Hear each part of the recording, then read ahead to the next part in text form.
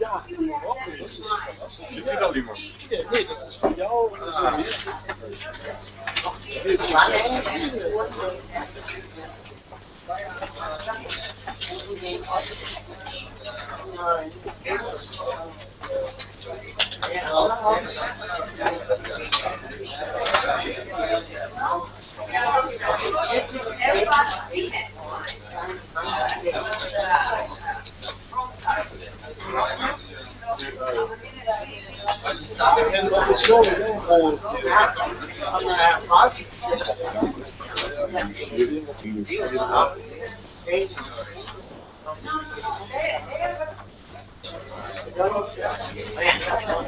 Test, test.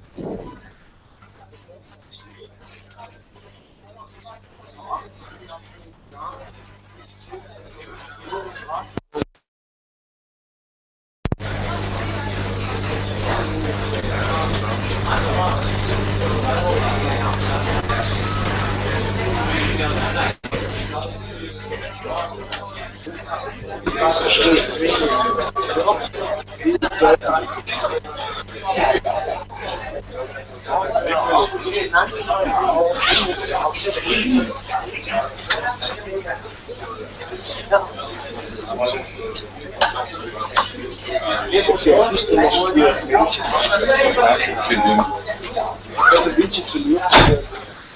Reacties.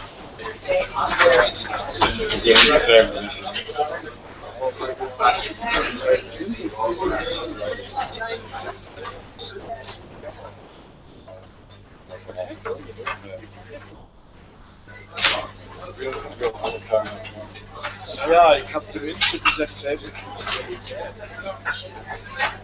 Wat hebben we nu?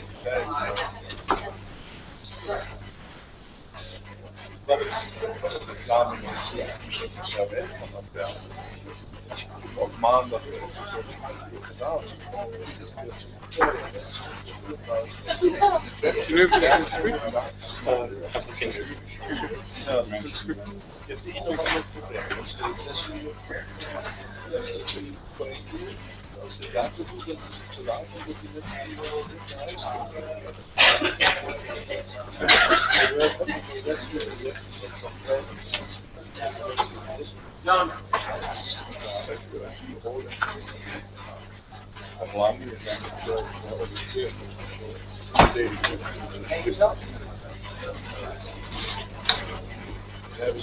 Hoe gaan ze kunnen zeggen, nou, niet betalen?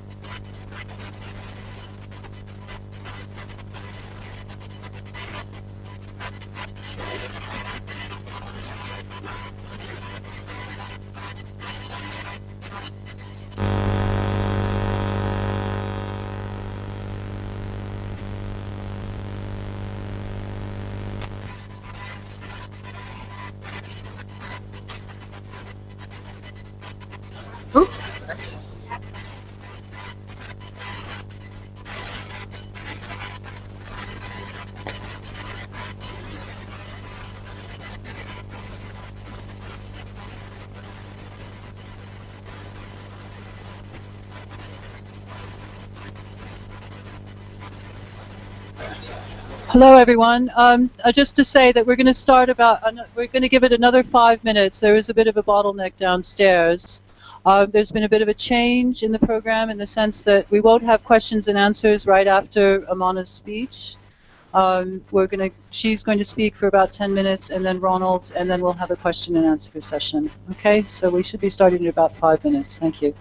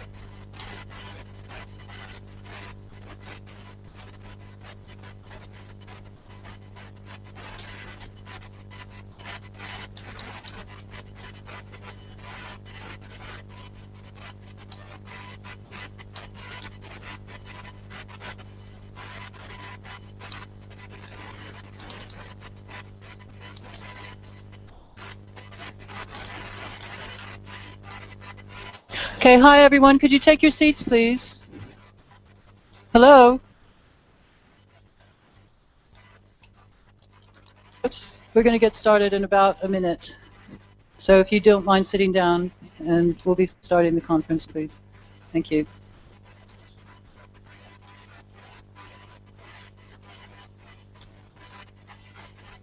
Okay, thank you so much, everyone, for coming. This should be an interesting day. We'll be talking about unconditional basic income and what it might do. Also, we'll be talking about some practical initiatives to get it, and then finally we'll be talking about the organizing for it. I'm really pleased to see the great panel of speakers we've got here, and really I hope that you have a good day. We're going to be compressing the program somewhat because we're starting a bit late. Amana will be speaking for about 10 minutes first, and then Ronald Blaschke will be speaking directly after her, and then we'll have questions and answers. So let me introduce Carl Wiederquist, who's very kindly agreed to come and do some of the moderating on this conference. Thank you. Hi, I'm Carl Wiederquist. I'm the co-chair of Basic Income Earth Network, editor of Basic Income News, and a associate professor at Georgetown University in Qatar. Now, I'll be your moderator most of the day, and I would like to. Are you speaking now? Are you speaking first? Yeah. No. Oh, that was your 2 minutes. Okay. Okay. So I'll go to. I will go to our first speaker, Amana Farrow from the European Anti-Poverty Network.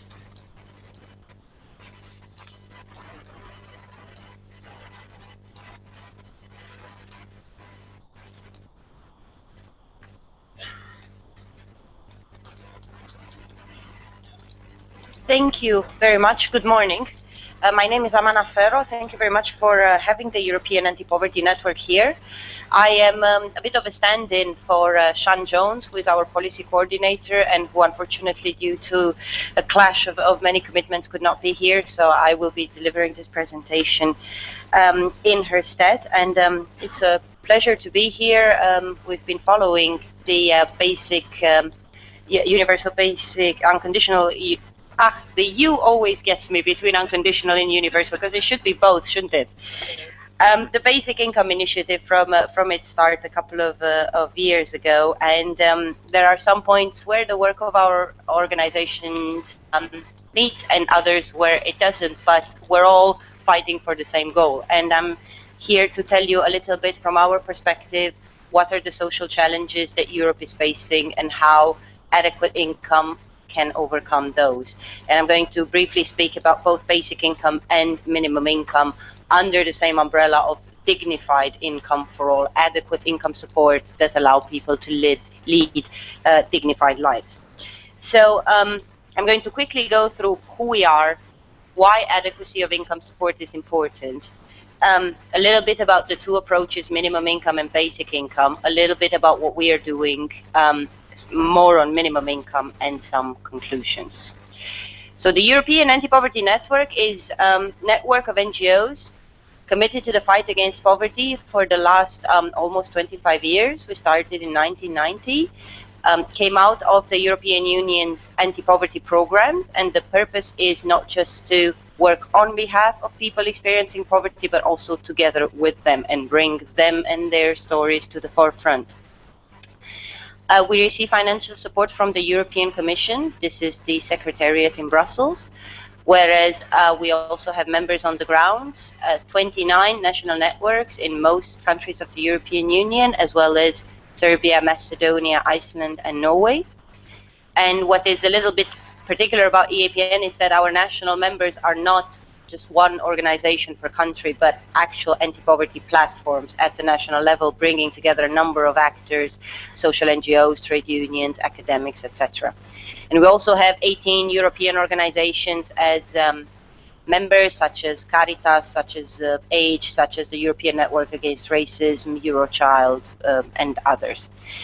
And as I said, the participation of people with direct experience of poverty is, in our view, part of the solution. It's not about experts speaking about people in poverty, but it's about people in poverty speaking about themselves, because they are the true experts. Income support. Why is income support even needed? And it might be clear to everybody in this room, but it's a question that I've heard a lot of times, because apparently not everybody believes that having adequate resources to lead dignified lives is indeed a fundamental right, and that poverty is a denial of human rights, insofar as an individual is not free to lead a life free from want and free from need, and sometimes very basic needs. We live in rich societies. Europe is definitely one of the richest regions in the world, and it's unacceptable that anybody is left behind in such an economically prosperous region.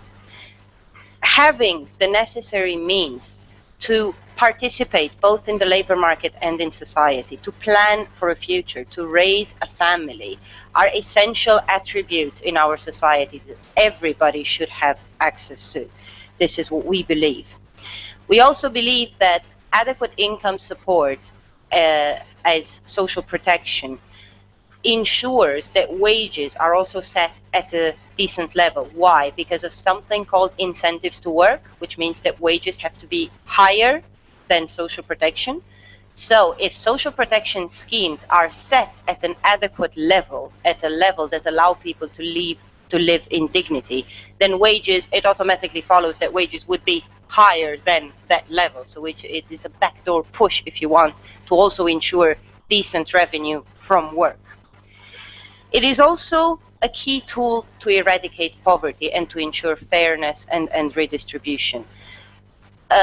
We have a strategy called Europe 2020, which has one of the overarching targets to reduce the number of people experiencing poverty in the European Union at least by 20 million by the year 2020. Since this pledge was taken 4 years ago, the number of people experiencing poverty and social exclusion has risen tremendously in all countries of the European Union.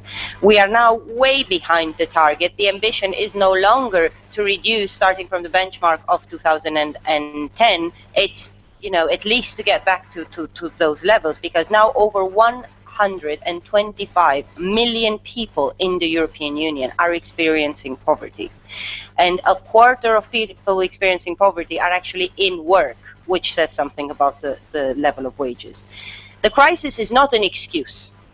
It is precisely in times of crisis that people should be sheltered and shielded from the toxic effects of financial deregulation.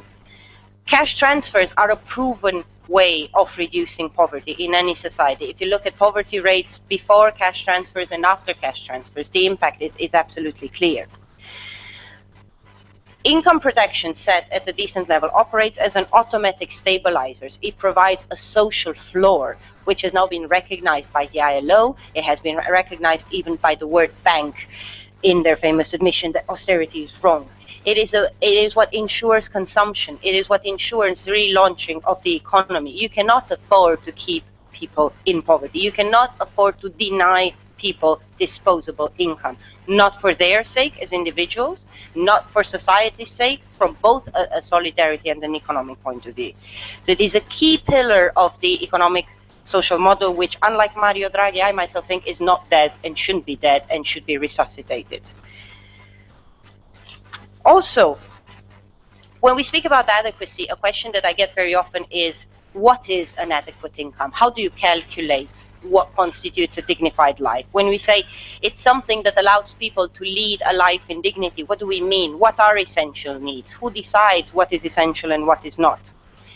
And also, how do you cater for different types of families? It's one thing to be single, it's something else to have dependents. Housing costs are what they are.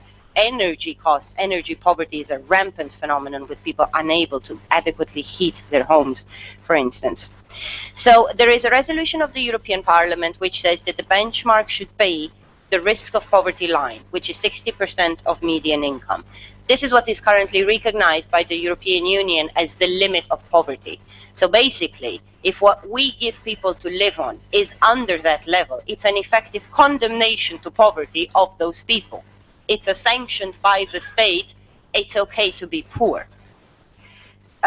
Another method of looking at it, it's the standard budgets approach, which means getting focus groups together to speak about a basket of essential goods and services which are needed for a life in dignity. And a number of these initiatives are already ongoing with the support of the European Commission. And what is very interesting is that if you have a focus group of people living in poverty, and a focus group of people who are relatively well off, not rich, but just able to live decently, the numbers that come out of the focus group of people experiencing poverty are always lower. They always think that a dignified life is something less than maybe us in this room think that constitutes a dignified life. And that, for me, is very interesting, because we're not talking about greed, we're not talking about laziness, we're just talking about people who want their human rights fulfilled. Moving on to the distinction between minimum income and basic income. So minimum income, first of all, is means tested. It's the idea that people are sometimes unable to fend for themselves through work, for instance, and that protection, social protection, monetary support should be readily available for them, either temporarily or permanently for the time that they need it. But it's means tested in the sense that it depends on the situation of the person and whether they are well off or not. It being a question of resources. If we can't do it for everybody, let's at least start with those who need it the most. This is a little bit the reasoning behind support for minimum income. However, they might be different approaches, but they definitely share the same aim, which is provide adequate resources for people to participate in the labor market and in society throughout the life cycle, from childhood into old age. Everybody deserves to be sheltered from hardship. And this is, and ensuring adequate income is definitely a way to do it. Both campaigns, both initiatives for minimum income or basic income are coming now under very heavy attack, because this is a time where we're told that the cupboard is bare for everybody. It doesn't matter that you're rich or poor, it's just there are no resources at all. Cash transfers in general, social protection, and as I said, the European social model, solidarity altogether, are coming under fierce attack. I've heard even from trade unions who say, but we don't have the money right now to pay wages for people who work, and you want to convince us to pay people who don't even work? How is that going to function? So there are a number of prejudices that need to be overcome, and a number of priorities that need to be set straight, because social protection is not a luxury. Social protection is an investment. It's an investment in generation, it's an investment in people, it's an investment in societies, and it's an investment in economies. Now, as EAPN, we've had very long discussions and debates about, should we go for basic income, should we go for minimum income, what type of income support is the most adequate right now?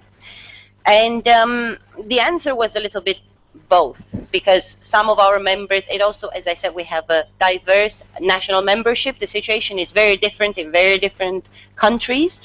Some people in our network are more, some networks are more in favor of a basic income approach, others of a minimum income approach, others of both. It was also said that minimum income responds to immediate needs, to immediate pockets, deep pockets of poverty which exist right now in Europe, whereas basic income is more a structural, fundamental change of paradigm of how our societies are built, of what work represents and the place that paid employment should occupy, and that this is a more long-term process and objective, whereas there are people who are starving right now. So this is a little bit behind the choices we had to make. And we decided to go more for minimum income as a concrete action point, and we've done a number of things which I've listed there. A campaign with some support from the ETC. It was a key demand of the European Year Against Poverty. We led lobbying campaigns with a number of European institutions, including the European Parliament. We worked with the Belgian presidency. We have some publications which you can see outside. And what we want is to build support for an EU framework directive on minimum income. And for that, we have spoken to lawyers who have ensured us that the legal basis is there and that it is possible to ask the European Union to regulate this at member states level through the means of a directive. I'm going to skip through this slide because I'm sure the presentation will be available to you, and you'll be able to see the institutional support that is currently there for minimum income. I also want to say that we are leading on a project, a 2-year project funded by the European Commission with a number of EU partners and involving EAPN networks to look at the situation of minimum income on the ground, raise awareness, identify obstacles as well as solutions, and build consensus on how adequate minimum income schemes should look. To conclude, we have a humanitarian crisis in Europe. I am tired of hearing about the financial crisis, about the economic crisis, about how there is a crisis about everything except about people. There is a human crisis out there, a social and a societal crisis, and it's the one that it's addressed the least. It's a deep recession where the most vulnerable have borne the brunt and are still hit the hardest. In the recovery packages, we have seen a complete failure to respond to the real causes, which is lack of equality, lack of distribution, proper redistribution, income inequality, and growing cleavages in society between the top and the bottom. Loss of respect for human knowledge, for human potential, for the individual, for the human being as a whole, and unsustainable forms of capitalism that drive forward an economy which does not serve the people. In social policy, it is difficult for the European Union to position itself because there is competition rather than cooperation. There is no strong competence for the European Union to intervene in social policy directly, but by intervening in economic policy, it shapes in a very dangerous way social policies. We cannot say that the EU does not intervene in social policy, because it does, through the back door of economic and employment intervention. There is a rise of racism and xenophobia in so many countries, and it has shown us, maybe for the first time in a long time, that Europe is not immune to violence, that democracy is crumbling. We need participation from people and stakeholders, and not decisions behind closed doors by elites, and especially not by financial elites. And we need adequate income support. We need adequate social protection. We need to put people before profit, and to give people back hope in the EU, because right now the EU is synonymous with austerity, it's synonymous with hardship, with cuts, with not having the most basic needs fulfilled and the most basic tools to participate in life and in society. And I wish you a very fruitful conference. Thank you very much for listening to me, and I hope we'll get there together.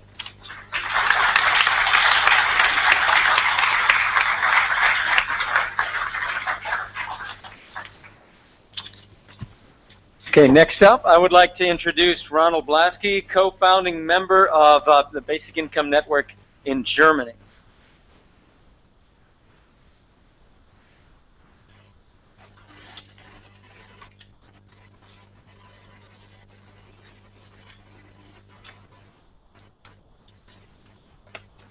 Hey, good morning, and thank you for the invitation to Brussels. My name is Ronald Blaschke. I'm a member of the board of the network Grundeinkommen in Germany.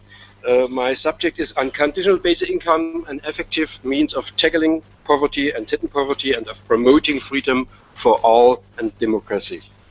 Okay, so first you can see some sentences from important protagonists of basic income, from Altiero Spinelli, also from Martin Luther King, also from André Gortz, and from Michael Pielka, Heidrunstall from Germany. I have distributed this paper for everybody. Okay, chapter 1, I would give a structure. Chapter 1, I will define terms minimum income, unconditional basic income, partial basic income, and so on. Chapter 2 seeks to answer the question of whether an unconditional basic income is an effective means of tackling poverty and hidden poverty, and whether an unconditional basic income promotes freedom for all and democracy. Chapter 3 seeks to answer the questions with regard to partial basic income. And my presentations will end with a conclusion and focus on how an unconditional basic income might gradually be introduced. Please note, it's the first of all, I'm speaking about the situation in Europe, not about the situation in the country of the global south. It's a different thing. Okay. We have a different opinion about the term of minimum income. I think we have two types of forms of minimum income. A basic minimum security provisions. It means in German Sozialhilfe or social allowance, social assistance. We have different names for this. And the other side, we have the basic income. It's also a form of minimum income. The different, you can see at the next paper, the basic minimum security provisions are social administrative means tested, not individually granted, associated with forced labor, breach of human rights, I think so, and it's also associated with forced with services in return. And the basic income, the basic securities provisions do not usually guarantee material security and participation in society do not eradicate poverty and hidden poverty. It's a different thing to the basic income you can see here. The unconditional basic income is not means tested. It's guaranteed individuality to everyone without pressure to engage in work, forced labor or service in return. And it's unconditionally guarantee material security. It means existence and participation in society. It's a different thing. We have two types of minimum income. Social allowance, or Sozialhilfe in Germany, or welfare benefits, and basic income, unconditional basic income. It's another thing, different thing. Sorry, Ronald, could you kind of speak into the microphone? Oh, sorry. Okay. We have to note that the European Parliament has stated in a number of resolutions that the poverty risk threshold is 60% of median equalized net income. It means net income. It's without the cost of insurance for health or for older men, for pension and so on. It's net income only. You can see here, where is it? Sorry.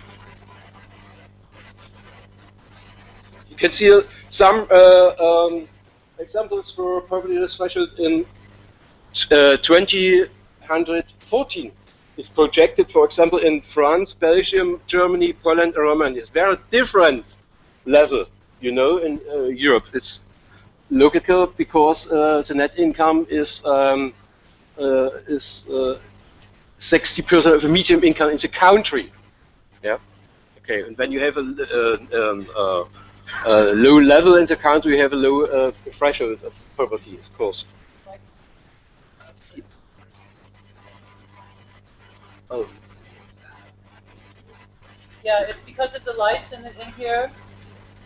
What we'll do is we'll make presentations available afterwards, all right, online. So don't worry too much about what's going on above you. And Ronald, if you could speak, Ronald. Yeah. If you could speak into the microphone, people can hear you better. Okay. Okay. Next, the Unconditional Basic Income Europe network defined UBI is in the same definition. It's a monetary transfer which is universal. It means everyone and everywhere, paid to each individual unconditionally and high enough to ensure a dignified existence with participation in society. Please note, the European Parliament says and takes a view that the adequate minimum income schemes must set minimum incomes at the level equivalent to at least 60% of median income in the member state concerned. It means also for the basic income. The European Parliament had a resolution in 2 years ago, I think, and said the European Parliament calls on the Commission and the EU member states to examine how different models of unconditional and poverty precluding basic incomes for all could contribute to social, cultural and political inclusion, taking especially into account their non-stigmatizing character and their ability to prevent cases of concealed poverty. What is concealed poverty? It's very important, or hidden poverty. It's a specialist term for the fact that conditional social cash transfers, like the social allowance, Sozialhilfe in Germany, are stigmatizing and discriminatory, so that people do not claim these benefits and thereby exclude themselves from receiving them. For example, because they are ashamed to be seen as poor, because the requirements and constraints that apply to take up of benefits frighten people off, or because the bureaucratic obstacles to claiming benefits are too great. In Germany, this is true of about half of all those who would be eligible for supplementary benefits in the form of basic or minimum security provisions. 50% non-take-up is the non-take-up rate for basic or minimum security provisions in Germany. 50%. It should be noted that every person who does not receive the welfare benefits to which he is entitled is in fact the victim of a breach of human and basic rights, because he is not getting the welfare benefits he is entitled to receive in order to guarantee his material security and participation in society. You can see the reason, three important reasons for the hidden poverty here at the page. Next, chapter 2. Why is unconditional basic income an effective means of tackling poverty, tackling hidden poverty, and promoting freedom for all and democracy? An unconditional basic income gives everyone the assurance of material security and participation in society, if it's topped up to provide adequate health care or health care is available free of charge. This will consistently eradicate income poverty and its consequences.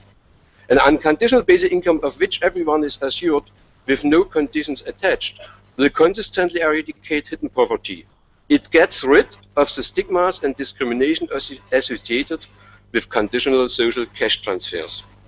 Because the unconditional basic income is given to everyone with no conditions attached and at an adequate level, it also consistently combats forced labor. It thus gives everyone the freedom to choose what work they do. It also gives people the power, democratically and without economic coercion, to play their part in economic and social life and in shaping good living and working conditions. Because the unconditional basic income is guaranteed individually and at sufficiently generous level, it enables everyone to live free of economic dependency or coercion by others, both in the world of work and in their personal lives, in family relationships and partnerships. What about the partial basic income?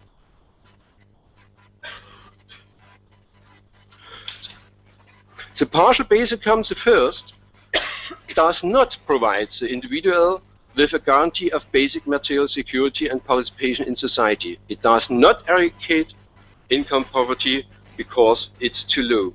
You can see here the definition of partial basic income. There's only 3 criteria, not 4, without the criteria high enough to ensure a material existence and participation in society. The second, about partial basic income, because the partial basic income is too low, the individual is forced to accept a paid job, even one he or she has not freely chosen and which is perhaps badly paid in order to secure his or her livelihood and participation in society.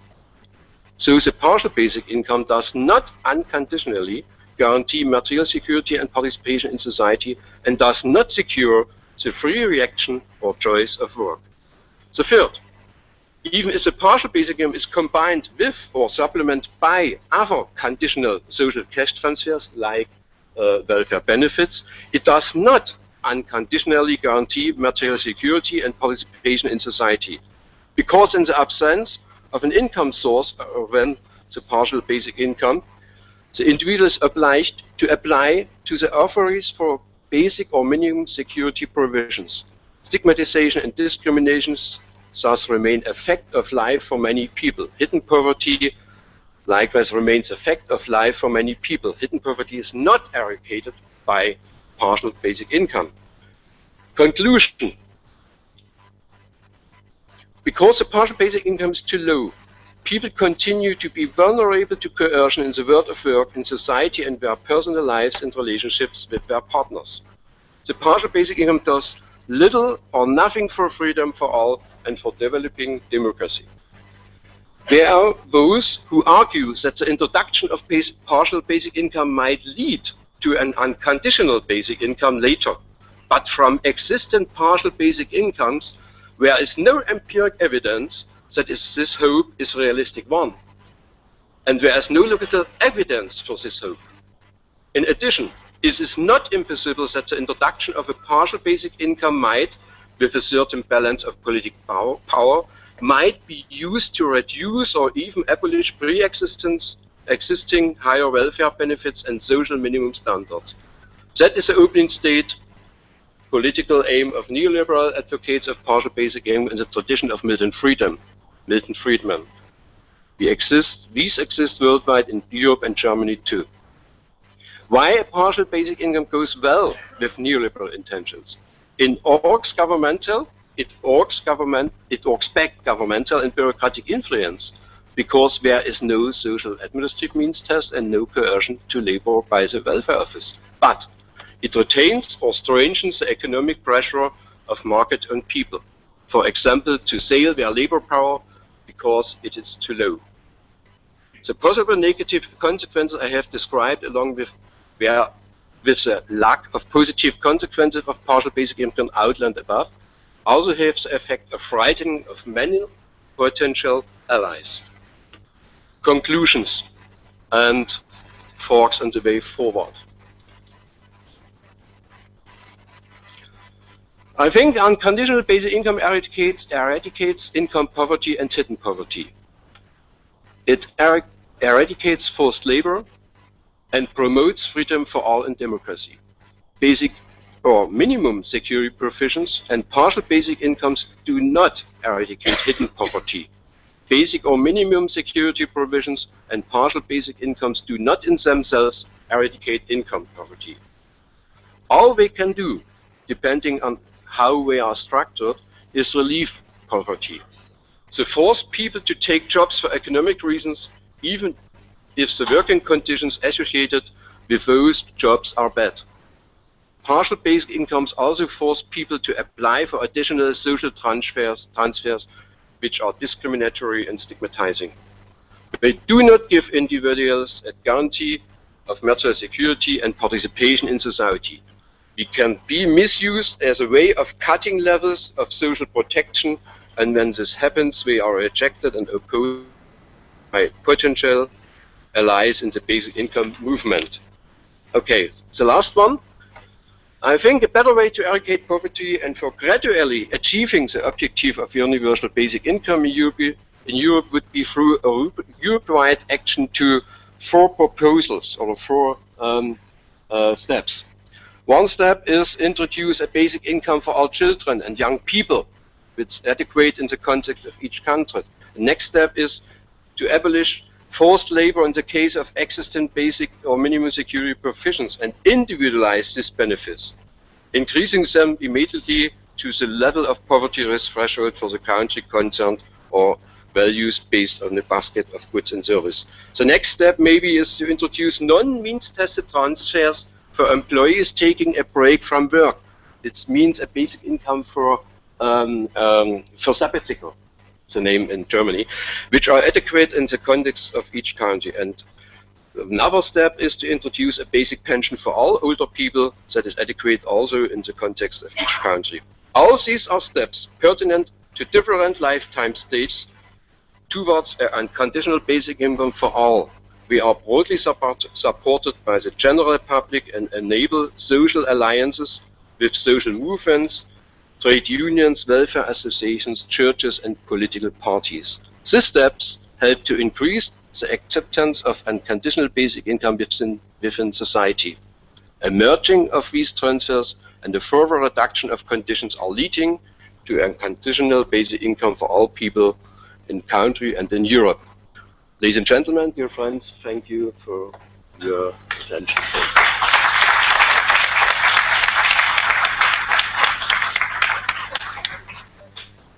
Okay, we'd now like to open this up for questions and answers. I would like to explain that you have a when we call on you, you have a little button here which will turn your microphone on, and you'll know that it's on by this red light that appears on it. And if you notice, you really got to get close to these things in order to be heard. Because if you're not really close to it, you're not in it at all. Okay, so can we have hands? This person right here. Yes, yes, man in black.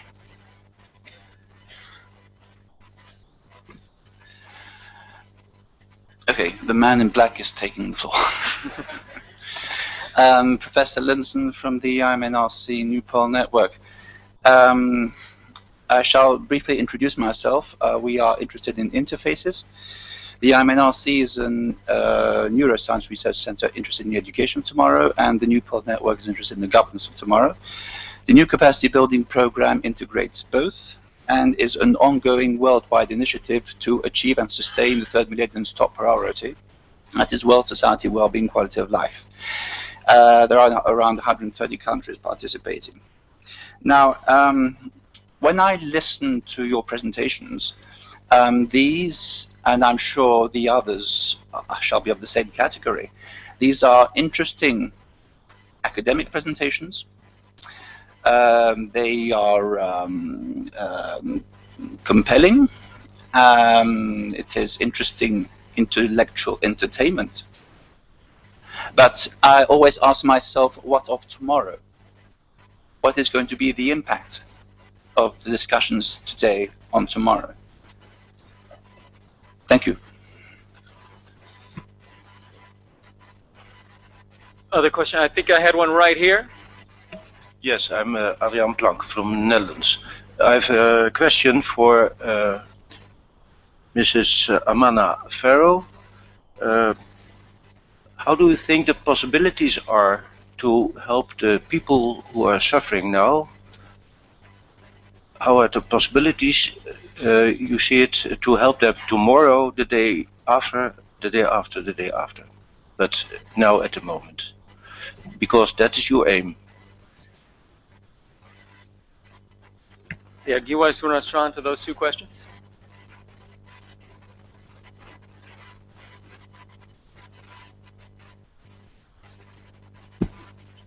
Yes. When I listen to Ronald's contribution, I think you can go just one step further. When you say that there exists economic pressure, but there's also a moral pressure to do not change anything. And this pressure we have to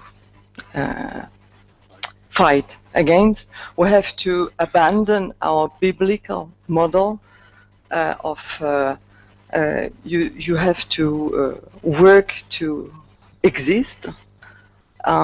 It's a very patriarchal thinking, and I think we should have a rupture with this.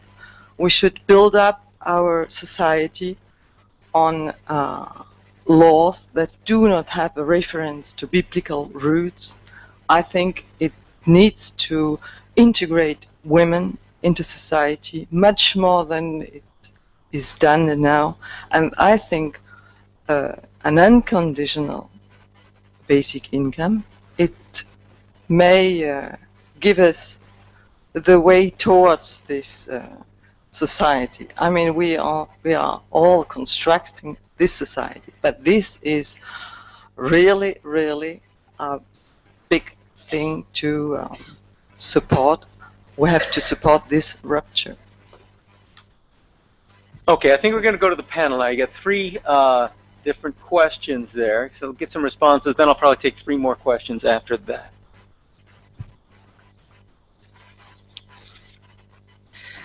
Okay, so I got two more or less direct questions from the gentleman in black about the impact. Yeah, we'd like to believe that it goes a little beyond academic presentations, also because we are doing very concrete things. I mean, this is a conference about unconditional basic income, and there is currently a European Citizens Initiative striving to collect signatures to impact change, and that is a very concrete step that goes beyond mere academic debate. Also, EAPN, for instance, as I was saying, we've undertaken a lot of activities on our side for minimum income, including the project currently running, getting references and support from institutional actors at European level. So I think that, again, whether we speak of minimum or basic income, just speaking of adequate income generally, all sides are trying, first of all, to affect a mentality change, but also to concretely influence policy and to achieve a systemic change with very concrete results for people. I mean, if a European Citizens Initiative is not concrete enough, I'm not really sure what is. About how to help people today. Poverty is an effect of a cause which is underlying and systemic, which is called inequality. Inequality, particularly in income distribution, lack of adequate redistributory mechanisms, which usually operate through taxation. So the way to go is fair taxation, progressive taxation rather than regressive, such as flat taxes or VAT or others. And through this, finance adequate and sustainable social protection in a variety of forms. I'm not going to go into all the details now. Social services and services in general, education, health, support with counseling, with housing, counseling, etc. Quality work, inclusive labor markets free of discrimination, decent jobs which are decently remunerated and with decent working conditions, and which are also fulfilling for the individual and ensure balance between private and professional life. So adequate income support, access to affordable quality services, and inclusive labor markets. These are the three pillars of the active inclusion approach. And last but not least, participation and democracy. Can't do anything for the people without the people, and if the system is not transparent and accountable, then it gets us nowhere. So more solidarity, more equality, more redistribution, and more participation. So it will take time. So it will take time before you are there. Like all good things. Angelika, I agree with you. Not a problem. We have to fighting against economic pressure and moral pressure. I think so. With a UBIE, we can fighting against economic pressure because is without forced labor, of course, and the never fighting against cultural or moral pressure. I think it's very important. I think we have to discuss about different types of work, also in the feministic view. You know what I mean? We have different types of work. We have housework, we have work for own, we have employees for labor working and so on. And we have to discuss what is the reason that the people get enough money to live in dignity. And the reason is only that he is or she is a human, nothing more. Okay, time is getting short, so I've got three questions. Let's get through these quickly and some answers because we have to have the coffee break on time because it's a tight schedule. First, the man behind the cameraman. Thank you. It's not exactly a question, but I would like to make a comment on Mrs. Farrow's speech. I have the feeling that there is more than just poverty in Europe, hidden poverty. There is hidden famine. I am a city councillor in Athens, Greece. Philip Dragoumis is my name. Every day, the Athens municipality distributes 25,000 portions of food to people who wouldn't have the means to eat. And we estimate that there must be another 10,000 portions given out every day by other NGOs and the church, which means that things can become pretty bad. There's also a high number of people who don't have access to electricity, heating, or water. So, because poverty, how do you define it? There is something which is even more dangerous, so we should press for urgent action on people just hidden, just above the level of famine because of all this humanitarian aid. Thank you very much. Okay, the woman with the white shirt and a purple scarf. Yes. Louise Haag. I have a question, first of all, for the second speaker. I was interested in your staged or differentiated form of a basic income, and I would like you to comment a little bit more about what this involves. Does it involve different levels or different phases in rolling out a scheme? And what is the connection, if any, with the current tax system? And are you thinking specifically of Germany? I would just like a little bit more detail. Okay.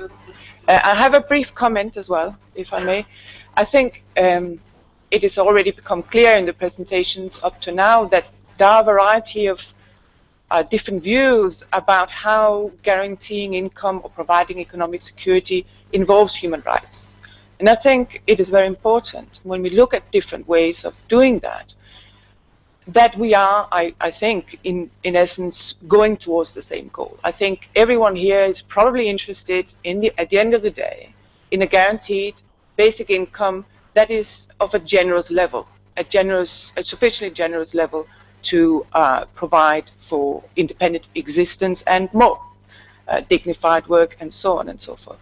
And so then when we talk about partial basic income, for example, as in contrast to other forms, I don't think we need to think that we are thinking of substantially different outcomes. I think in many countries, the advocacy of a partial basic income speaks to a way to introduce a principle of a human right to income.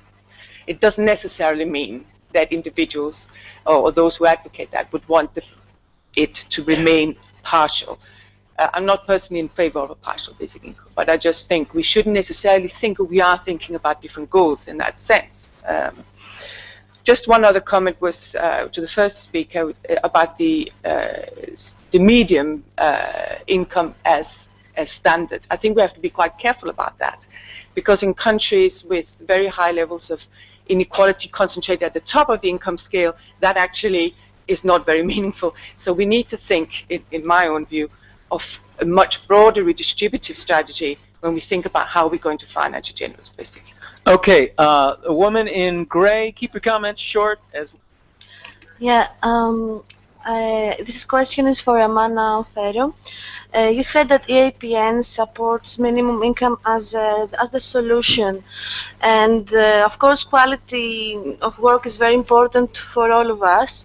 I wanna ask you, how will you be able to ensure that minimum income will not create a legion of slave workers or minimize our existing freedom? Do you have a strategy for that? Because it's very important, especially for countries that the minimum wage is very, very low right now. Okay, you have about 90 seconds. That's not very generous for somebody who advocates unconditional, unpartial basic income. What about time? Right, okay. On the poverty and hunger situation, obviously we have focused on income poverty, but poverty is very multifaceted phenomenon. And of course there is something which is called material deprivation, which is quantified at the EU level by specific indicators. So of course it goes beyond money, and everybody knows that there are some things that money cannot buy, although food is one of the things that actually can be bought. There is a saying that says, give the man a fish, feed him for a day, teach a man how to fish, feed him for a lifetime. And in a sense, this is a little bit what we're doing. We believe in empowerment over charity and giving the people the tools rather than just passive handouts. That said, obviously, short-term and long-term solution. While you empower people, while you teach them how to fish, you need to keep them fed, and that is something that there is absolutely no debate about. But of course, as a multi-level organization that EAPN is, some of us are in Brussels trying to influence policy, some of us are on the ground at grassroots level in Greece and in other countries working directly with these people, including in soup kitchens, in food centers, providing meals for children, in schools. So we're trying to tackle this on all fronts with both band-aids as well as more long-term solution. But that aspect has not been forgotten.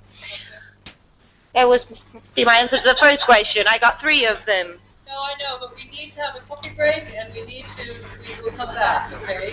There'll be more discussion towards the end of the session. I won't be there anymore. Well, so if I can say two sentences, thank you. Totally agree that poverty is a breach of fundamental human rights, and that whatever we do and whatever path we choose, a rights-based approach is absolutely fundamental. About the 60% poverty line, it's not perfect. The current EU indicator for poverty actually has 3 dimensions, which is the 60% poverty line, material deprivation based on 9, now 10 indicators, as well as jobless households or households with low intensity. It's not a perfect solution, but it's a very complex problem. And another issue is that not just because of inequality, but also now in the crisis. Median income is being pushed down, which artificially makes it look like there are less poor people than there actually are, because the standard is being lowered. About conditionality and access to work, EAPN has stood against and is still standing against any kind of coercion, strict conditionality, punitive approaches in getting people back to work. We believe people should be supported into the labor market in line with their personal circumstances, and we're completely against sanctions, which are now very widespread. I would elaborate, but I don't have the time, so maybe we can do it in the break. But it's a well-taken point, and it's something that we're definitely advocating against. Okay, thank you very much. We'll see you all right back here promptly at 11 o'clock.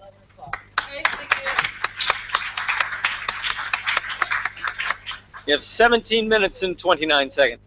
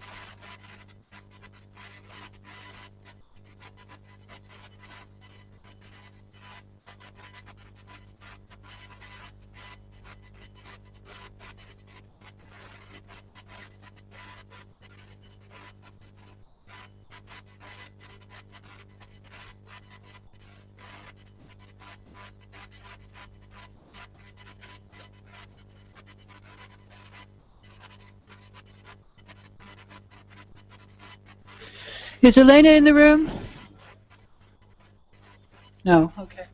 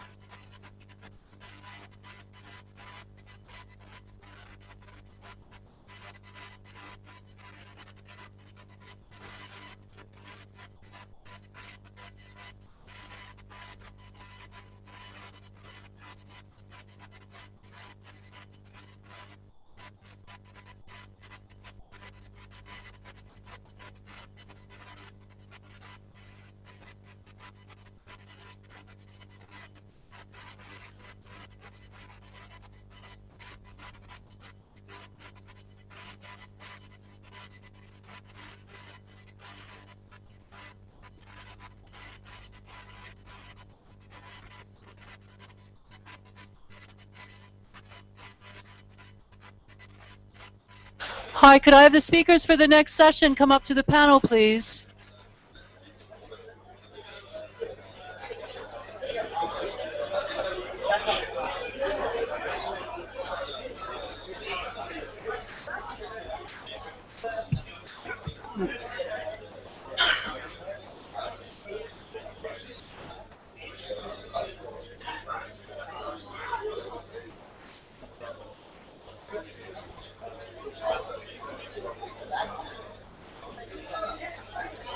Okay?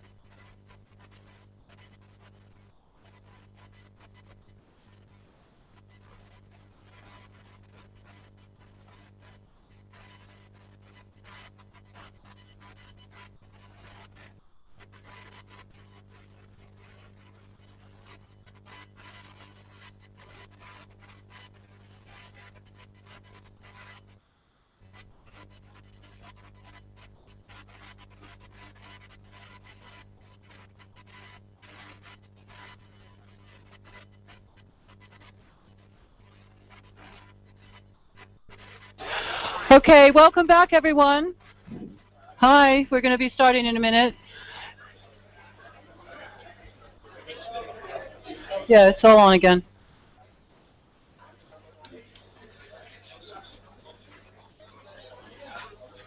Sorry, we had a bit of a technical difficulty there, which we had to sort out, and hopefully it will be soon.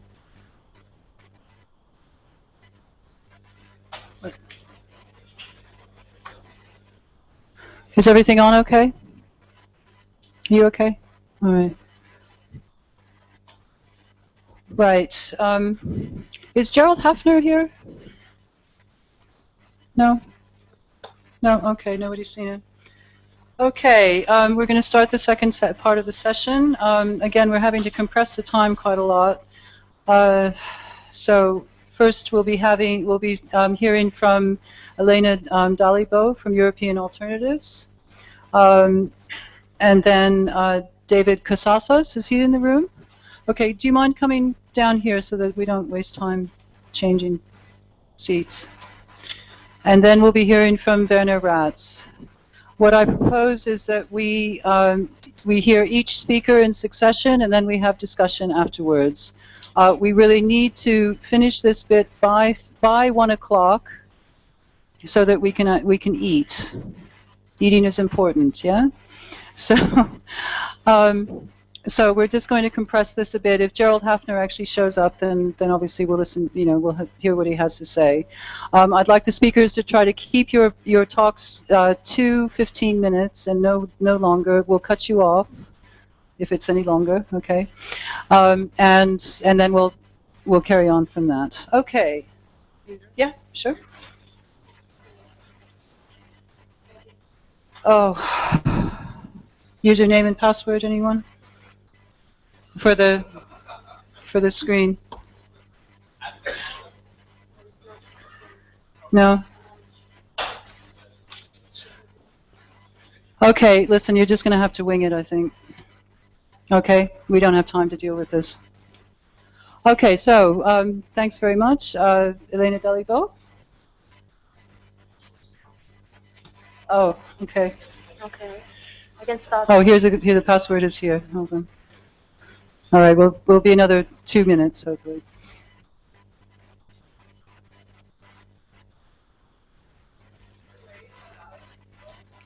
No. It's a short answer. Sorry. Well, the PowerPoint presentations will be available on our website after the conference, so don't worry about those too much.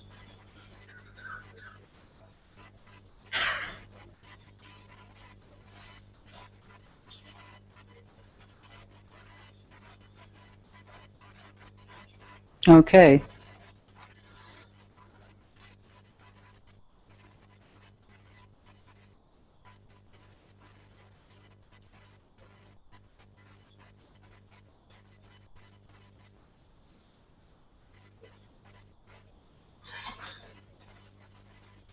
Okay, we're ready to go. Take it away, Elena.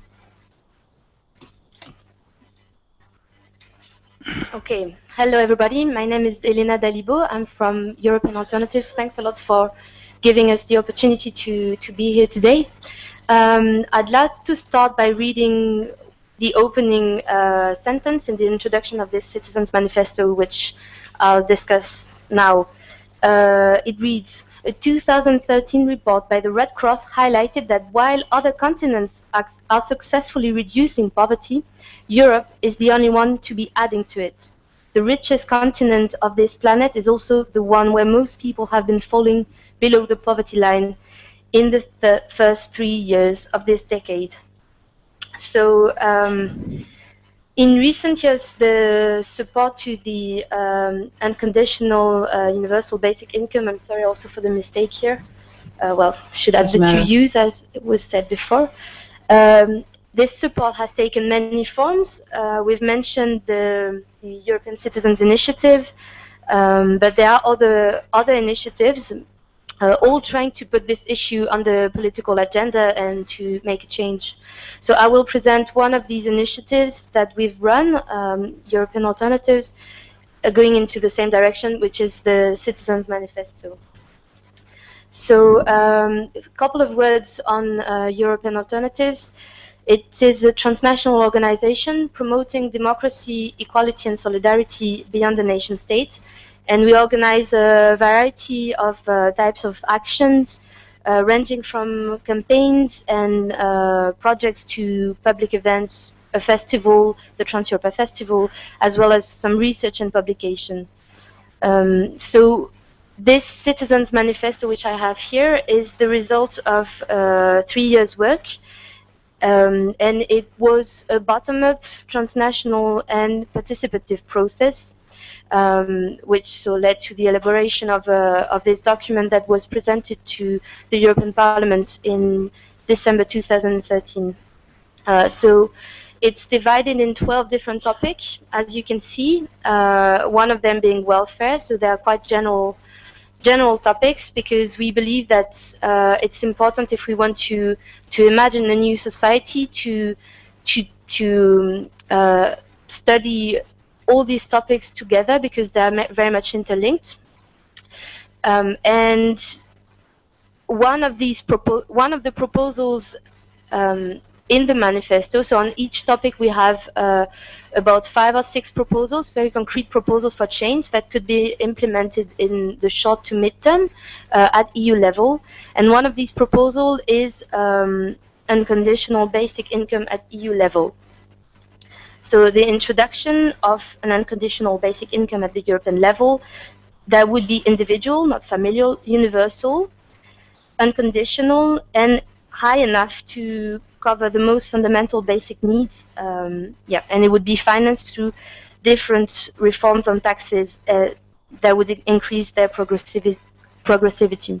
So maybe one specificity of this initiative is that this proposal is here together with a number of other ideas, and it's not a comprehensive document, of course, but the idea is that it could really be used as a stepping stone to start discussion with citizens on the ground, but also with decision makers. So I'd like to explain to you now how we arrived there and where this proposal came from. I mentioned it was a participative process, so I'll explain to you what it was. So since 2011, we organized consultations across Europe to try and bridge the gap between people's concerns on the ground and policymakers, and reverse the idea according to which the answers should come from above, because the crisis is technical and we need experts to find solutions. We wanted to say no, we need to involve people, listen to them, and listen to what they do on the ground. So you can see here a map of the different places where we organize consultations, sometimes several in each city. So the topics at the start were chosen on the basis of the Charter of Fundamental Rights and the 2011 Stockholm Programme, which was the 5-year plan proposed by the European Council and adopted by the Commission, relating to the Justice and Home Affairs acquis for the 2010-2014 period. And it addresses new forms of cooperation and action in the European Union. So we started with 6 topics, and then more were added as we went. And the consultations organized at the local level were held in the local language, using the World Cafe methodology and working with the local association, local authorities, so trying to be as inclusive as possible.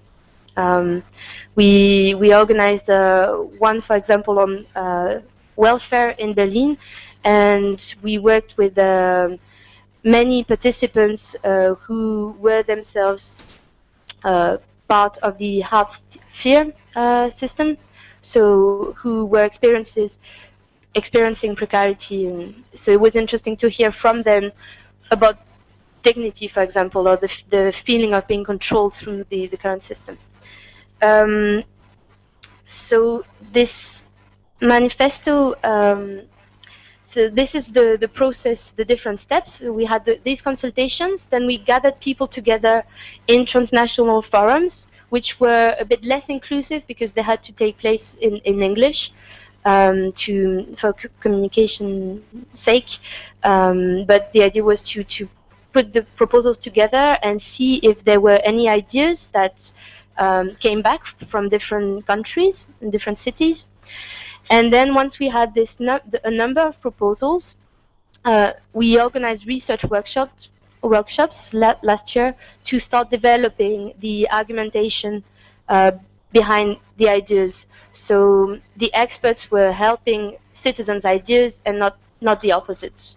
And we presented the manifesto to the European Parliament in December 2013. 2013. The process is going to continue now, and so up until the elections and even afterwards, to advocate for these ideas, so both towards the decision makers, the newly elected parliament, but also to continue to connect people who are doing lots of different initiatives on the ground, but not necessarily working together at the European level. So with the Trans-Europa caravans, in 2 weeks we'll travel Europe. There will be 6 caravans traveling Europe, and we'll meet with initiatives to hear from them what they do. We'll meet notably some solidarity kitchens from Greece in Katerini, and listen from them and discuss the manifesto with them. So, and this is the trip of the caravans.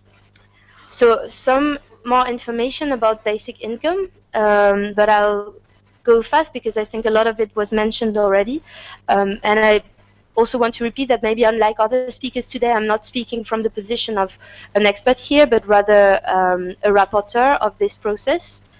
So the idea of a basic income came in the consultations from the situation of high unemployment rates, but also the newer situation of the working poor, the disengagement and disappointment of European citizens.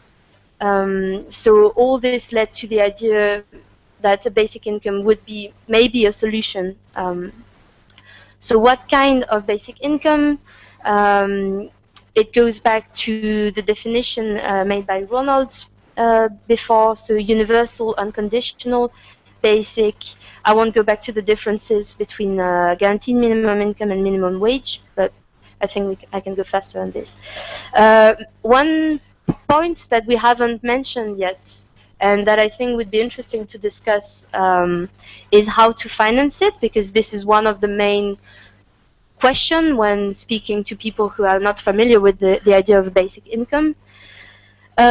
So there's, first of all, the cutting of the costs related to the bureaucracy of the current systems in Europe, but the rest of the costs could be found by different taxes, taxes on financial transactions, more effective action against fiscal evasion and tax fraud, increased VAT on luxury products. There are plenty of ideas, and it would be interesting to hear also from you.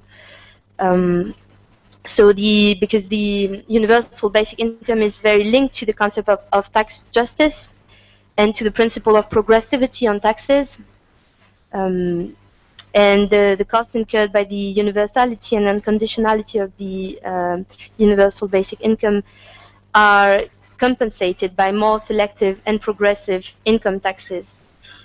So my last point is to raise a few questions and maybe mention some answers, but open it also to the debate.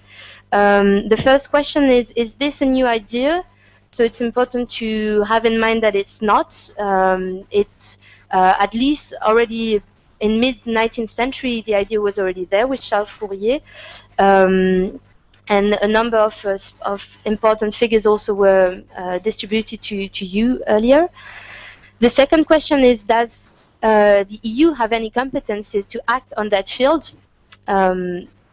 So no direct competence, but there are legal bases that the EU can work on from the Treaty of the European Union, the Treaty of the Functioning of the European Union, and the Charter of Fundamental Rights.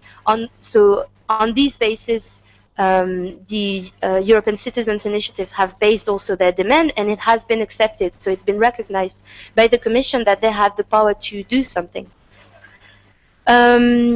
There's also one other counter-argument that's often heard: wouldn't it encourage people to stop working? And there are several arguments to think otherwise. The first one is that it would have a positive effect on the economy globally, because it would just free people from accepting low-paid and alienating jobs, and have the effect of increasing salaries. and foster entrepreneurship. Yeah, and on the very last point, isn't it a Trojan horse of neoliberal forces to dismantle further the welfare state? Ronald already touched upon this. It very much depends on the level, because there are also some neoliberal advocates of basic income. They don't necessarily call their proposal partial basic income. They call it basic income in some cases, but it's important really to discuss what level we're talking about. So to conclude, it's really, we talked about the crisis several times. It's really a crossroads, and this is also an opportunity to show that Europe could be at the avant-garde of a new experience, a new experiment, and we should go for it. There's an urgency to act, and I think, to be concrete also, it should come both from the connection of several people, initiatives on the ground, so such as this initiative today, and also pushing towards decision makers. So it's a shame that Gerald Effner is not here. I hope he joins. Thank you very much. Okay, our next speaker is David Casas, sorry, who is a member of BIE and at the University Autónoma de Barcelona, and he'll be speaking about democracy and unconditional basic income. Thank you. Thank you very much. I've been asked to bring a PowerPoint presentation. No, don't worry about it. Yeah, you're against it. Do you want it? Yeah. No, it's okay. It's okay. Okay, so I've been asked to talk about democracy and unconditional basic income. So it will start theoretical. So our friend in black, please don't worry, because I promise I'll be progressively landing on basic income, and maybe progressively as well. We'll see. Well, I think yeah, if you can put the first slide, please. It's just 4 slides. So thank you. So I think thinking about democracy requires first reflecting about the description we manage of what the world is, of what social life is. Philosophers call this as what kind of social ontology do we have. For instance, classical liberals and neoliberals and neoclassical economists, and the Troika, by the way, suggest that we humans are sets of preferences, right? I prefer apples to peaches, I prefer playing piano to playing football, I prefer being a wage-earning worker to being an employer because I am risk-averse, while the employer is risk-prone, etc. World is of an essentially psychological nature. What matters is our psychological relationship with objects and with other people. And when those preferences sets, because we are preferences sets, which are floating around, match, if they match, we sign a contract, a labor contract, for instance. Now, if we manage such a psychological description of social life, which has to do with talents, with tastes, with incentives, with preferences, etc., only, we don't need public policy, neither unconditional nor conditional. We just need to let people float and meet and match and sign. The problem is that such a social ontology is false. I mean, it is partially false because, of course, we prefer apples to peaches, or the other way around. Of course, that the world harbors preferences. Of course, it's evident. Of course, the world is also psychological.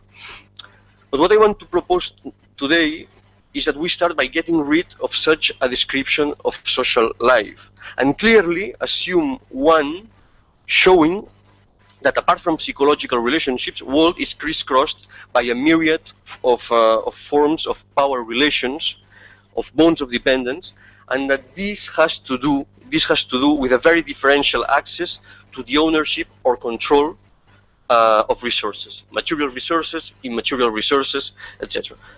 All emancipatory traditions that shaped modern and contemporary world have shown and claimed that.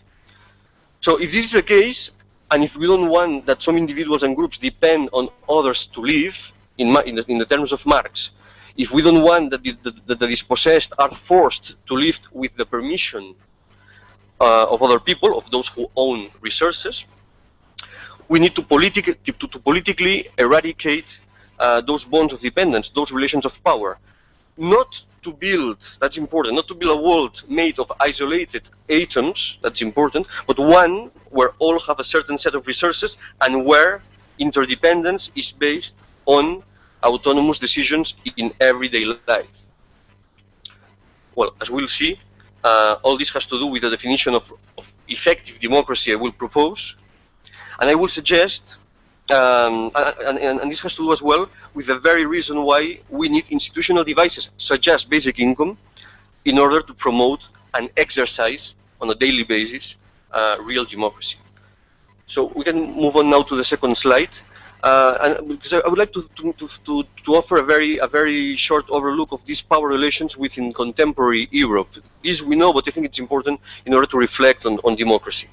Well, as we all know, the neoliberal turn of capitalism has had first effects on workers. We have had labor reforms that increasingly put workers at their employers' mercy. Employers can decide with less and less constraints what you do, when, where, with whom, how, and when you stop doing this. So employers can get rid of you with less and less restrictions. This we know. It has had and is having dramatic effects on women. There's been an intensification of patriarchy-related social patterns because households, that is women, tend to assume more and more of the care-related tasks the state used to do or was expected to do, to put it in Spanish terms. I come from Spain, Catalonia. It's the same in terms of absence of a proper welfare state. The neoliberal turn of capitalism has had as well effects in terms of an increasing authoritarianism. I mean, no precarization of people's life is possible without authoritarianism. We are witnessing the growth of open repression. This is very clear in the south of Europe, for instance, in my country. But more generally, we are witnessing a growing distance between citizens and institutions. In spite of interesting possibilities we have. So in sum, I think we are facing the kind of social scenario Guy Standing describes when he talks about the precariat as an emerging and increasing social class made not of people who individually and collectively control their lives, but of people who live lives made of bits and pieces, as he says, bits and pieces that escape their control. Bits and pieces of work, of time, of social relations that don't belong to ourselves. Clearly, and now we can move on to the third slide. Clearly, this is a non-democratic social scenario, because I suggest democracy shouldn't be understood as a mere passive selection of elites, of rulers, through the vote, but as a decision-making mechanism allowing people to collectively determine how to organize all aspects of their lives. First, at work, because you need to be empowered to exit that social relation with that arbitrary employer, if you wish, but you should be enabled to do that. At work, again, because you need to be enabled to decide with some fellows whether you want to stop performing wage-earning work for others and constitute a cooperative, self-managed, productive space where you count with higher degrees of control over what you do, where, when, how, with whom, etc. People call this workplace democracy. Good. At home, that is, at work again, because that collective organization of all aspects of our lives very crucially includes the capacity of women to obtain fairer division of tasks within the realm of reproduction. We could even call this household democracy. And within the political sphere, because either under direct democracy schemes or within indirect representative democracy, you need crucial resources like time and some initial endowments in order to make genuine choices with real effects. hence basic income. And we can turn into the last slide. The unconditionality of basic income confers upon individuals the relevant doses of bargaining power to say no, as Widerquist would say no in order to say yes, other yeses to other social relations we wish to have today, but we cannot because we cannot develop because we must accept what is on offer out there. In effect, by guaranteeing our existence, basic income plays a crucial role when it comes to autonomously decide how we want to live in the workplace, in the household, and within political institutions. But I need to immediately add 3 clauses, and I'm finishing. They are very small clauses, 1 minute each. And this connects with Ronald's presentation and the debate and the following debate. Basic income is a ground, but in order to deploy its democracy-enhancing potentialities, it should be a substantial ground, at least high enough to cover individuals' basic needs. It is important for each society, I think, to identify such a threshold and to confer resources at the level of that threshold. Below that threshold, where you can start saying no to say yes to what you really want for your life, below that threshold, cash transfers let you increase your welfare, but not your freedom or the democratic nature of your social relations. So basic income should be high enough to cover your basic needs. Otherwise, there's no gain of bargaining power, and that's the main link I'm doing between democracy and bargaining power. Of course, this does not mean that we cannot plead for partial forms of basic income for many strategic purposes. And I think this is a debate we can have today. We can have today. But we must be aware that those partial basic incomes don't foster freedom and democracy as a basic income, as a basic income at the level of the threshold does. The second clause has to do with the institutional context of basic income. I see basic income only as part of the ground, that is, as a measure to be complemented by other measures, by unconditional welfare devices. I'm thinking on in-kind policies like public health, education, housing, care policies, a minimum wage, which has been mentioned before. I mean, having to buy those services in the market can turn basic income. I'm almost finished. Having to buy all these into markets can turn basic income into an irrelevant measure from the point of view of the democratization of social relations. For instance, we know that the price of private health insurances grows dramatically with risk. So if you are an old person, for instance, the price of your health insurance can grow a lot and exhaust your basic income and ruin the bargaining power we are saying that is so important. So I think we need to avoid neoliberal state substituting forms of basic income. The third clause had to do with the idea of the ceiling, the idea of controlling great accumulations of private power. I think I will leave it for the discussion because I'm out of time. And I stop. My main aim today was just to briefly show why something like a basic income, if these clauses are considered and implemented now or in the future, because we have progressive ways to implement basic income sometimes, basic income, if these clauses are considered, can be seen as part of an emancipatory strategy aiming at instituting the socioeconomic conditions of democracy. Well, hope I have succeeded.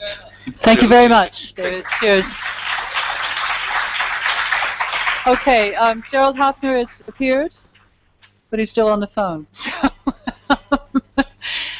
yeah, maybe if you could speak first, and then Werner, is that okay? Yeah. Yes. Okay. Great. So there you go. Do you want to speak into the microphone? You speak to me? Yeah, I'm talking to you. Okay. Yes. What do you think? I just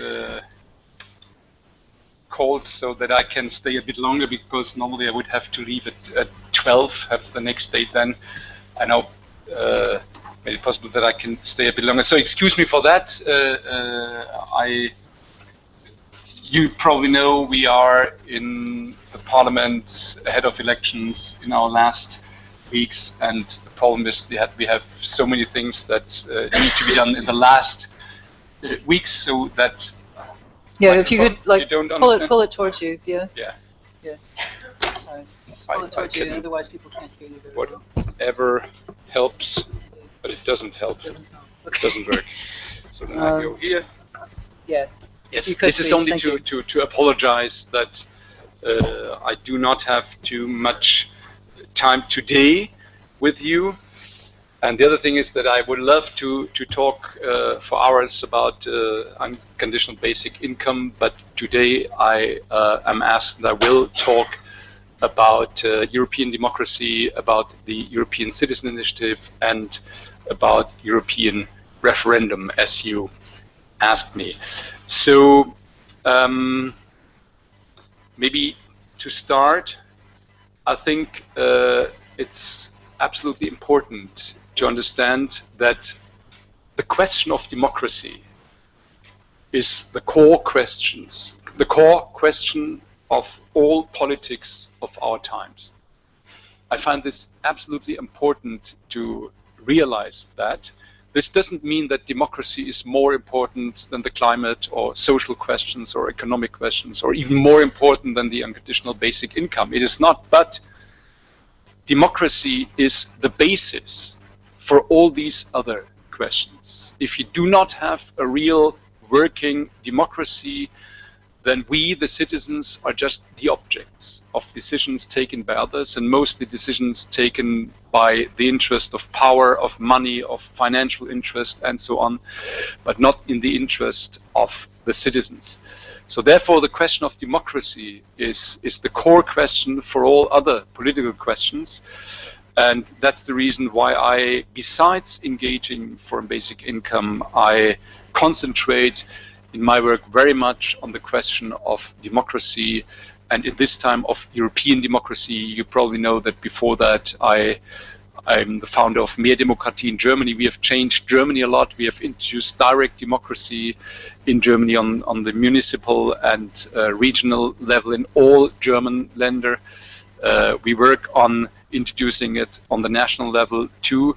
I now built up an organization called Democracy International that works on the same questions on the transnational and international level, because for me, the more we have globalization, the more we have international, transnational decisions, the question becomes crucial: are we able to create democracy or to safeguard democracy also beyond nation states? If not, then the globalization, the Europeanization, internationalization of decision-making means the end of democracy. And we have a lot of tendencies towards that, like international trade agreements, where, for example, some people sitting behind closed doors think that they can decide or take decisions that limit the sovereignty of the citizens, of parliaments, of democracy, of politics. They think that investors, so companies, have more right than parliaments. So if you change a law on the environment, social law in a country, then they have the right to plea against that, to go to court against that, and to get compensation for that, which is a completely crazy idea, and shows that the question of democracy more and more becomes the crucial question in our time, where more and more people think that they can establish global governance without the people. So what I work on now in the European Parliament and also outside the Parliament is the question of how can we establish more democracy on the transnational level. The first thing that I invented together with a couple of friends of mine in Mehr Demokratie and in the Initiative and Referendum Institute was the European Citizen Initiative. So we asked ourselves 10 years ago, what can we introduce for citizens to have more say in European politics, to have a foot in the door at least. We had many more ideas for binding instruments like referenda too, but we introduced them to the convention for the European Constitution that later then was the Lisbon Treaty in 2002 and 2003. And the European Citizen Initiative was the one that we could bring through, that we could achieve.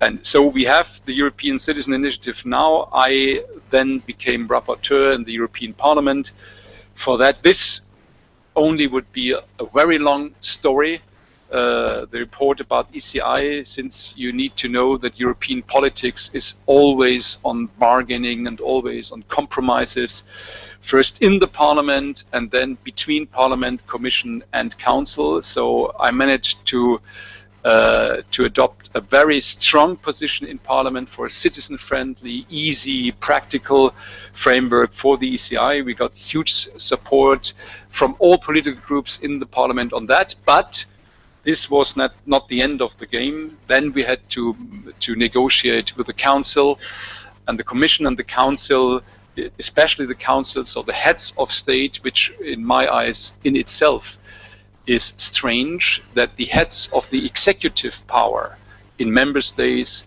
play the most important European legislature. This is completely against the idea of European democracy, of Montesquieu and all that. And I think for the future of the European Union, this will become a crucial question. I think that in all questions where Europe has the competence to decide, it needs to be the Parliament or the citizens that have the last say, and not the governments. This is wrong. So this is just by the way. So, but we managed to negotiate on the citizen initiative, but of issues that nowadays create problems with the citizen initiative were brought in by the member states. I would like to give only one example. My position and the position that was backed by the whole Parliament was, this is an European citizen initiative, and this means we need one European framework, one European format for citizens to subscribe, to sign. So you sign, that was our proposal, with name, address, and if it's on paper, signature. If it's online, you need name, address, date, and place of birth. This is because in some member states, like Greece, Romania, they will not, they cannot check if it's only name and address. They need to have the date and place of birth. So we said, okay, this is it. And this is the same for all European citizens. If that would have been adopted by the Council, it would be easy to sign an ECI. But the Council came up with different ideas from every member state. So Germany said, oh, if you want to sign, you need to show or to fill in the number of your passport or ID card. The French came with driving license, fishery license, and hunting license. So it became a complete mess, completely crazy. And this was the position of the Council, that in every member state you need to fulfill different requirements. So I said, this is impossible.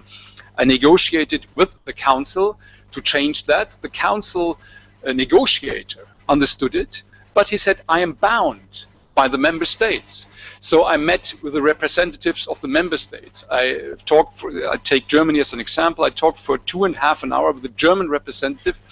Then he said, okay, Mr. Hefner, you convinced me. I will go for this simple European format. But 2 weeks later, he called me and said, I cannot do anything because I have advice from Berlin to stick to the old position. So I said, who is Berlin? And he said, it's the Ministry of Foreign Affairs. So I called the minister, Mr. Westerwelle, and I told him, you have to change your position. This is absolutely undemocratic and un-European. And he said, okay, I'll see what I can do. Some weeks later, the answer from the Foreign Ministry was that it was not them to decide. It was the Ministry of Judiciary. So I called the Minister of Judiciary in Germany, Frau Leuthäuser-Schnarrenberger. I asked her. I met with her in Berlin. I could convince her. She said, okay, I'm convinced we will change the position. Some weeks later, I learned it was not the Ministry of Justice, it was the Ministry for Interior. And in the Ministry for Interior, it was a young man, a nice guy, who replaced the person in charge because she was in maternal leave. So he was on a new post and had to decide something important, and he thought, I don't want to make a mistake, so let's take the hurdles as high as possible. And he said, in Germany, we need this and that. So then I could convince them to change the position. At the same time, I already had approached the German data protection supervisor, and I had forced him or convinced him to write a letter to the German government that their position is against German data protection law. because you're not allowed to collect more information than you really need in context with the expression of a political position of a person. So then Germany changed, but it's impossible to do this with all member states. I could achieve this with 14 member states, but not with all of them. I tell you this also because this is a lesson that we need to learn about European democracy. If you read in a newspaper or if you hear Germany says this, France says this, Portugal says this, who decided that? It was never us. It's some civil servants mostly who decided that and who think they are Germany. So this is a strange format of democracy and we have to change it. European citizens, the first step approach towards that. You know that we have seen the first successful citizen initiatives, but still it is a very complicated regulation and framework. And so we worked in the last month very much on how to reform it. We will start the reformation procedure in 2015. I will not be member of parliament then, because I decided to be member of parliament only for one term. I always did it that way. I was member of the German Bundestag always for one term, 3 times, but 4 years in parliament, 4 years out, 4 years in, because I want to be, I see my basis in the civil society, in the NGOs I work with, in the NGOs I built up, and I want to be, you know, a player that makes the links and tries to achieve things in parliament, but I do not see this as my profession. I don't want to be a professional politician. So I will leave parliament, but I talked with a lot of colleagues that will work on that, and I achieved that the parliament made a study where I had the responsibility for on what needs to be changed in the European Citizen Initiative. And I can promise you all important points are in there. So for example, the unified European simple format, but also many other issues that will help to improve the citizen initiative. But still then we'll have a problem, because with the citizen initiative, according to the Lisbon Treaty, we can only invite the Commission to take action. We cannot urge the Commission, we cannot bind the Commission. Therefore, we need more. The European Citizen Initiative, in my eyes, is only the first step towards more European participatory and direct democracy. We need not only a representative democracy where you vote once and then you are a mere spectator for 5 years. We need to have instruments for citizens to intervene whenever they want. And we need to have instruments for citizens also to decide if they are not happy with the decisions taken in Parliament. Then we need a huge debate. On the UBI, I think the debate is everything. We need to create the debate throughout Europe, and only if we had this debate, then we will have a chance to get a majority also in political votes. But if you have instruments, for example, a European-wide referendum, then this instrument will trigger a debate, because once people know, okay, there's a referendum and on 1st of November I will have to vote, then they will start to inform themselves, will start to discuss. So direct democracy referenda always brings more information, more discussion, and especially more discussion on issues, not only on parties or politicians. It brings more engagement, many more people engage politically, and it brings new issues, new themes on the agenda, and it leads to more integration in and identification with the common good. We have created societies where every person learns to go for his or her own interests. What we haven't organized is how can we find what is in the common interest. We need debates for that. We need instruments for that, where citizens debate what is good for the whole of us. So therefore we need this. And therefore one thing that we are organizing now, that I'm organizing together with the new organization that I founded, Democracy International, is we organize a campaign for a new European convention, because in Article 48 of the Lisbon Treaty it is said that whenever you want to change the treaty, you need to have a convention. And we need important treaty changes for more democracy, but also for more solidarity in Europe, for many purposes. So we call for a new convention, and we call for a referendum, a European referendum, in the end of this convention process.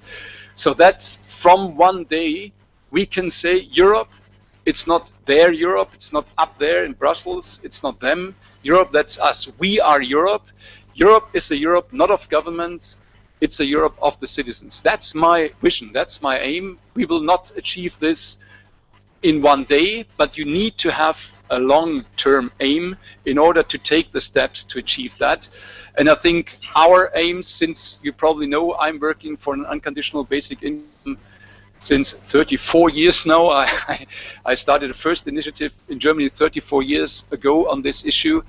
I think the two issues completely belong together. The question of enabling every citizen to live as an independent and free human being on the basis of an unconditional basic income, and at the same time to be a sovereign in the society, to have the right to decide on the very important basic question of how do we want to develop our society and which rules should apply for all of us. Thank you. Okay, thank you very much.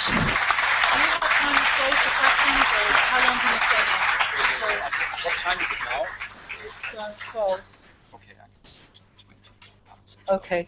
If it's okay, sorry, Werner, do you mind if we have questions and answers now for a bit? Because Mr. Hafner has to go at 20 past. So, fire away.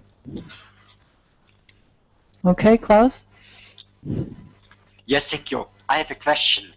There is an ombudsman in the European Union, and we had get a questionnaire how we criticize on the current ECI, and we have answered these things, and my question is now how these answers will be come in the process for an improved ECI 2015. Okay, good. Okay, You'll take there was a question in the back.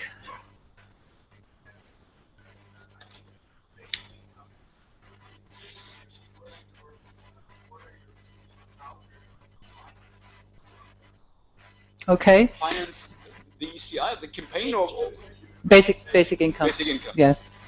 Okay, Valeria? The basic income itself. Yeah. Well, I would like to say that I really appreciate your work on direct democracy and the European initiative. But you said also that the core question is democracy, and basic income, well, is maybe the second priority. Well, I would like to argue that we are actually afraid of frustrated, hungry people who do democracy. I mean, we have to have first empowered people to do the right and logical and rational decisions. So, I'm sorry. Thank you. Great. Philippe? Just a question to Gail. So one of the problems with the European Citizens Initiative compared, for example, to the Swiss initiatives is the lack of bite, the fact that it doesn't have many consequences apart from this nice reply, more or less nice reply from the Commission and a hearing in the Parliament. So in your view, what's the best way of giving it more bite without probably going all the way to the Swiss formula? Sorry, Vaher? I have a question. What is your opinion whether Europe can achieve unconditional basic income on its own, or should it spread this message globally that to achieve it in other places as well? Because if we achieve it here, then maybe we will attract more migration. What is your opinion about that? Okay, I'm just going to take some answers from Gerald and then go back to the floor. Is that okay? Yeah. It's already a lot of questions and very different questions, so it takes some time. I will start with Klaus Sambor. So there is this questionnaire by the Ombudsman, and it's good when you have replied to that. The Ombudsman is very much interested in putting this on the agenda, and I have had a personal meeting with the Ombudsman. Actually, it's an Ombudswoman, Emily O'Reilly, on that, and she's a very devoted person, devoted towards citizen rights and democracy, and she wants to help. She will publish her report I don't know when, so I asked her whether she would publish it before the elections, and she said she cannot be sure on that, so I can't tell you the exact date now. Anyway, it will be helpful, absolutely, I'm sure. It will be a good report, but I think it's more helpful or more important now is the report done by the Parliament, because this, you know, the decision to do that was taken by the whole Parliament, and I know the report, I have it here, and it contains all the important issues, and on every issue I would say it's on our side. So it makes very, very good proposal. I myself had a long list of what needs to be changed already, so I met with them, I mentioned all these things, they collected some additional points, and this is now an official study by the Parliament, and that's very hopeful, very, very important. And the other thing is that we need to have colleagues that fight on that in the end. It will not be the Ombudsman, it will not be the Parliament, the question will be whether the Council will be more open on that or not, because I have to admit, for example, in the last negotiations, in the end it was the government of Italy and of Romania that said this is already too citizen friendly, and we veto the whole thing. So sometimes it's not funny to negotiate with the Council.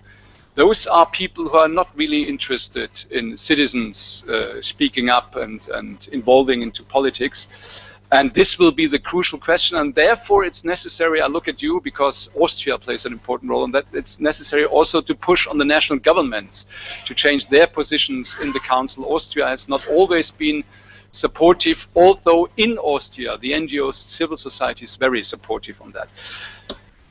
How to finance a basic income? This is a huge chapter. I will very briefly and more in a general position tell you my long-term vision. I think that first of all, for me it's a question, the unconditional basic income is a question of human rights for everybody, and I see it mostly as a question that needs to be financed by taxes, by a shift in taxes.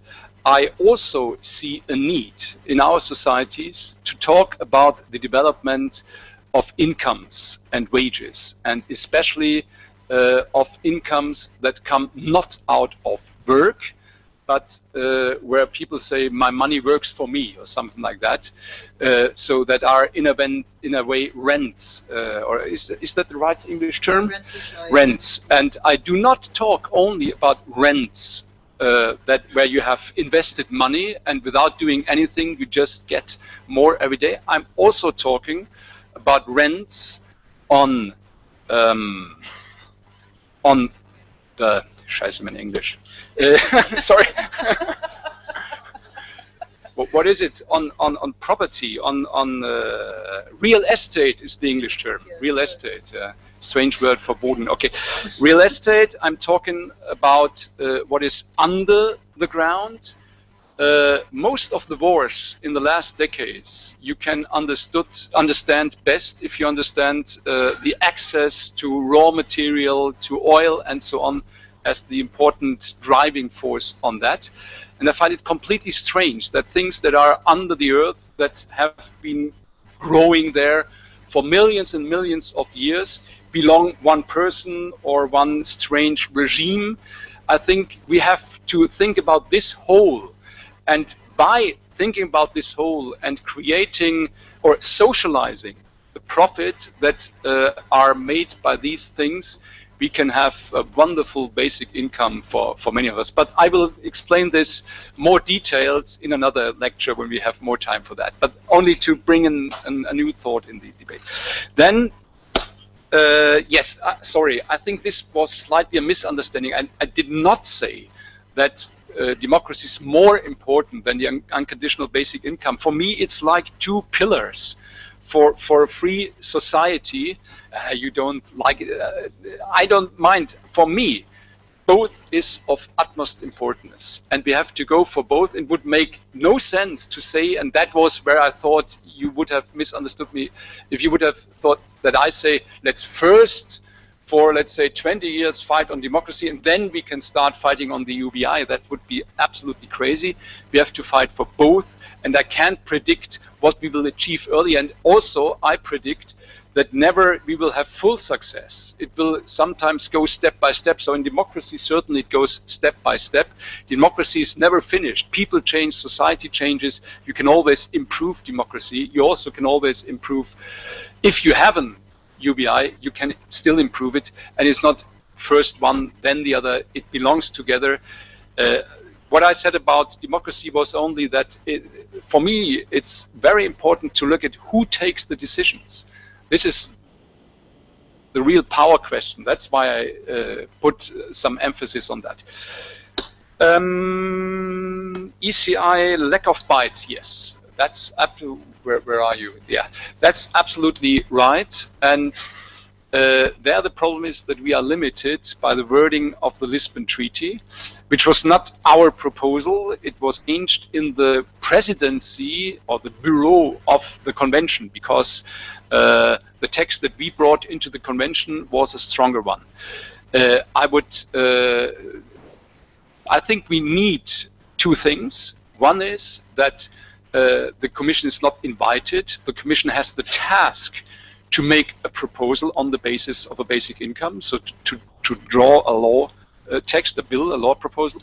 And the other thing is that I think that ECI needs to be possible also on the treaties themselves and on treaty changes. I find the idea that you limit this to, as it is said in the treaty, issues for the implementation of the treaty rather curious, rather strange, because this binds you always to the past. But things like the ECI are mostly instruments for the future, for creating new ideas, and mostly the new ideas are not in the treaties, because otherwise they would have had this idea 40 years ago. So you bring in a new idea, and then they say, okay, you're not allowed because this is not for the implementation of the treaty, which is completely crazy. You bind a society to its own past. So this is the two important things that we need to change. Last point, yes, and then I would add that we not only should change this, but I think that also on the European level, in a longer perspective, we need initiative and referendum. So if we have an ECI, the Commission then needs to draw a text and so on, then legislation starts, but in the end the outcome is not sufficient for the initiators. Then the initiators must have the right to say, okay, we put our previous text, and let's have a referendum on that. So let's citizens vote on that. Last point, UBI world. Yes, this was the question also on migration and so on. I think that on the first step you cannot completely overcome that problem. So if we would say we can introduce an UBI only if it's worldwide, then we will never get it. We would have to wait for the last, and the last will be very late. So we have to start with that, and I think we need legislation that makes clear who has access and who not. But I cannot solve that problem. I mean, you're absolutely right that it would be good to have the UBI worldwide, and it's absolutely wonderful that we have initiatives in Japan, in other Asian countries, in Africa, and so on. But I think the concept, it should first be worldwide, otherwise it won't work, would be a wrong concept. We need to implement in a way fences, or in a way rules that make sure that it can work in parts of the world. But this is very general, but I already took a lot of time and don't want Werner and others to...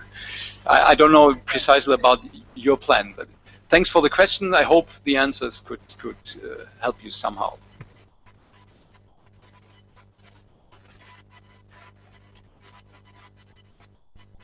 Do you have to leave now, or you said it? I listening to Bernadette. Okay, but right. then I would go out without saying goodbye for not disturbing. Okay? Okay, cool. Werner, do you want to? Yeah, please do speak into the microphone, Werner. And I'm sorry about the other people that I missed. It's just that we're really having to finish the session at 1 o'clock sharp. So, all right, Werner, 15 minutes. So first, I have to apologize because some aspects of my subject will be very short, and I hope they will be understandable in this way. But for time reasons, it's not possible to do it in another way. The debate on an unconditional basic income is closely linked with the question of welfare in general. If you reflect upon this, basic income obviously concerns people's health too. But within the basic income movement, there has been hardly a debate about this special idea. Even less attention has been paid to the connection between basic income and degrowth. As far as I know, in Germany, the first publication about this has been in 2007 in our book Grundeinkommen, Soziale Sicherheit ohne Arbeit. And I do not know other publications from other countries. During the Congress on Basic Income in October 2008 in Berlin, the matter has not been discussed at all. Even today, when the different aspects are mentioned, it is not from a comprehensive understanding of their connections, but just in a way adding the one to the other. One might demand for unconditional basic income and for degrowth too. Sometimes it's pointed out that there are links between the two aspects. A deliberately organized economic degrowth is required to prevent the socially, economically disadvantaged from losing the battle over the distribution of scarce resources. In this sense, the unconditional basic income represents the basis to have the necessary debate in a fearless manner. This is quite right, and I oftenly myself argued in this way. But a comprehensive understanding of basic income suggests it being more than just a means to facilitate a difficult social discourse. In that sense, the basic income is not short of the first step to a completely different type of socialization. The integration of members of our society would not longer be solely determined by their position in the system of paid labor. Instead, society itself would come into existence because human beings consider each other parts of it. The basic income respects every contribution to social productivity as well as sociality itself. Participation and a secure existence are fundamental civic economic rights. In a market society, this can only put into practice if every person has an income. With the unconditional basic income, everyone can avail themselves of this fundamental right. Note quite right, not the basic income is a human right. Participants and a secure existence is the basic right, and unconditional basic income is the means to achieve it. As holders of fundamental rights, all human beings are radically equal.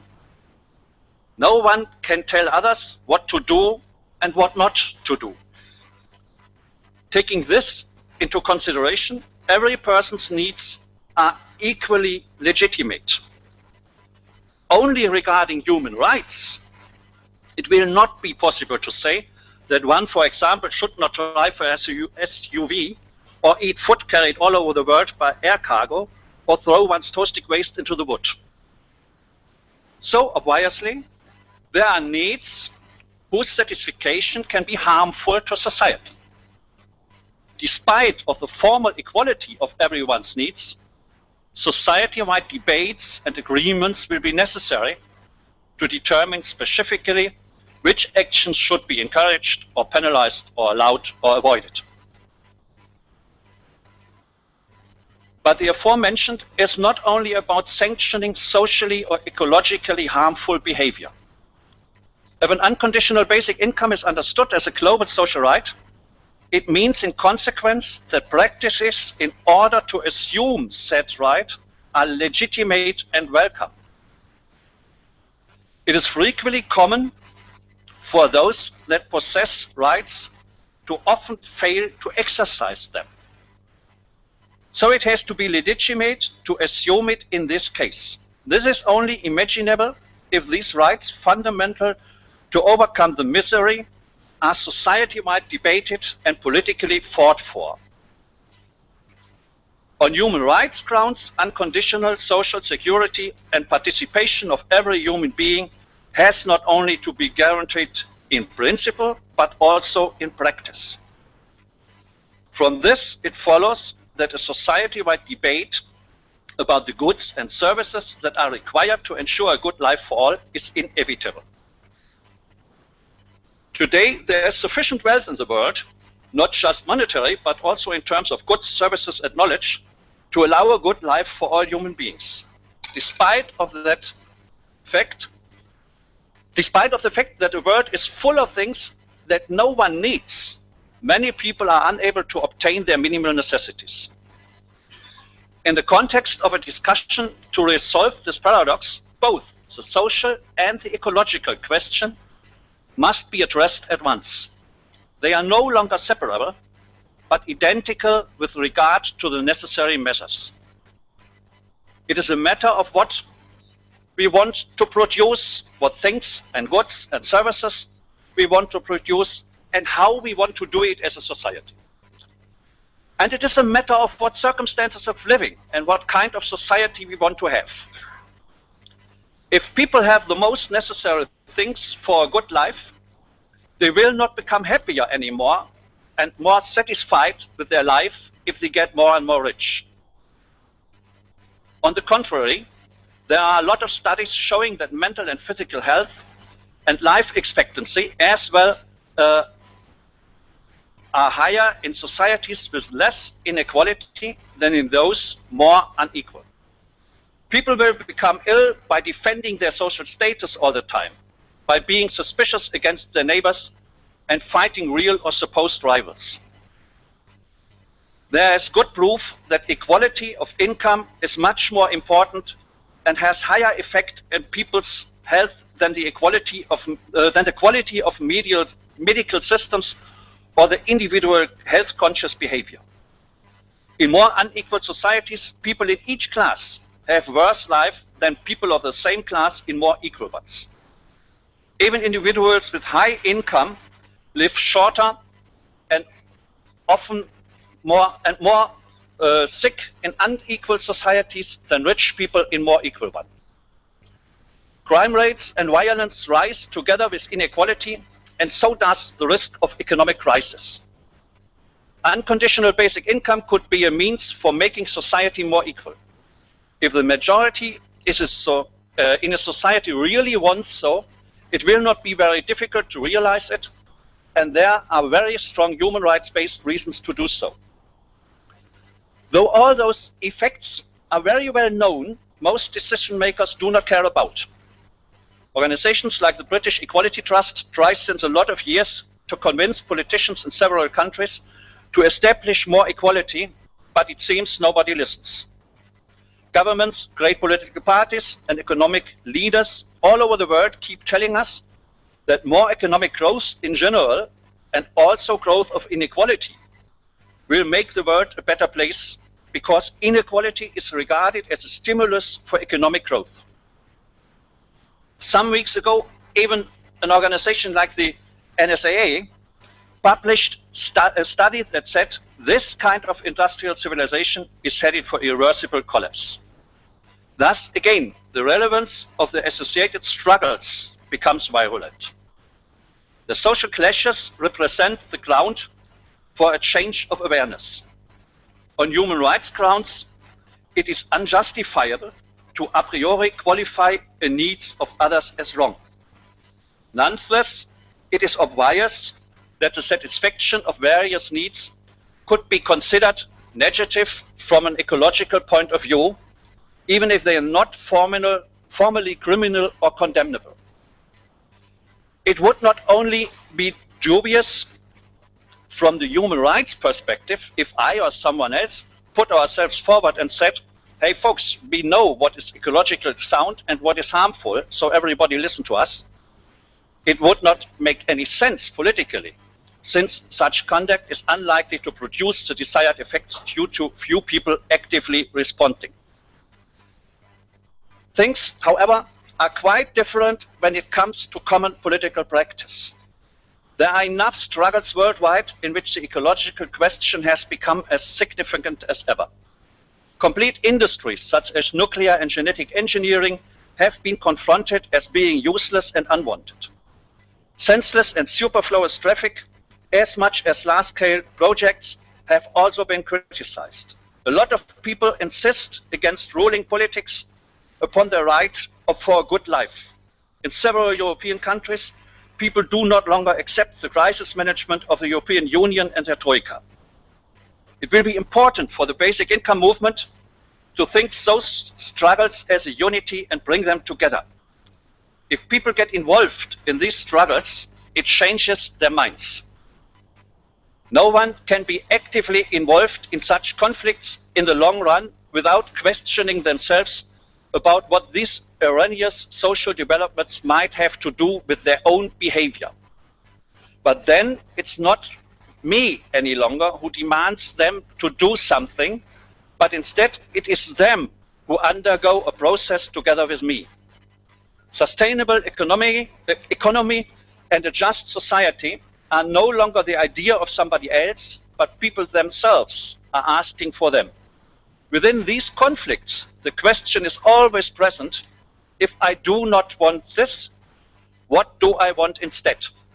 Here again, social and ecological aspects are closely intertwined. Thus, from the unconditional basic income, radically derived from human rights, emerges an independent socio-political awareness for the necessity of economic degrowth.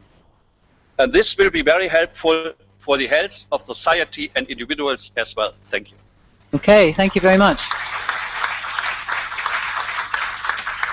Okay, I'm sorry, I had to cut off several people, or several people wanted to speak when Gerald was here. Can I just check, do you want to say what you said you wanted to say before? Because I'll take you first before I take new questions, that's all. Yeah? Man in black, and then there was a guy in the gray. If you don't mind introducing yourselves, that would be brilliant.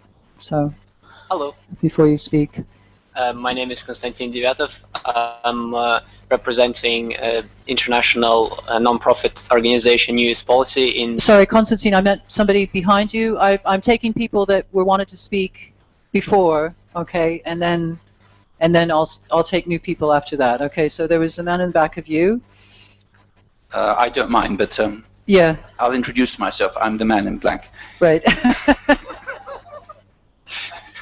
No, Professor Linson from the IMNRC Nepal Network. A few short comments, if I may. Regarding unconditional income, we think that this is just like migration, just like the elderly, just like food, water. This is a typical integrated interdisciplinary challenge that can only be appropriately managed through new global governance that is coordinated, holistic, interactive, bottom-up, top-down, integrated interdisciplinary governance that in turn requires integrated interdisciplinary education. Now, regarding Europe, Europe has indeed an enormous potential, but it is ruining its chances because of its inability to integrate. An enormous amount of money, energy, and time is wasted because of fragmentation, lack of long-term vision, and chronic internal dysfunctions. And lastly, regarding democracy. Well, democracy, I mean, as long as the human being lives in a conceptual maze, democracy shall necessarily lead to division and conflict, certainly not peace. So freedom of democracy, freedom of expression is in fact freedom to express the conceptual maze. So I think this is an essential issue to consider. And if I make one last comment regarding taxes, tax justice. Well, we are working on another suggestion. It is a question of good citizenship and national solidarity to pay for taxes. provided that this solidarity works both ways. If the citizen should have the constitutional and legal right to question his obligation to pay for taxes, if his elementary right to well-being, quality of life is not respected by the state. Thank you. Okay, thank you. Then there was a person in gray. Sorry. Hi, my name is Daniel Spake. I'm just a citizen from the Netherlands. I have two questions. The first is whether there is any form of support or what kind of advice there would be for people who are interested in running experiments or trials of the basic income on a local level. And the second is that what I notice about the discussion about a basic income is that it will be provided by the state. And actually, I'm kind of curious, what are some thoughts on basic income schemes provided by local initiatives or local groups? Okay, and then I think Louise had her. Where is she? Oh, and you, right. Sorry, where is Louise? She's disappeared now. Okay, never mind. Okay, so Christian, you were next. And then Otto, what I'm going to do is I'm going to prioritize people who haven't spoken yet, okay, after this. Because, there are a lot of us in the room, and I'd like to hear from as many people as possible. So take it away. So, Konstantin Devyatov, I'm representing news policy in UK, and I agree there is a great need to ensure that that people can make use of their human rights, and especially right now in a society that economically kind of divides people, and of course people need this basic income in order to satisfy their basic needs. So there's a certain goods and money relationship as always. And that's the poverty, as Werner, you said, that there are rich people and the world is filled with unnecessary goods, whereas there is a lack of necessary products. So by taking, as has been said before, that there is a lot of rents that could be taxed. So taking the incomes that are not generating products or especially necessary basic products, we by distributing this wealth to people, we're increasing the power of consumers, of populations' ability to satisfy their basic needs. Without increasing the level of production of basic products, this creates a massive possibility for superinflation if we don't separate it. So that's in a equal distribution concern. Of course, as Werner, you said, that we live in the market economy. So that means people who are able to be producers of these goods, they steal the producers. So by giving people ability to satisfy their consumer needs, it's not enough to able to fund them possibility to produce these needs themselves, because that creates a lot of expenses. Yeah, I'm coming to the end of it. Which basically means that people who, companies and corporations that are producing the products right now will still be able to produce them later, but people will be much greater demand for these products, making in the market economy prices rise a lot, and again redistributing the wealth back to richest having the more money and poorest becoming poor, even though people are given this point. So that's big superinflation is a big factor. Sorry, we don't have a lot of time. Okay, so could I cut you off there? And there are several other people who would like to speak as well. So, Madam. Yes. Well, I think our citizens' consciousness is too less on all these subjects at the moment in Europe. In Holland, we have a basic income of 160 euros, and I think we should go to Geneva for human rights questioning. And on the other hand, the resources are like in Athens, are too little, and we don't have a movement in Europe who is conscious of the very small income we have by the poor, and we don't have charity in this sense for each other. We could do much more together to share our housing, to share food, to share clothing, and I think we don't go in the action. We are not academic really, but not concrete, immediately concrete. And that has to do also with local democracy in cities, in villages, and with fertility of the bottom, when we could gain ecological resources in the cities and in the villages for the people who are living there, generating food and energy, we could be very practical. Thank you. I'm going to take two more comments, and then I'm going to go back to the panel with some of this stuff. So there was a man on the left. You, yes, I think. My name is Joran de Wachter. I'm also a citizen. There's one aspect that I think I haven't heard today at all, which is the role of technology in this whole debate. Because technology is a key contributor to the economic production that would enable universal basic income. And I haven't seen any comment about the role of technology, certainly the future of what technology will bring us, and also about the models that distribute the proceeds of technological process. And I'm thinking also about the debate between intellectual property and open source and Creative Commons. I was wondering if you were going to address that. I personally won't. I hope some of our panel speakers might have something to say about those issues, because they are very big, and they're certainly something which is pushing the basic, the whole movement for unconditional basic income. So thank you for making those points. Someone else in the back? Yeah.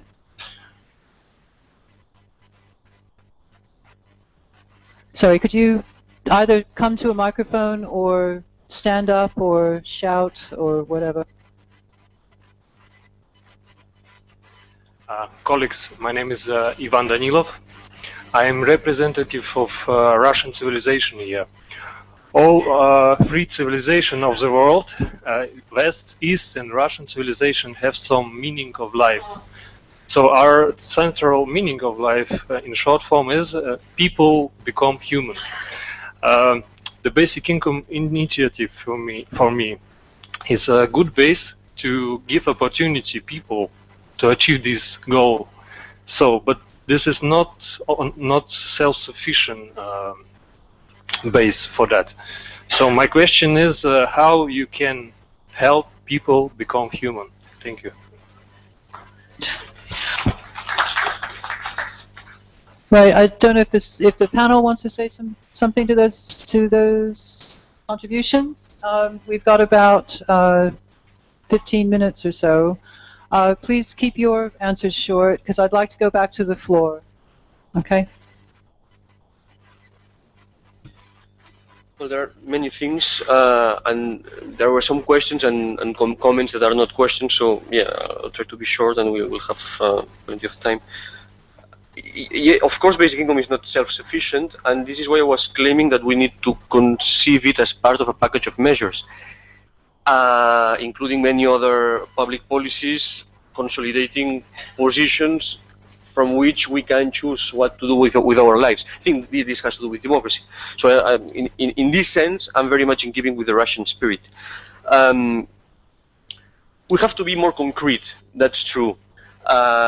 But we are being concrete in many ways. Before, I mean, we've been mentioning the Citizens Initiative, and we can mention plenty of initiatives, not only talks, but also grassroots movements, social movements in many countries. I mean, I can tell you about Spain. There are going on plenty of things. Also, a Citizens Initiative. We can talk about that if you want. But in general terms, I think, and to go back to Guy, I mean, this idea of the precariat. I mean, I think we are in a preconscious moment in which many people that think or used to think that we're in a safe situation start to realize, and I'm one of those. I'm working in academia and so on, and in principle this is a safe place. But I'm very well aware that I can follow into real precariousness easily. I mean, there are many conditions for this to happen, and I think people are say their awareness of this fact, of the fact that we all, or many of, not the 99%, but many of us belong to this precariat, is something that is helping nourish some of those social movements that are out there. Of course, I don't think that we will achieve basic income by persuasion, going to the parliament and say, you have a very good idea, and then people would say, okay, you're right. No, I mean, there's bargaining power at stake, and many people, I mean, this is not a win-win situation. I mean, some people might lose bargaining power if we have basic income. I think we should understand that. Otherwise, this is a story that doesn't have a relation with reality. And therefore, we must make the proper coalitions, very broad coalitions, but proper coalitions, and work a lot on that. I go fast. Daniel, the experiments thing. Today we will have, I don't know what I'm referring so much to guys standing, because I mean, but today we will have a session with guys standing on experiments in India and maybe in other countries. There are experiments, for instance, in Namibia, for instance, in Brazil, and I think we can learn a lot about that. But could we conceive non-state-based forms of basic income? I think we can do, and in fact they are going on, at least as experiments. But I think the right-based approach is very, very important. So I think that the role of state in consolidating such a policy is crucial. This does not mean excluding people from the running of such a policy. And in fact, this is one of the reasons why I criticize the Alaska's basic income scheme.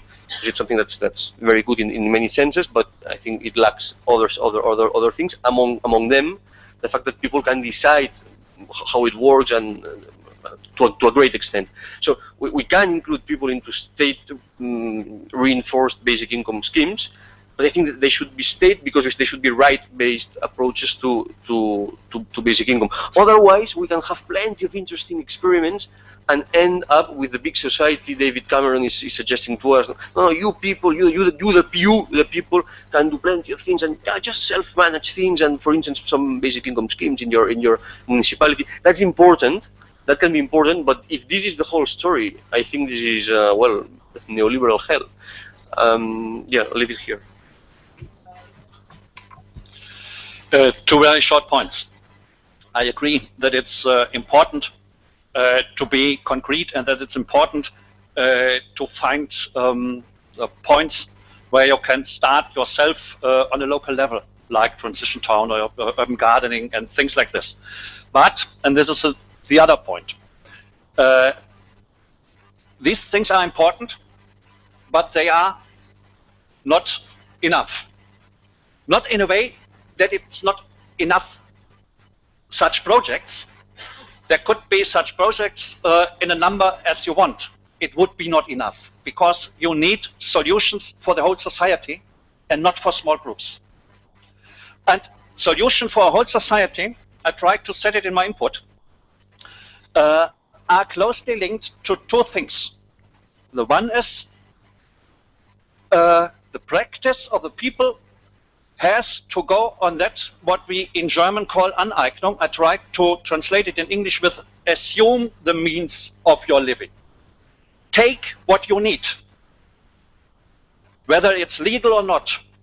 Take what you need when you do not have what you at last need. Like people in Latin America, take the land and occupy it. Like people in Southern Europe, take the houses and occupy them. And we have to develop much more movements like this, taking the needs they need.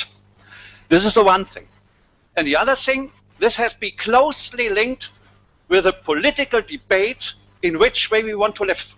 What are the goods and services we need for a good life for everybody, so that not the strongest take what they get and the weakest get nothing.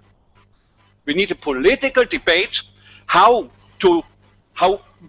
which structures of society we want. It's necessary, and this is very practical, to debate what structures we want in a society, to decide what structures we want, and to build them ourselves.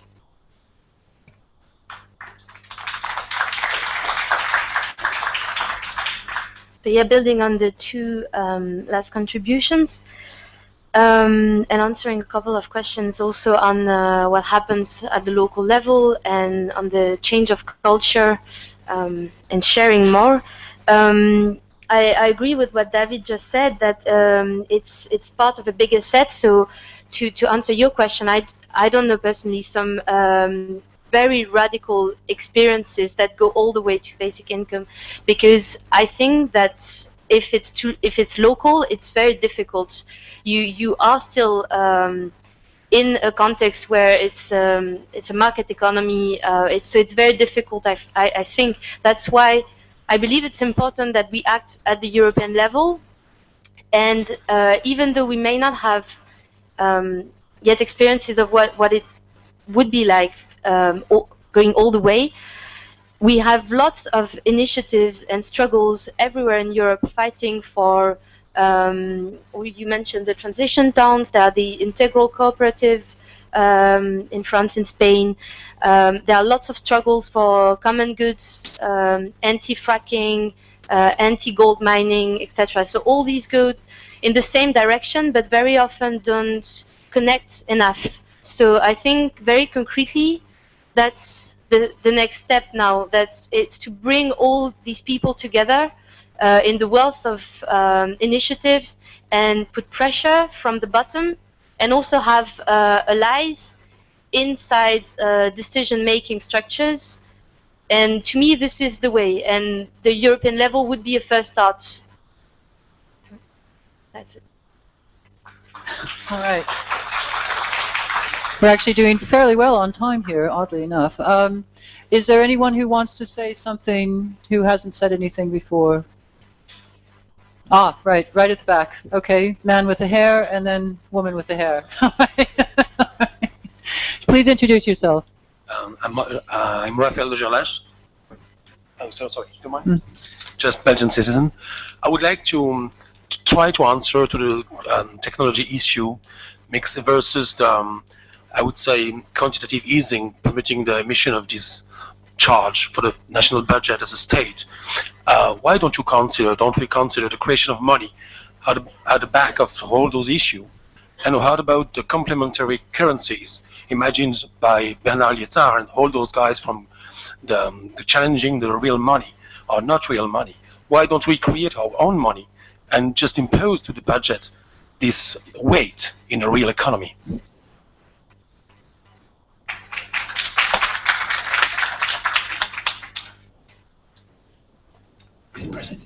Okay, hi. Just introduce yourself first. Hello, my name is Kania Sunso. I am a contributing writer for the Institute of Ethics and Emerging Technology. I am active in the Pirate Party in the Netherlands, and I am a member of the Basic Income organization in the Netherlands. I have been arguing for basic income since 2006 online in various forums, and I've noticed of late when I raised the topic of basic income, especially American libertarian, what I call proprietarian circles, an immediate angry, vicious response is that once you nationalize resources to create a basic income, the automatic consequences, what they say, is you steal their stuff. So it's theirs, and if the taxman cometh, they are going to defend themselves whatever means possible. I don't agree with them. I'm in favor of a basic income, but I do see a point there, is if we are going to nationalize collective resources for the generation of a basic income by whatever means, and there are various means possible, we have to contend with the fact that, well, arguably right-wing or otherwise conservative, whatever you want to call it, elements in society are going to put up a really nasty fight. And that worries me. So for this discussion, this is a problem.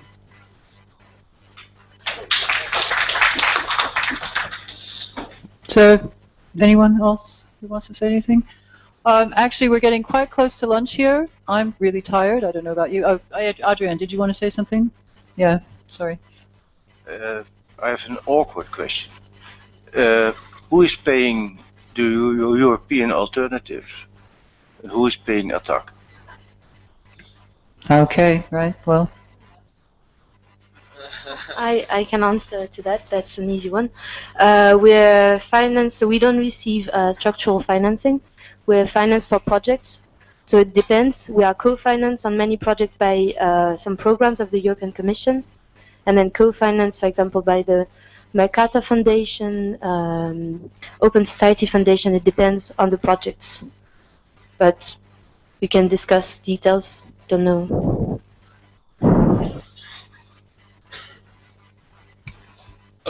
Attack is very openly the financing. We have our état. I don't know the English word.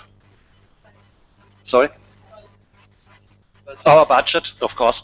We have our budget in the internet. You can look it on our website www.attack.de. And it's in the moment by an amount of 1.3 million euro a year. And there are some thousands, some 10,000 more than a million that come from our members and small donors. That means gifts from 10 up to 50 euro a month by about 15,000 people.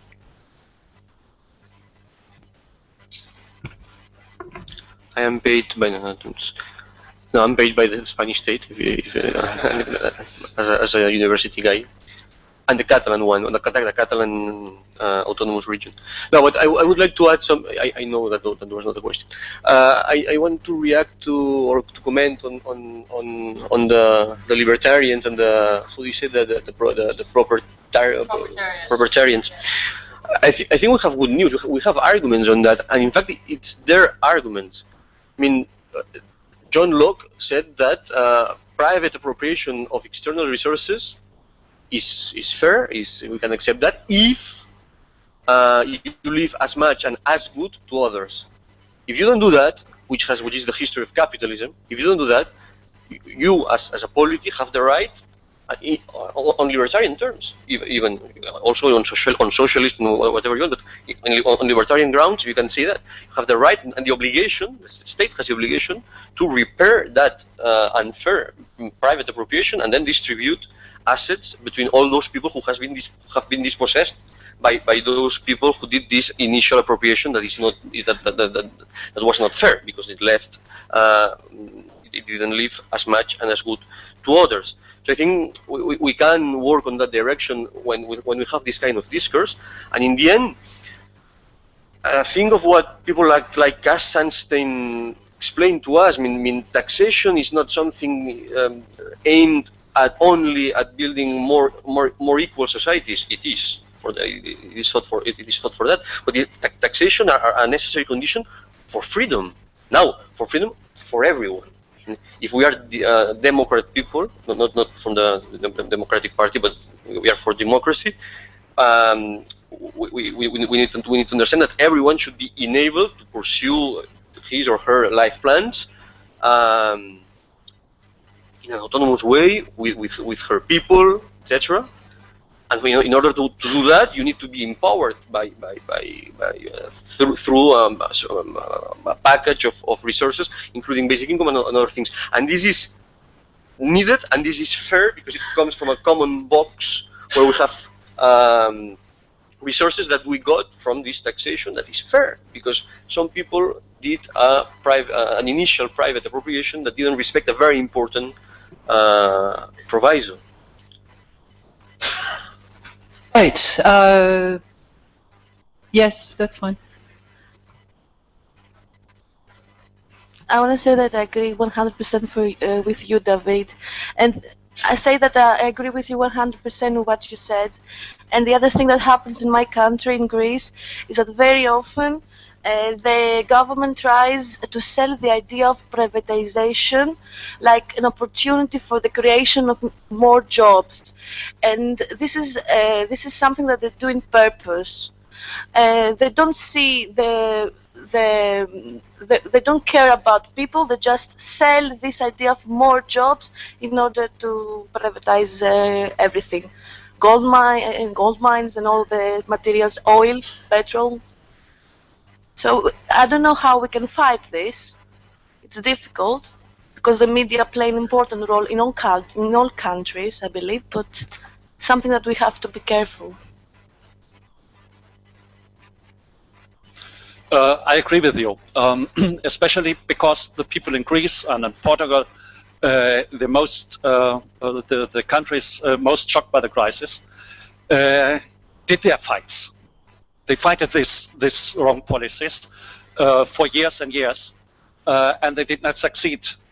Because of this, I think it's very, very hard and necessary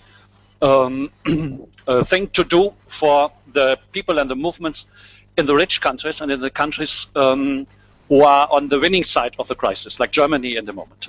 Because of this, we built up in Germany the Blockupy movement with the blockade of the European Central Bank in Frankfurt. We did it twice last year and the year before, and we will do again this year. There will be Blockupy protests and European protest week from the 15th to the 25th of May this year. The Greece movements will not, most of them will not take part in this protest week because there are elections on the 25th, and it's not allowed to do street protests in Greece 2 weeks before for the elections. But in the other countries there will be. Here in Brussels will be a blockade of the European business meeting on the 15th of May, and I invite everybody to take part in this. Thank you. Okay, we're just about there on 1 o'clock, which is amazing. Right, we'll be eating lunch at a place across the road. Unfortunately, lunch itself won't be actually. Sorry, wait a minute. Right, sorry. Yeah, just tell us. Okay, so for the lunch break, we ask you at the entrance if you want to go to the ESC. So it's the main building of the ESC. This is a building of the EU Commission and the ESC. So the main building of the ESC is next on the opposite side of the street, so we have to cross. And you have to pass the security gate again. So it means you need your badge on you. If you don't have one, go to the table in the entrance and we will write your name again on the new badge. And you can leave your stuff here, it's secure. And it's better to leave them here because then you will also need to pass the other security gate. So it will take more time for you to get in. The restaurant is at the first floor of the building, and you can pay your own food. And what else should I say? Yeah, and something else. Yeah. And sorry. We don't have the priority to go and eat because it's a building for officials of the ESC, so we can start doing the queue from half past 1. Yeah. Okay, but so it's going to be very getting in the building from now on, and yeah. Okay, so if you want to eat somewhere else, there's also a square around the corner where there's a fairly nice cafeteria. But please, I look forward to seeing everyone back here at 2 when we'll start again. Thank you very much.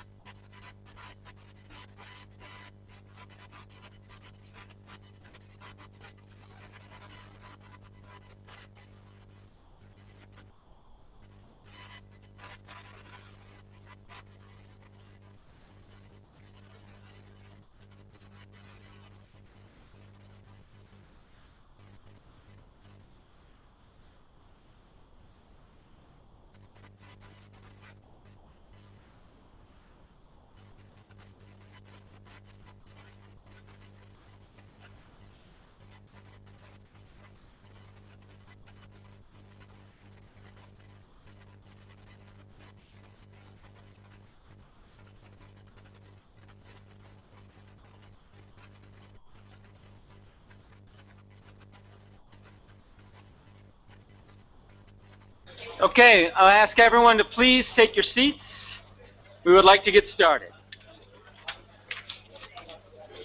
Now, before we get started, I would like to ask everyone here to do what I am doing right now, is take out your cell phone and put it onto silent mode. There's strictly a policy here of no, well, if you have a cell phone, if you don't have a cell phone with you, then you're already ahead of the game. Strictly rule of no cell phone taking, receiving of calls while you're here. If you must communicate with somebody, please use the door, and you can make all the cell phone calls you want out there. If anyone, now it's possible that during the course of the next couple hours, someone will forget that. So if someone sitting next to you forgets that, if you could please remind them, to just quietly remind them to leave the room. That would be really helpful to all of us. You'll be a hero. Okay, now, again, my name is Carl Weiterquist. I'll be your moderator. I would like to introduce the first of our two speakers in this session. This is a person who is one of the founding members of the Basic Income European Network, which is now the Basic Income Earth Network, made back in 1986, and who wrote the book Real Freedom for All, What, If Anything, Can Justify Capitalism. Turns out it's only basic income that can do it. Sorry to give away the ending there. And he is also a professor at the Catholic University of Louvain, and he is seated to my right. His name is Philippe van Parijs.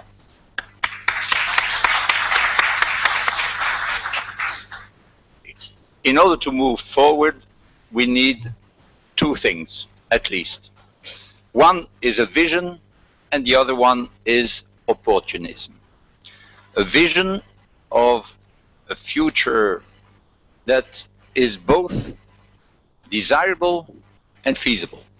Desirable in the sense that it can be defended in front of everyone, not just on the basis of our specific tastes or our specific interests, and feasible in the sense of sustainable, all things considered, not in the sense of politically feasible here and now. In order to make the vision of the future feasible, politically feasible, we need opportunism. We need to seize opportunities.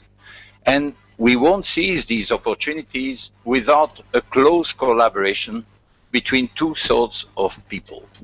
Those I call the botteurs de cul, the body kickers on the one hand, and on the other hand, the bricoleurs, the tinkerers or the fiddlers. So, okay, further, okay. Okay, is this okay? Oh, yeah, okay, right. So, we need two things, vision and opportunism. And to seize the opportunities, we need to these two categories of people. These two categories of people, so really the militants who push forward, possibly with unrealistic proposals, but driven by a sense of injustice on the one hand, and on the other hand, the people who think about how to modify the system, to find the little crevices, the little spots where movement, where progress could be introduced. Of course, most of these opportunities today can only be seized where most of the action is in terms of social policy, which is at the national level. And that's the level at which most of the meaningful, concrete debates need to take place. For example, the debate alluded to several times this morning about a partial basic income. The discussion is not a discussion between partial basic income and full basic income. I personally, I'm in favor, including as argued in that book, in favor of the highest sustainable basic income at on a scale that is the largest that is politically imaginable. That's the ultimate objective. But the meaningful discussion is not about partial basic income versus full basic income. The meaningful discussion, as already hinted at by several today, is between, say, a next step consisting in a partial basic income versus a next step consisting, as proposed by Ronald, for example, in a sort of full basic income for children and the young people and keeping things as they are for older people, or as proposed by the APN, rather an adequate, generous minimum income that would remain family related and that would remain means tested. These are discussions which need to be conducted in each particular context, and the answer that is appropriate, say, for Germany is not necessarily the one that's most appropriate for Greece, where there may be more urgent things to do than, say, a partial basic income or a basic income for children, and not the same as in Brazil and not the same as in Ireland, etc., etc. But what I want to talk about today briefly is something that can be done and that should be done, in my view, at a level of power that has emerged in matters of social policy only recently, namely the European Union. And it is, therefore, something that is particularly relevant for the new network that is about to be born. I tested the idea at the BIE Congress in Munich nearly 2 years ago, and then I published a short paper presenting the idea under the title The Euro Dividend, a small paper that has then subsequently been translated into a number of languages. What do I propose there? I propose the introduction of a basic income, so an income that is strictly individual, unconditional, universal, at the level of the European Union, and funded essentially by a VAT of 19%. That European VAT of 19%, that is about 10% of European GDP.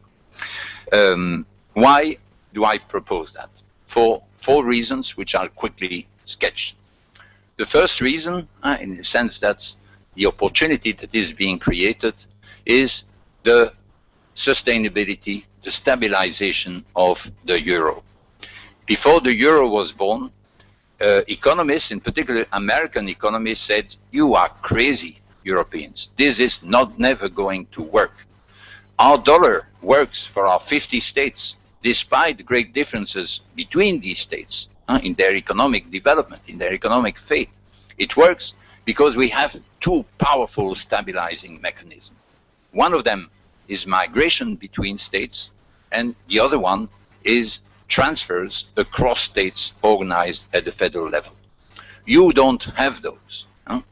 Migration is about 6 times higher between states in the United States than it is today between the member states of the European Union, and transfers, depending on how they are measured, transfers across states are between 20 and 40 times larger in the United States than they are in the European Union. So the American economists from the left to the right, from Milton Friedman to Amartya Sen, were warning, you are crazy, this is never going to work. And in Europe, people said, mind your own business. You don't want the euro to compete with the dollar, you want to keep using the dollar as the only major reserve currency in the world, and you try to prevent us from doing what's in our interest. Now, of course, people have more hearing for that and realize that something needs to be done, that something like a stabilizer is needed. Now, the stabilizer, we realize in Europe, will never be migration to the same extent as the United States, for one main reason, which is not the only reason, but one main reason, which is that we have so many different native tongues, and that therefore migrating from, say, Athens to Munich is quite a different experience, though the distance is not larger, quite a different experience from migrating from Detroit to Austin, Texas. So we need the other mechanism, absolutely indispensable for the stabilization of the euro, and that other mechanism is transfers across states. And the form it should take, if it is to be generous and sustainable, is not the form of a Finanzausgleich, that is, of a transfer from one state to another state, but it should take the form of soziale Sicherheit, of a form of interpersonal transfer across the borders. Something, of course, that has never happened in the history of mankind, but which is indispensable for the survival of the euro. That's argument number one. Argument number two says, well, we don't only need the migration, interstate migration is not only improbable on a massive level, sort of level you have in the US, it's also undesirable, because precisely because of the diversity of languages and cultures, integration is a far costlier process in Europe than it is in the United States.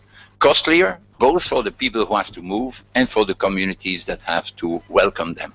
And a basic income on a European level would be a stabilizer of the populations. It would enable people in Bulgaria or in Romania and in other places in the world not to be forced to move to the more affluent cities in Europe and be able to stay at with a smaller income, but with a greater quality of life, closer to their families, closer to their roots.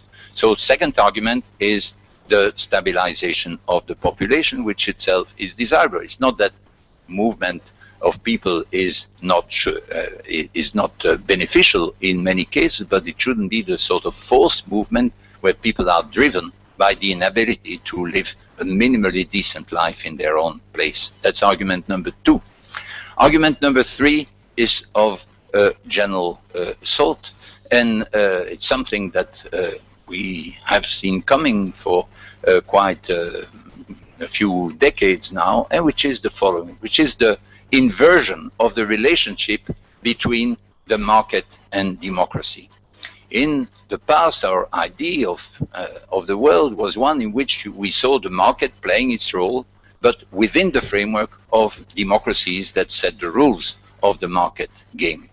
Increasingly, what has happened as a result of globalization, and more acutely as a result of the single market with its four fundamental freedoms, is that it's no longer the market that is embedded within a democracy, but it's a set of democracies that are submerged in a market and submitted to the rules of the market, competing with each other in terms of competitiveness in the way in which firms used to do and still do.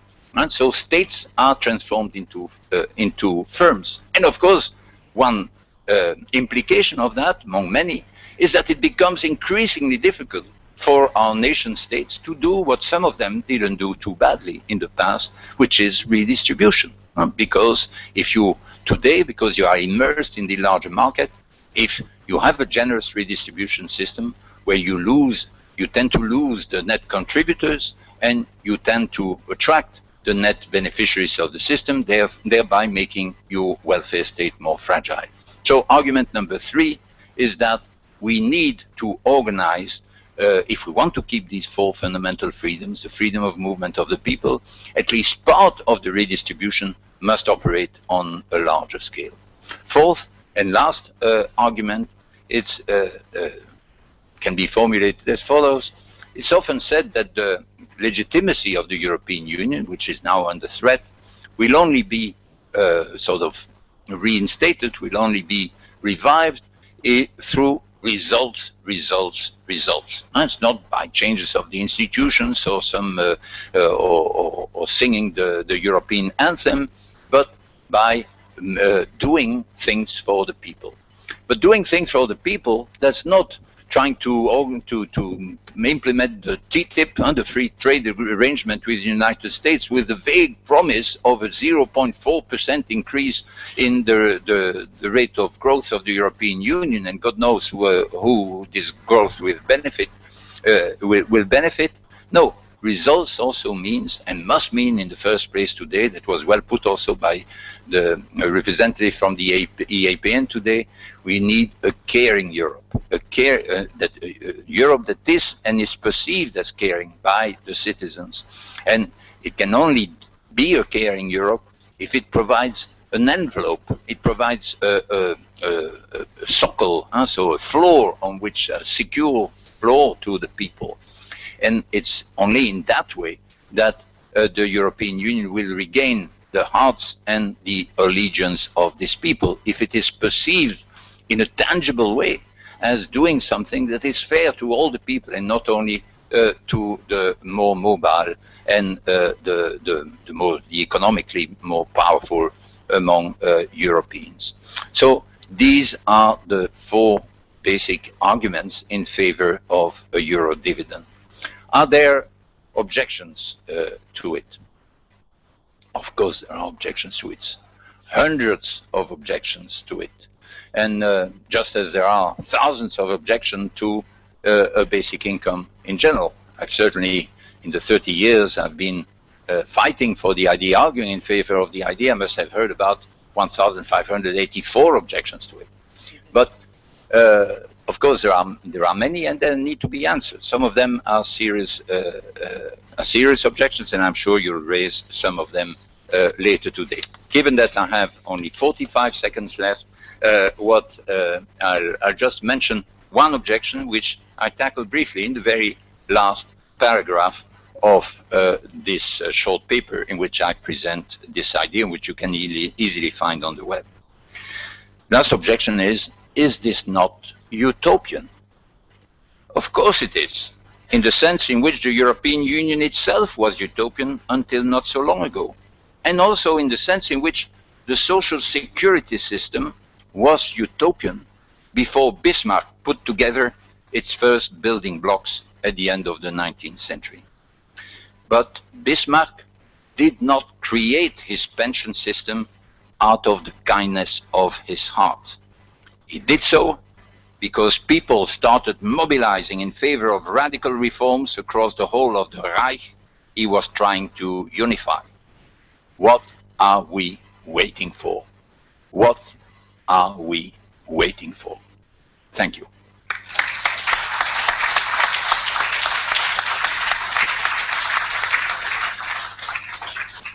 Okay, in the interest of time, we're going to combine the questions for both of the 2 speakers. So we're going to go on immediately to our next speaker, who is one of the other founding members of the Basic Income, now Earth Network, way back in 1986, and has been a tireless campaigner for basic income since, and also possibly the most prolific author in the history of the basic income movement. He's written more books than many people have read, including The Precariat, The New and Dangerous Class. On my left, ladies and gentlemen, Mr. Guy Standing. Thank you. It makes me sound very old, so I will skip all further introductions. I'd like to compliment what Philippe has been saying, with which I obviously have strong agreement. And I want to make really 3 types of comment. The first is linked to the precariat, which I think is an important entry point for our debates. I think we must avoid the trap of situating basic income in a debate about income poverty. We tend to play into the hands of a very narrow discussion that isn't particularly challenging or emancipatory. And I think we need to make sure all the time that we situate the debate, as we've been trying to do in the past 28 years, as a question of emancipation, a question of social justice, and a question of building a new distribution system for the global economy. We must constantly emphasize that point.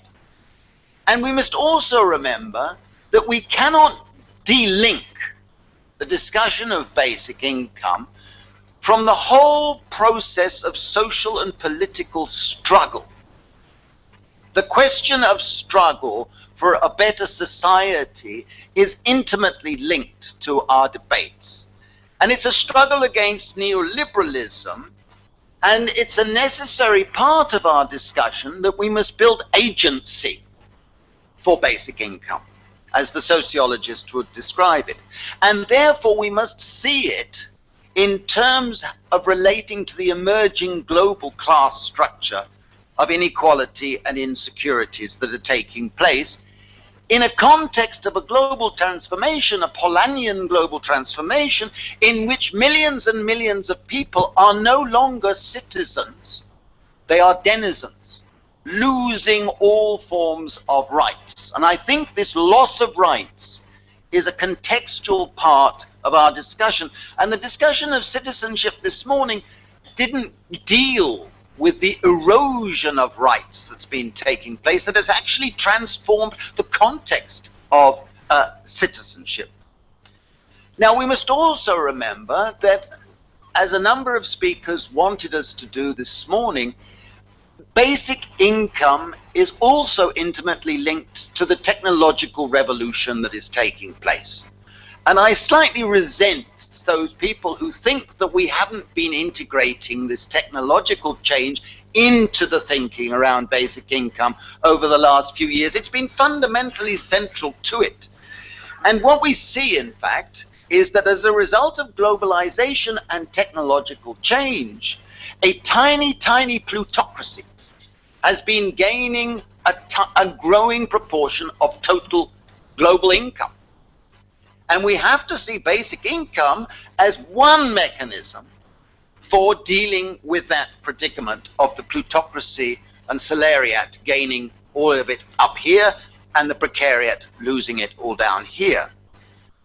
We also must realize that as part of the neoliberal experiment, we have seen a thinning of democracy, a commodification of democracy, which has profoundly altered the context in which the next point I want to make is so fundamental. Because with the thinning of democracy and the systematic dismantling of all institutions of social solidarity, which is central to the neoliberal project, the precariat and others have lost voice. And it's so important to combine a strengthening of basic income with a strengthening of voice. A vulnerable person given a basic income will stay vulnerable the next day unless there is a collective organized capacity to resist and a strength of resilience and bargaining power. So we must be aware of not falling into the trap of presenting basic income as a panacea, a one single policy. It must be part of a broad package of reforms. And that is why the book that's just published today, I've tried to situate basic income as in part of a charter of demands that we need to make. Now, the second point I want to make, and I've got to make it very quickly because Carl will start waving pieces of paper at me, is that I want to make just a small plea to all of us, not to set up, oh good, I've got 10, not to set up too many new structures. I know the temptation always to have new structures to deal with different dimensions. But we all of us have limited organizational energies and limited capacities. So I plead with us to keep to the structure that we have built over the past 28 years of having an umbrella organization and strong national networks. Build strong national networks and be part of a broad family. There are good reasons why we changed bien from the basic income European network to the basic income Earth network in Barcelona in 2004. And I do plead that we should think very carefully before setting up alternative structures. And that leads to my third theme. Pilots. That's what I was asked to talk about, and it's very close to my heart. I must say that pilots, I believe, are a way of legitimizing our agenda. They are powerful, but they have limitations. And unless anybody is thinking of rushing out and doing some pilots, and there are several in the room who have been talking about it, let me warn you in advance, they are damned hard work. I've occupied 8 years of my life, sometimes with nightmares, doing pilots. I may have learned a lot and may have made a lot of mistakes, but they're damned hard work. The Namibia pilot was path-breaking. I won't talk about it, the results. Those of you who wish to see them can see them. They're good for nutrition, good for schooling, good for health, good for women's status, but it had certain limitations because we didn't do a control experiment. We only had one area, but it was path-breaking because we were experimenting. The pilots that we've been doing in India, we've also made mistakes. But we've been providing thousands of people with an unconditional basic income. Each woman, each man has been given the same amount each month. And we have been monitoring the effects by comparing what happened before with what happened during and what happened after they were receiving the basic income, and with other people in other villages who weren't receiving a basic income. But what is unique about this experiment is that we deliberately compared areas where there was a voice, a collective body representing the villagers to ensure that they had bargaining power, with other areas where there was no voice. There was no collective organization. We worked with SEWA, the Self-Employed Women's Association, which is essentially a precariat body. Now, I could emphasize all the results. We've got this draft report.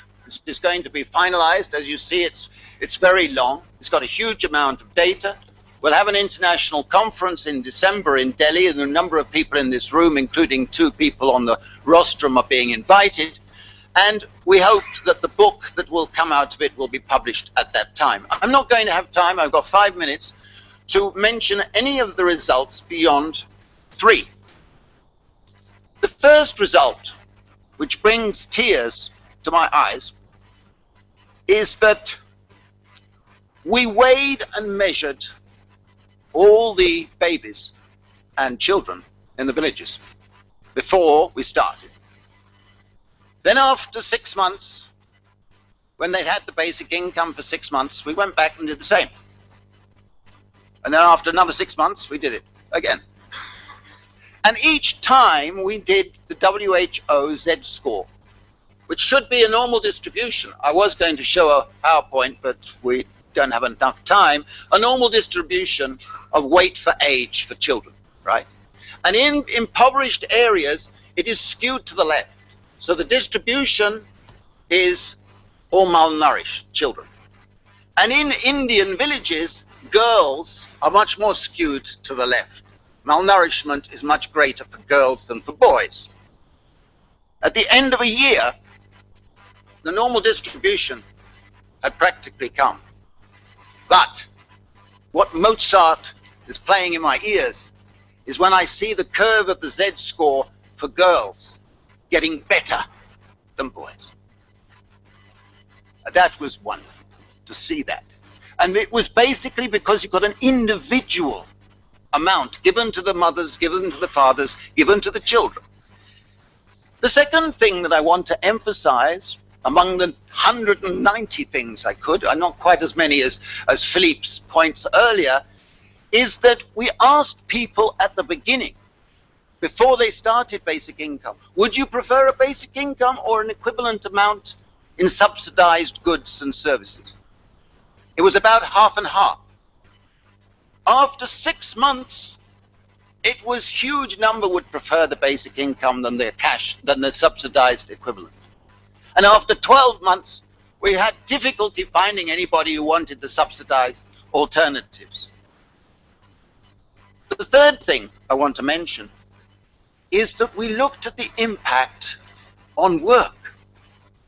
And I plead with you all, I've done it 1,000 times with singularly little effect, is that we must reconceptualize what we mean by work. Labor that you do in a job is not the only form of work. And the great joy about basic income is it would tilt the values towards the values of work, reproductive work, care work, away from resource-using labor. And what we've seen in these villages is a wonderful shift away from casual wage labor to own account work, care work, community work, participation in the life of the villages. There's no reason why what we've observed in India should be any different anywhere else. It's a part of regaining control over time. But there is one remaining puzzle, and I hope Carl will allow me to cite it, because I've never said this in public before, so I wanted to see if I get it right. When we were sitting in the villages, I said to myself, why is it that the effects of a small basic income seem much bigger than the amount we're giving? Why is this?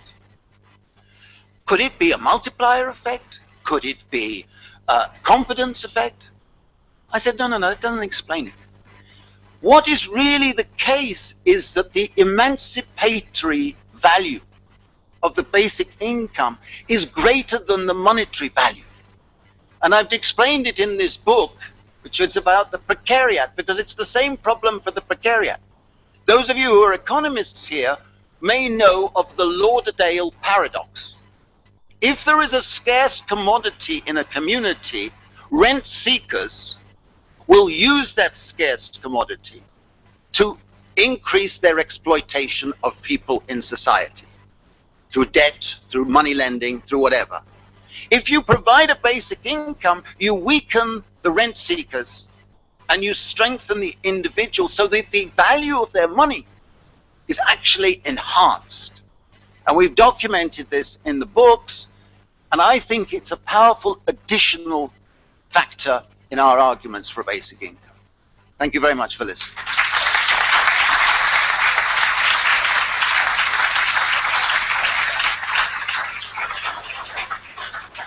Okay, hands up for questions, please. Okay. Let's see.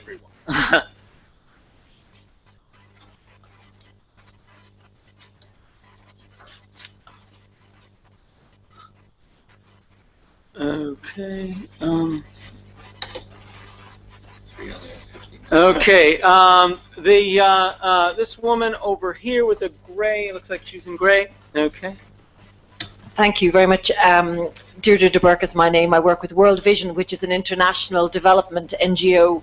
And as an organisation, we're very interested in the idea of a global basic income because we see it as an important mechanism for eliminating extreme poverty.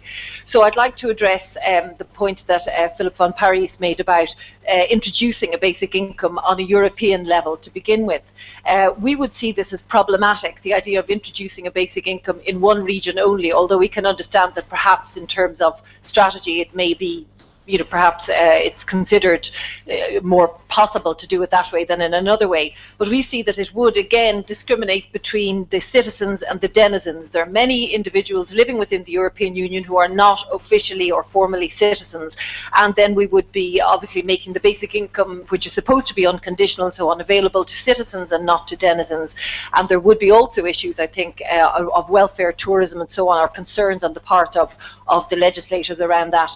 We believe that it's much more realistic to think about introducing a basic income on a global level, and we see the post-2015 framework, which is the successor framework to the Millennium Development Goals, as a unique opportunity to do this. It's a universal and comprehensive framework that's emerging.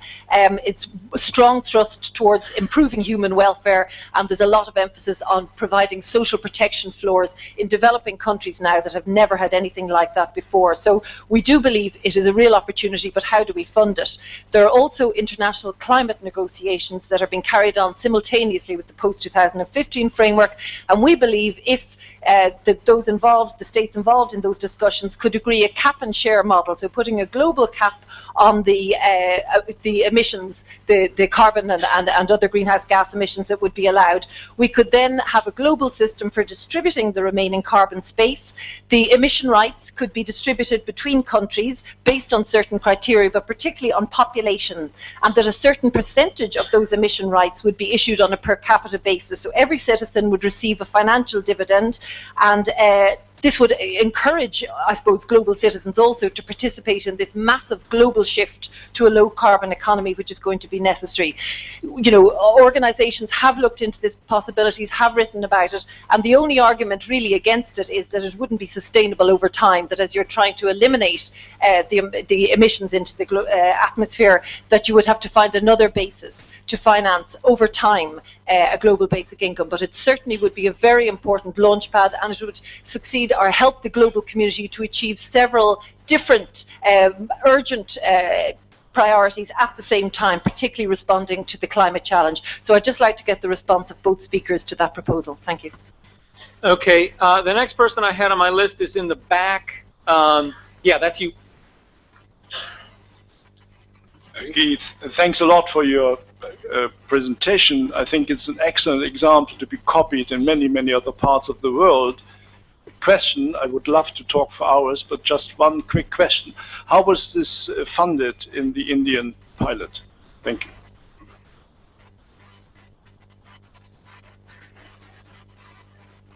Oh, yes. Okay, sorry.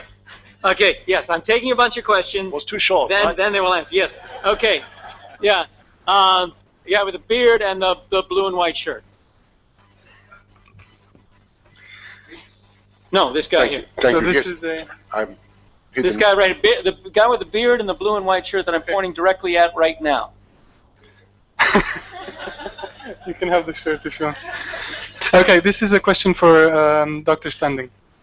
I went to a debate at LSE. It was Professor Deirdre McCloskey, and she's an economist and many other things. And one of her arguments was that we have a way too big focus on improving equality, on making inequality smaller.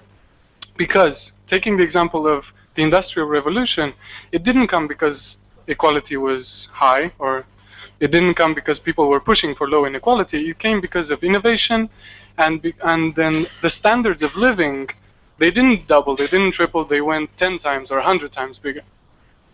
What would you have to say to this when there's a room full of people here militating, using sometimes UBI as a tool, as I've spoken to a few of you, to minimize inequality? Are we cutting options short? I don't know. Okay, the person in the front row in the very center. Yes, thank you. Thank you. I have in the meantime two questions. One short one for Philip van Parijs. Is your voice heard by politicians? That's the question. And the second question is for both of the speakers. Do you think it's possible to make an algorithmic type of schedule that's applicable for all countries all over the world, to make also an algorithmic schedule to make the realization in one country possible? So one scheme for everyone, but different in the outcome for the different nations.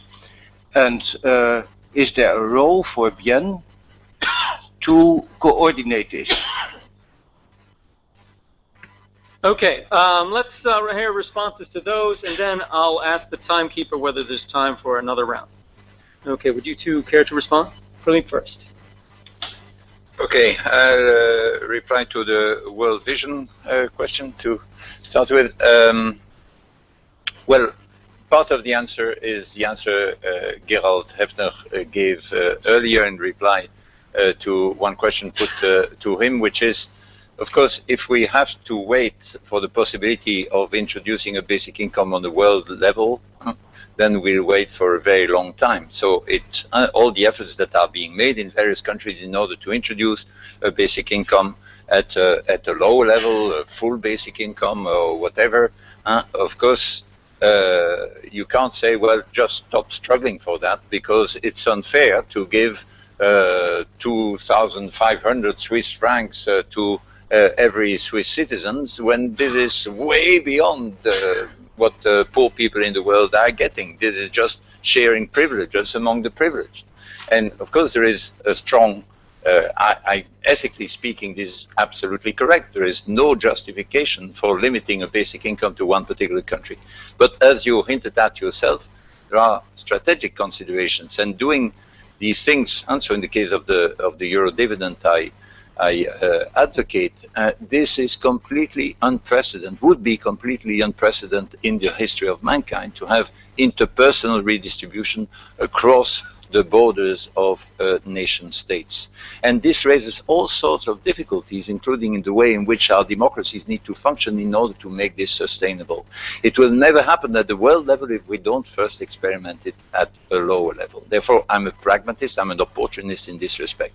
But I couldn't agree more with what you said about the prospect of funding something like a worldwide basic income with the proceeds from a fair distribution of the emission rights. I myself, so in an article I published a few years ago, I defended that proposal to have a basic pension on for older people funded in this way by saying, well, we just have this cap and we just sell these rights to whoever wants to pay for it, and that of course ultimately will be the consumers, and the big consumers directly or indirectly of whatever emits carbon will be the people actually paying, and you use the proceeds in order to fund a basic pension and on the sort of the pattern of the South African pension. It's possible there, administratively, technologically. Why not have it worldwide with a very simple rationale, which is exactly the rationale which was offered by Thomas Paine at the end of the 18th century, saying nature belongs to all of us. Some people appropriate it privately, fine, but they have to pay the true cost for it, and this true cost will then be shared among all. The ability of our atmosphere to absorb our emissions is also something that we all owe, all the 7 billion of us together. And so there's a simple rationale that says it combines efficiency and equity, and that proceeds in this way. In this article, I worked out what it would lead to in terms of the amount and redistribution, rough redistribution. We have to be careful about the age from which we start paying the pension, because if you say 65, you'll end up with a redistribution from Africa to Europe, because the Europeans take such a long time to die compared to Africans, and so you have to calibrate it in such a way that it actually does the fair redistribution on, as Paine puts it, on grounds of justice, not of charity, by saying we all have the right to use this capacity of the atmosphere. We do it very unequally. Well, it's only fair on matters of justice to have a distribution between all. So if you can seize an opportunity on that side, I'm fully with you. And so then more briefly, then I'm not too sure about Adrian's second question. So certainly, I mean, my general what I would gesture towards would be simply that every national situation is specific, and what Bien can do, or other networks can do, is really spread information, spread inspiration, also spread the boldness to act forward without having a single scheme that would be applicable, implementable everywhere, but everywhere we must learn not only from the pilot studies, but also from the real life experiments which are happening on a national scale in some countries, and that can never be transposed as unchanged to other countries. Is this being heard by politicians? Well, you know, John Maynard Keynes, in a famous passage at the end of his general theory, said that if essentially that influence of ideas on politicians don't happen really by whispering in the ears of today's politicians, who are too busy doing all sorts of things, including looking good in the media, etc. And so the real influence which you can have with more or less radical ideas that are strongly rooted in analysis of the facts, but also in a vision of the future, is something that happens slowly, essentially through new generations. One example, which is, sorry? I meant euro dividend. Yeah. So one example, in the case of the euro dividend, I was just invited a week ago to Ghent by Young Run, which is the young section of Someone from Young Groen there? Okay, good.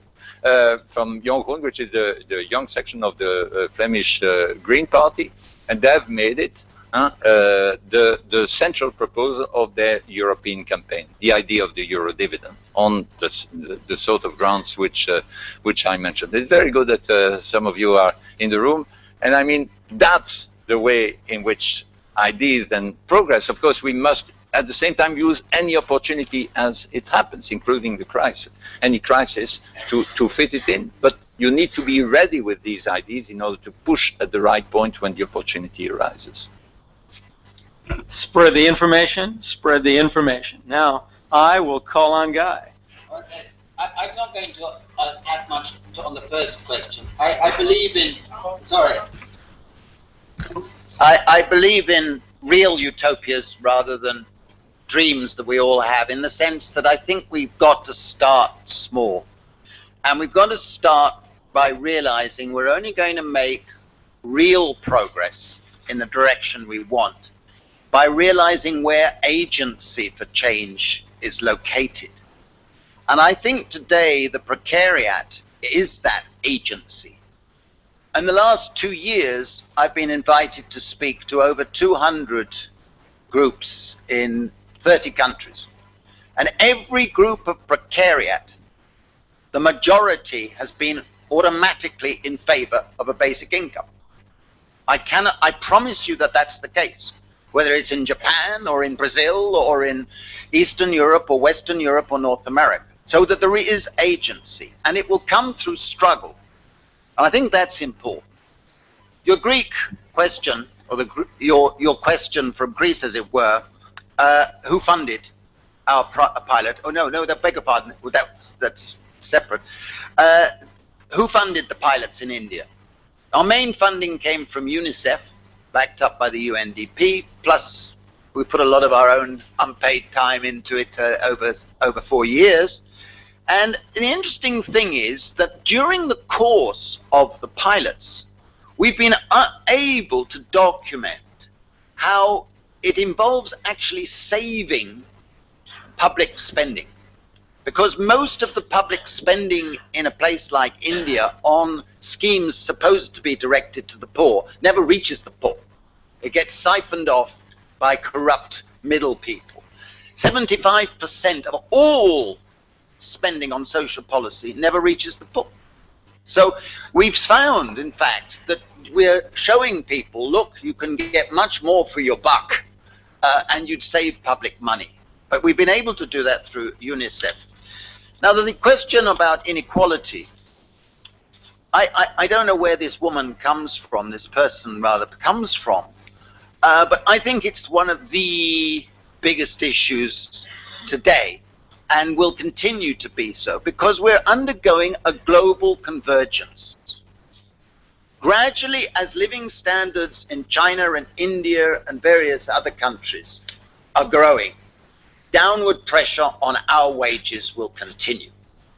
And if anybody thinks that downward pressure on wages is going to stop, they should go back and take a first-year course in economics.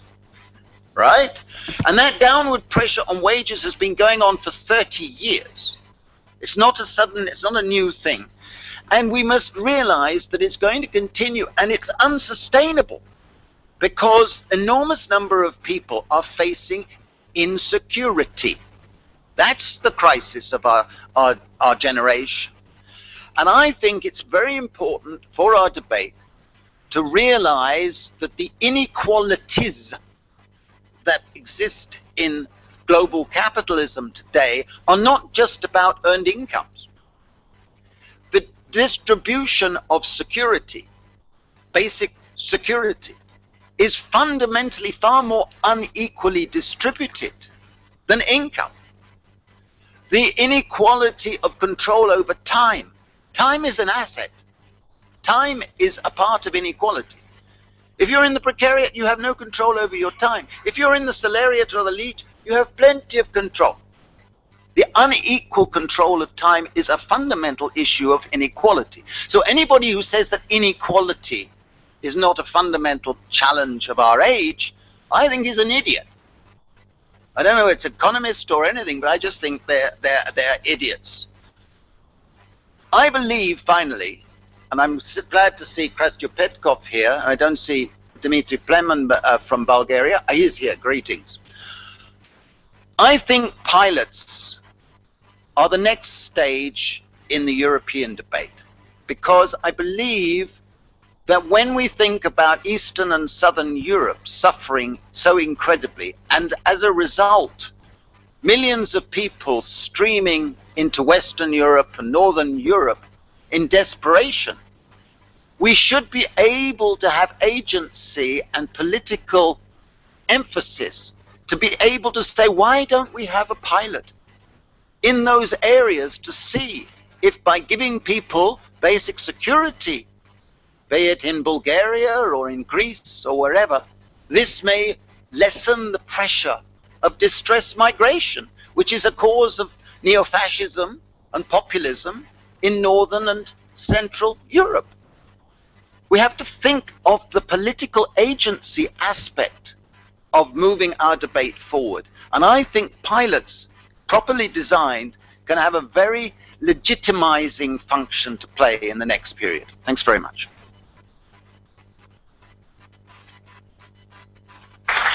Okay, I have to apologize to everyone, but we've ran over. We can't take another round of questions. I have taken down the descriptions of the people who I had a long queue of people, and I've taken down their descriptions.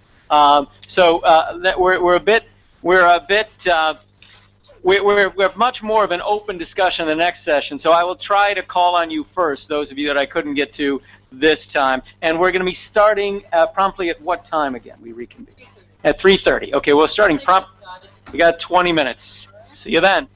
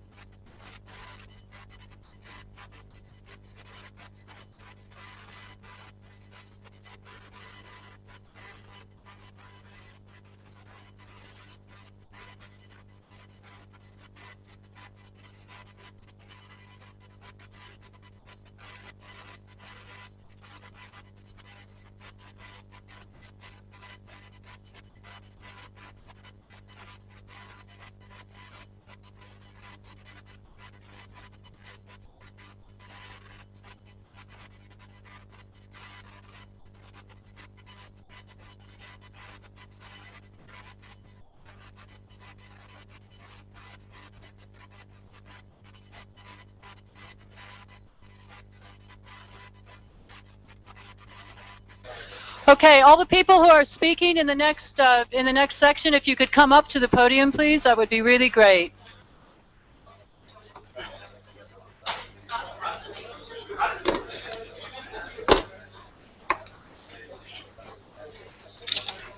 What is this?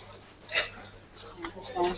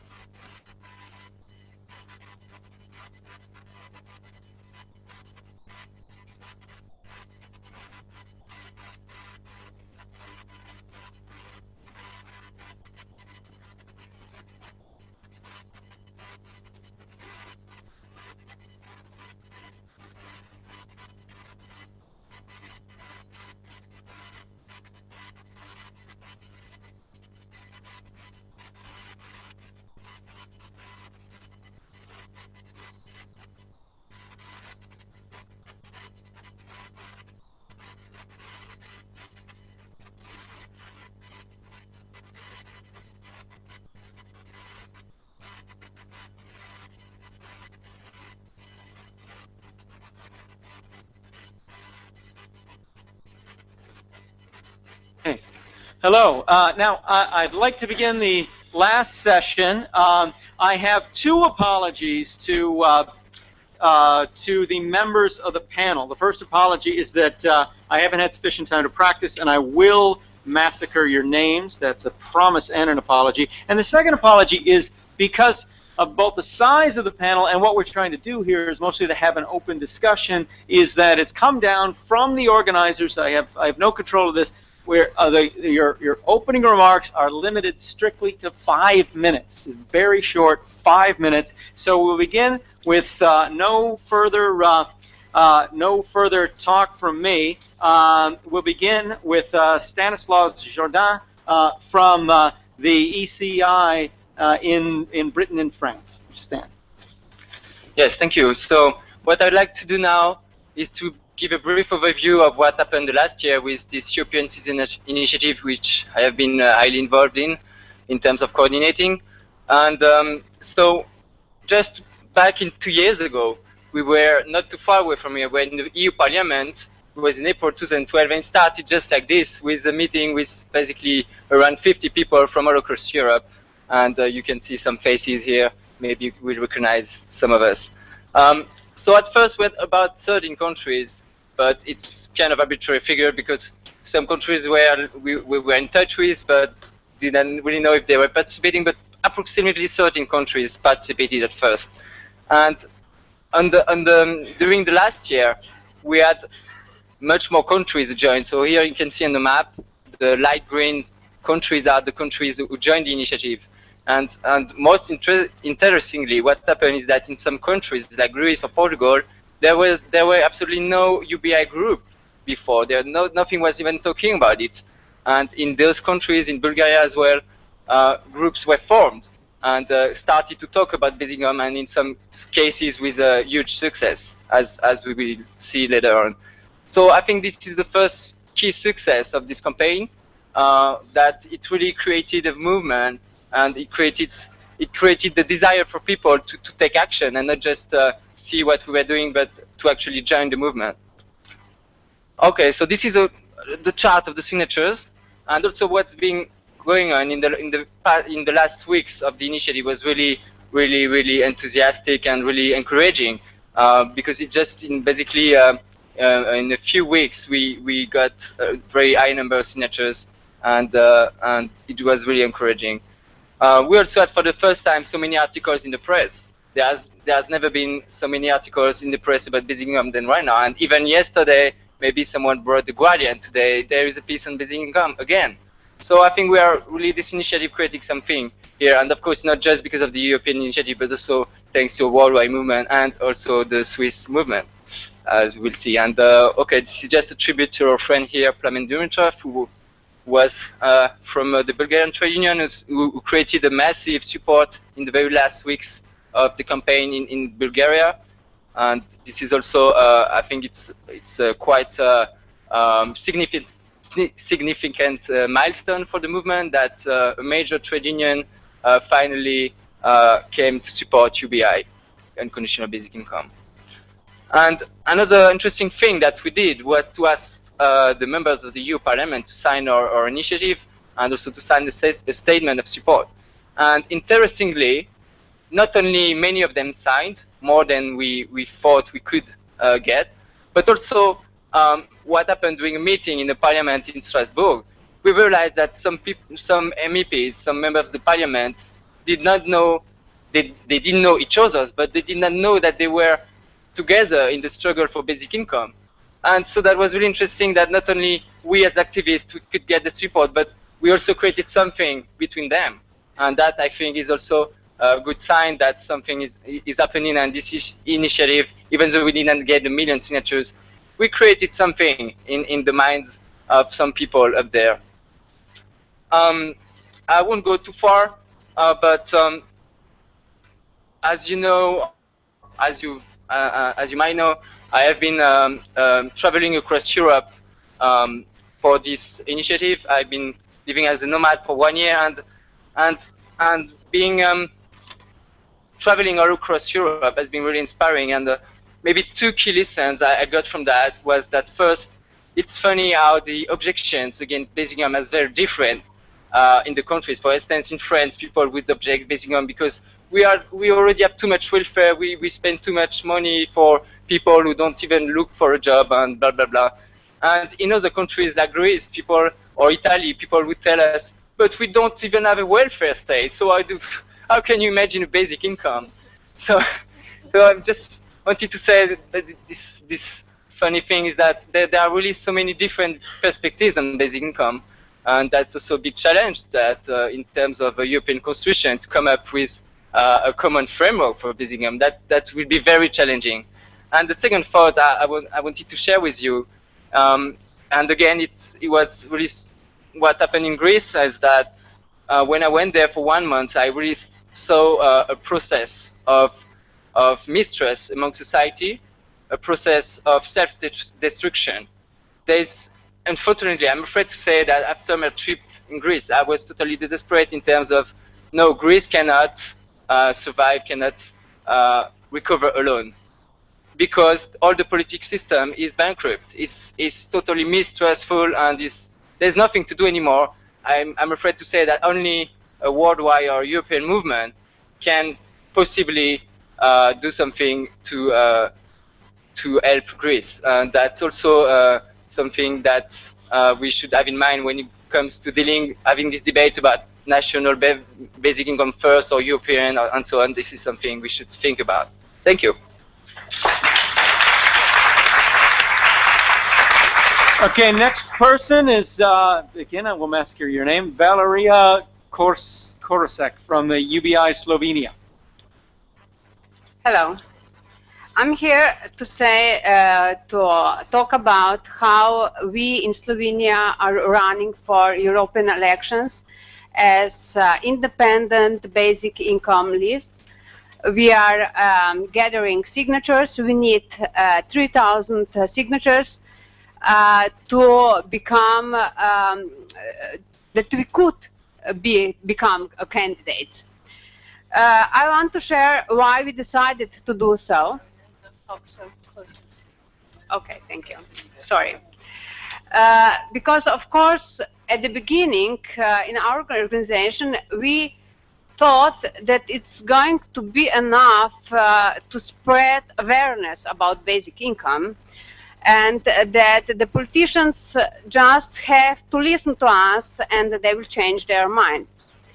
But actually, we succeeded in that a lot, a big time during our campaign. So in the last 14 days of our campaign, our ruling party, our prime minister is in it, decided to include basic income in the coalition program. Well, we were happy.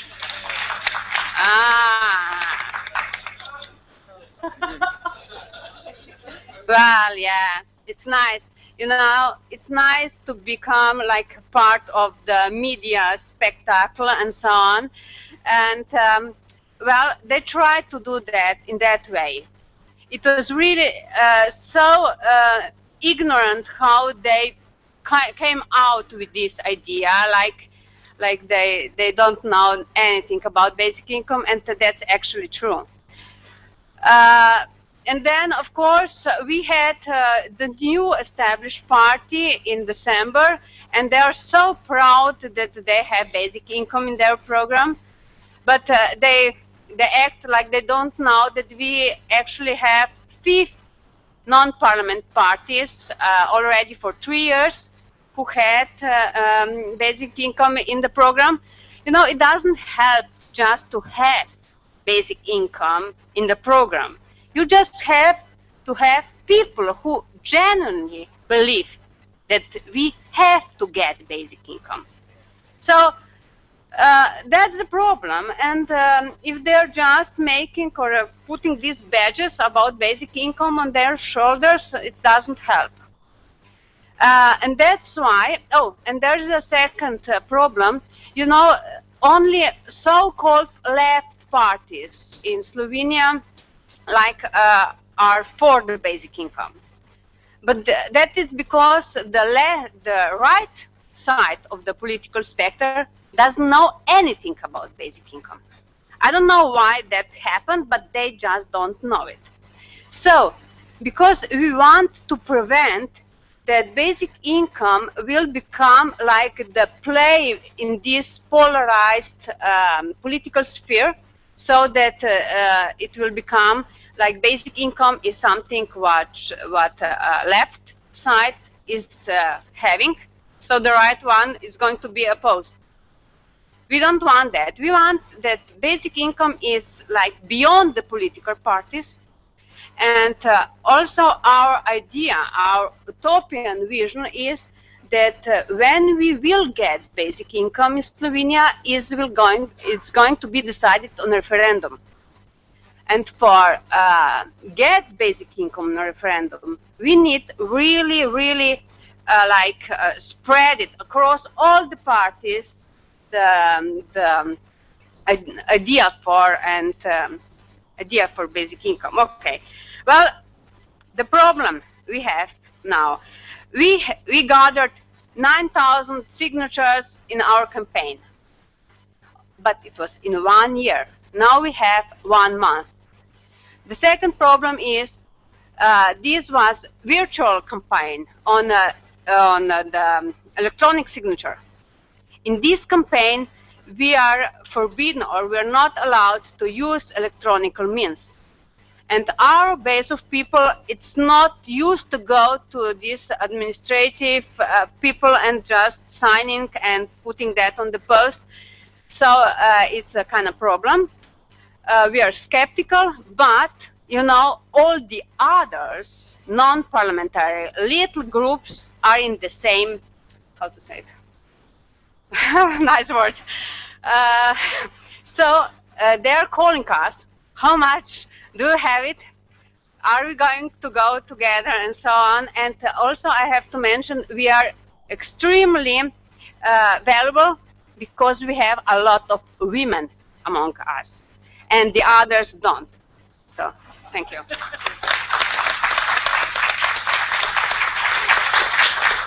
Thank you. Next from UBI Estonia, Vahur Lusalu. From Estonia? Yes. Hello, everybody. I tried to locate my presentation. Just a moment.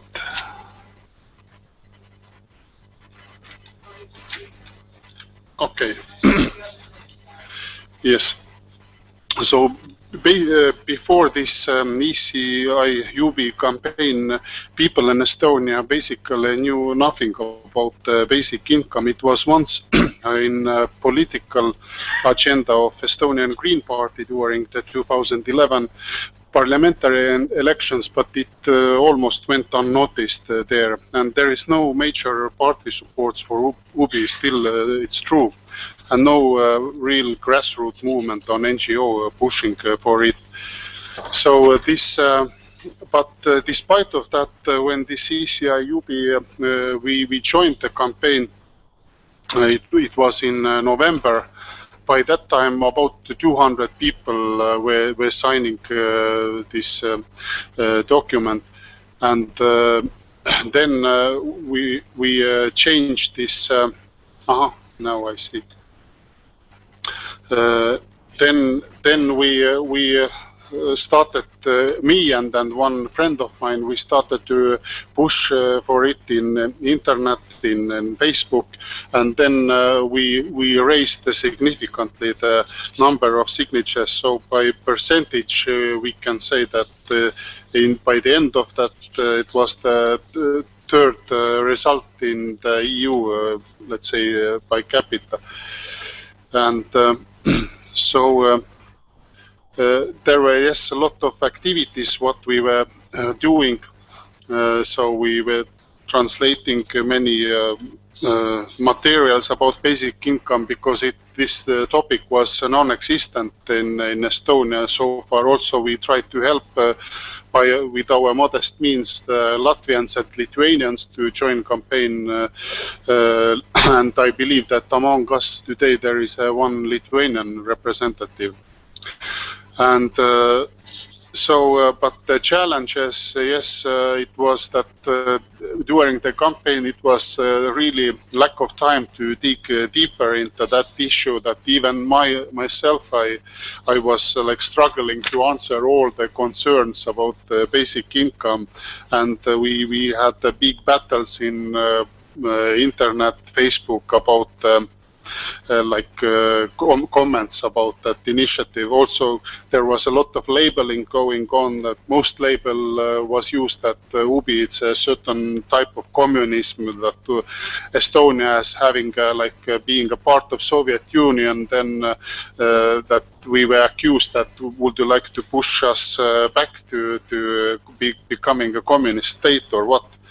Also, there were people who are saying that okay, that what you are pushing for, it's a kind of new world order agenda, that you would like to make us dependent more on state and so on. So it was rather difficult to oppose these criticism. But as time went by, we grew in our convictions, and so we were able to adequately respond on those criticisms. So as yes, I mentioned, end result that more than 4,000 signatures were were collected, and also appearance of the grassroots level movement in Estonia, and also I believe in Lithuania. We still have to work a bit about Latvia to encourage people to also take stance on that. And also the appearance of educated debate about UBIE in Estonia. I believe that now people having more say about that. Also people talk more about poverty more openly and becoming more demanding on government social policy. And then finally, that with us today there is a small group of Russian scholars and students who are representing a new youth policy project. So I hope that this message will also spread to Russia and hopefully to CIS country. At least it would be nice to have more cooperation in that field. So thank you.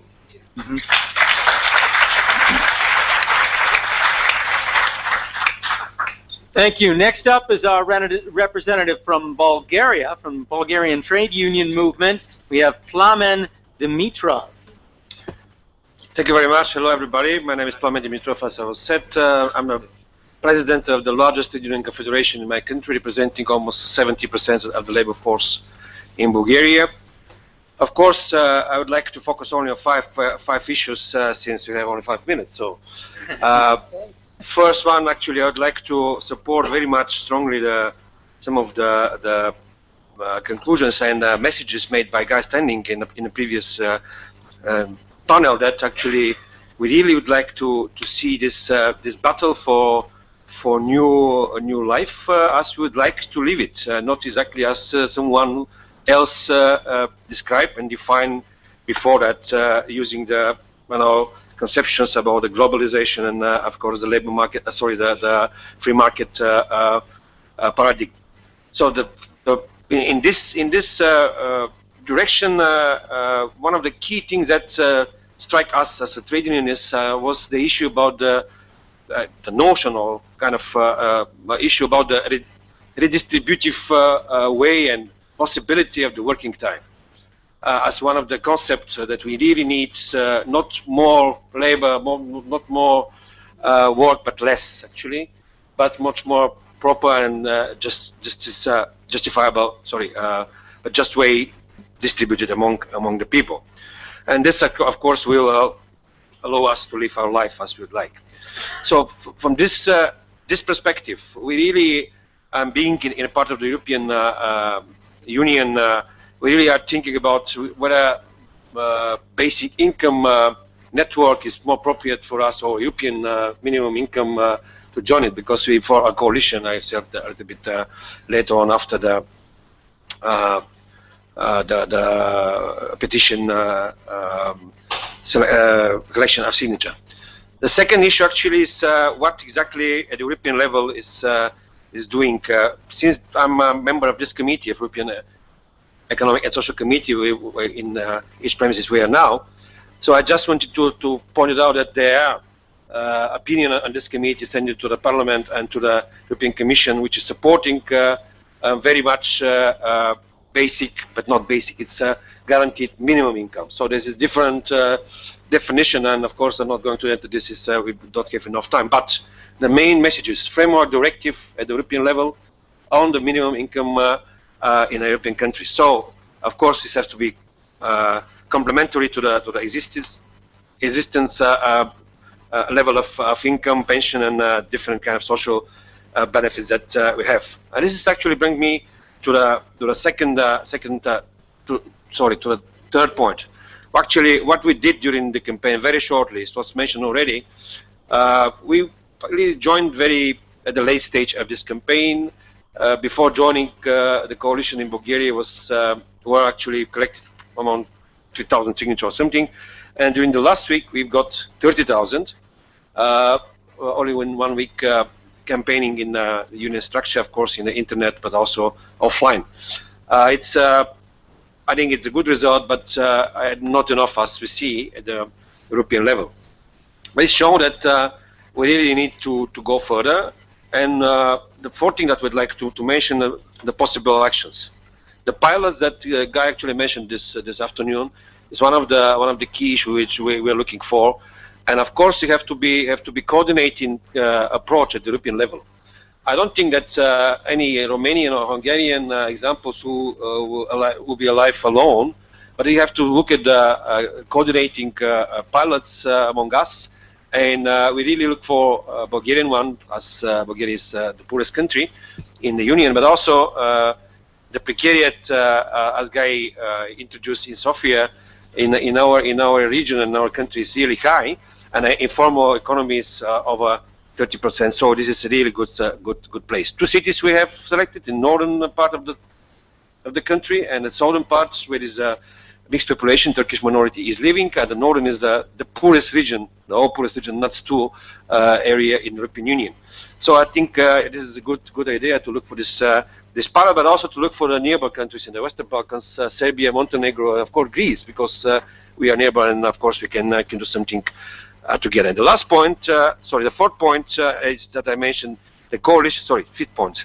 The coalition that I mentioned is going to be formed. We are actually we will prepare among us documents that we're going to sign this week, maybe next week. Trade unions, as I said, Union of Economists, which is chaired by Professor Christoph Petkov, which is here, European Anti-Poverty Network, which is Deputy Vice President is Bulgarian, and of course the Blue Bird Foundation, which was the key engine being part of this network. So we are really looking for further developments. We're going to be part of this, as I said, coordinating efforts at the European level, and to consider that we have contributive and non-contributive schemes about social security, social aids, and we have to consider this when we actually look for pilots in European countries. Thank you.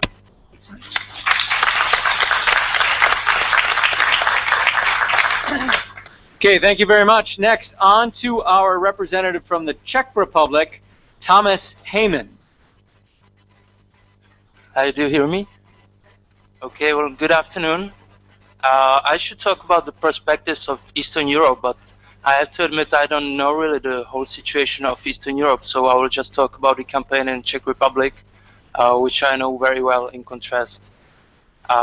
In Czech Republic, we have the idea of universal basic income as a fairly new idea. The first book about basic income was made by two professors, Professor Hrubec and Brabec, 4 years ago. And there was some academic discussion about basic income, but it didn't spread into the public. It was really just between universities. Last summer we started a campaign for European Initiative for Basic Income, and I would say that this thing was the most significant for Czech campaign, that the people didn't know anything about basic income. So what we did was not try to convince them to sign it. Of course, we did this too, but we weren't really able to do that so much because they didn't know about it. So we had to spread the information, what is basic income, and that it makes sense. I think this applies maybe general to Eastern European countries, as our colleague from Estonia said. The people had no idea what is universal basic income. And the first thing to do is to convince them that it's not some populistic idea that, yeah, let's give everybody something and we'll all be happy. But it's really a realistic concept with huge philosophy behind it, and it makes sense. And this was the hardest part for us to do in the campaign. I would say there were like two types of people who signed, and it was the people who needed it, who didn't really care about the philosophy or the idea behind it, but it was the poor people who, when they heard that they can get some money, they agreed to it because they needed the money. And then there was the people who thought about it. But most of the people who thought about this idea rejected it because it was the immediate impression when somebody comes to you and says, this is the idea, you will get some money, you know, everybody will get some money for nothing and we will be all a bit more free than we are now. The people are skeptical about it. It's also because of the political environment in Czech Republic. And I'm not sure if this applies to all Eastern European countries, but this conservative environment in Czech politics or Czech political environment is really it really makes the campaign difficult, because people don't want, generally the people don't want to experiment and implement new ideas. They just care about, if you look in the Czech media, you know, there's usually just discussion about corruption or those practical things in politics, you know, scandals. But there is no discussion about new ideas or where the democracy should be heading. I believe it has also connection with the ex-communist status of our country, that we are still far behind Western Europe, and people usually care just about ideas that were applied in Germany like 10 years ago and they are working. So they say, okay, well, now we can do it too. If it works in Germany, it's going to be okay in Czech Republic too. You know, it sounds like a joke, but it's real thing. So when you tell them about this new experimental idea they never heard about, they are skeptical about it. So I believe what we have to do is in Eastern Europe is try to tell the people what it is and let them think about it and let them decide for themselves if it's a good idea or not. And there's a paper. Okay, I got 1 minute left. So before it could be widespread in Eastern Europe, I believe it has to be discussed, and I think that's the breaking point between Eastern and Western Europe. In Germany or in Belgium or in Netherlands, it has been discussed for, I don't know, 10, 20 years, and 28 years, you know. So now we have to start and do it in a bit of a rush, but I believe it will take some time to make the people generally aware of this idea, and even more generally to make them aware that democracy is not just about free market and elections, but it's also about thinking where we will head and where our society will head. So that's all I have to say. Thank you very much.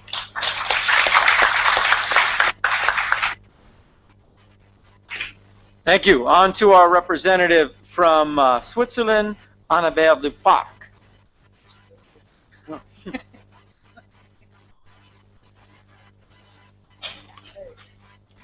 Everybody. Hello. So I will show you some pictures and present you the campaign we've been leading last year in Switzerland. So in Switzerland we have a special thing which is called direct democracy, and it allows people to launch popular initiatives. And so if we can decide to propose a law to modify the constitution. So that was what was done in Switzerland, and so it began in 2012.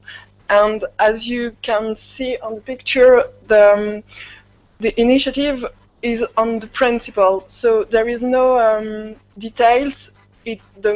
The amount is not mentioned, but what is considered important is that this basic income must allow people to live on it and to have a dignified life. So here was the feast. And so it was a lot of work in the streets because we couldn't gather signatures online, which was maybe a chance. We were lucky because I think that going into the streets is a good thing to meet people and to make basic income more visible. Because when you work only online, you don't really know how much people you touch and how much signatures you will have. So we could know how many signatures we had regularly, and we could change also our strategies to collect signatures, because at first we thought that online work would gather a lot of signatures, but it wasn't the case. So you can see what it looks like to be in the street when it rains, also with the snow, and also in a bubble. And so we had some actions really to to gather a lot of signatures. So, for example, this one was with 100 people engaging themselves to collect 100 signatures, so that at one point we know that we have this 10,000 signatures because we had to collect 100. Haven't, yes. So the 100 people, they did it. The signatures, yes. Yes, this one was another action so that we would collect 30,000 signatures and everyone could take a packet, I don't know, a pack, yes, a pack of signatures. So I could say I will collect 1,000 or only 50, and everybody could choose and engage to do that. And so it allowed us to collect a lot of signatures. And we were at 1 year after the launch of the initiative, we had almost collected all we needed. So, and here was a very special day. We did a challenge day in the whole country, and this day was 3,000 signatures. So I will accelerate a bit. Yes, this is the end. When we had the signatures in the council, in the federal council, and maybe some of you have seen this video with the 8 million coins dumped in front of the federal parliament. So that it was very good advertisement, it was. I think a very beautiful day.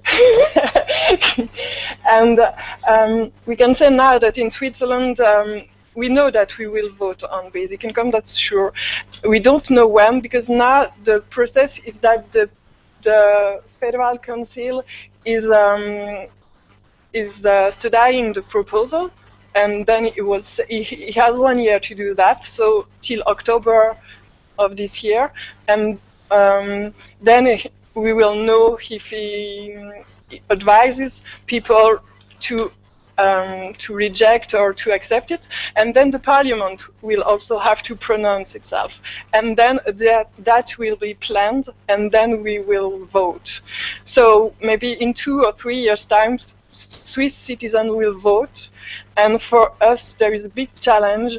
And this big challenge is to have a very good communication, mass information, so that everyone in Switzerland can hear about basic income. I think it's a real challenge, and maybe it's the challenge of everyone here to touch basic people and to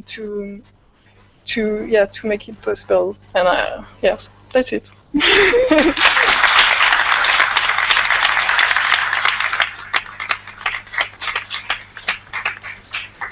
Okay, next to our representative from the north in Winterfell, Sweden, Lena Stark. Hello. Hello. Thank you. Yes, I'm going to speak about the context of advanced welfare countries. And I assume that a lot of you think that Sweden and other Nordic countries are, but we aren't anymore. We're still welfare countries, but nothing compared to what we used to be. And I think that's really, really sad. It started slow. We started to sell out welfare, started to sell out schools, and then it's just gone faster and faster and faster.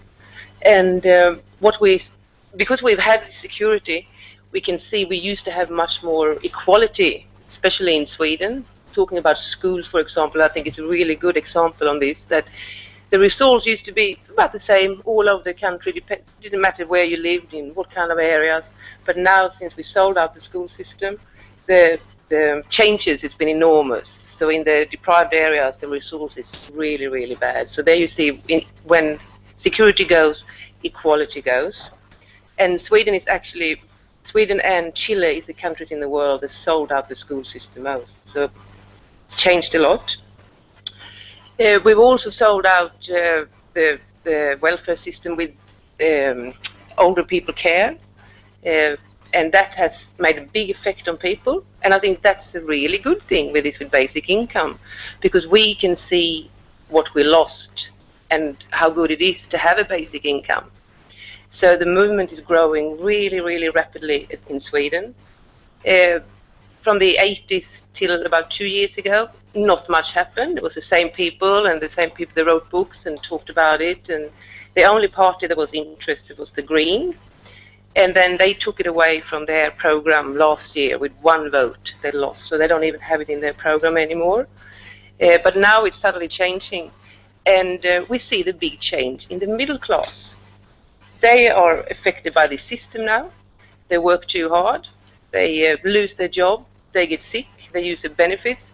And they are people that have a voice. So when it reaches this group of people that can talk for themselves, it's coming up on the agenda. So we even have something we call the middle class revolution. People want to pay more tax. They go out in debates and want to do that. We want to have a good system. We want to have a social security for everyone. And I think that's a really good thing. It shows that we are good. Everyone has this good, we are good people and we want to do right. And we want everyone in the country to follow this, to be able to have a good life. So I see that as the advantage. You have to go down the whole system before it can start to change people, so people can speak out. And before, when it was just the people with no voice that got affected, no one really listened to them.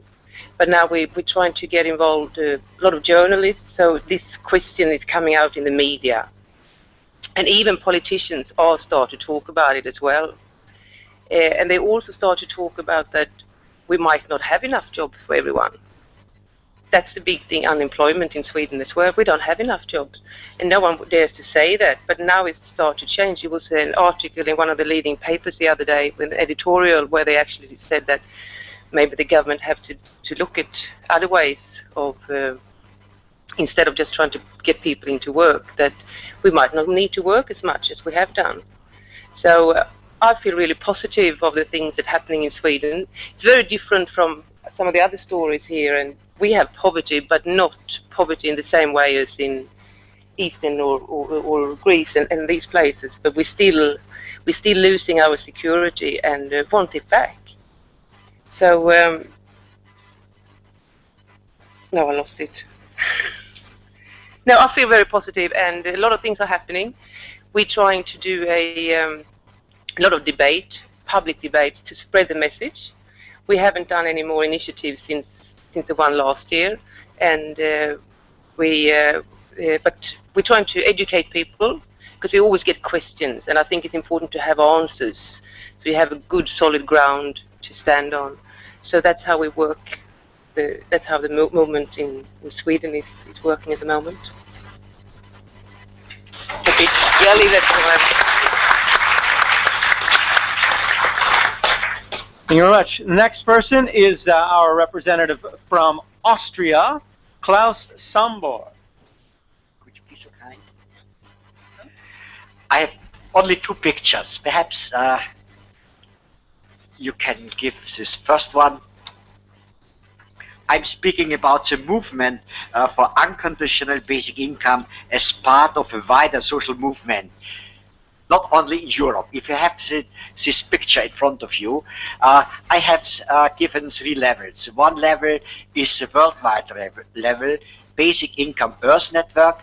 Then I have given a continental level, and I've called Unconditional Basic Income Europe.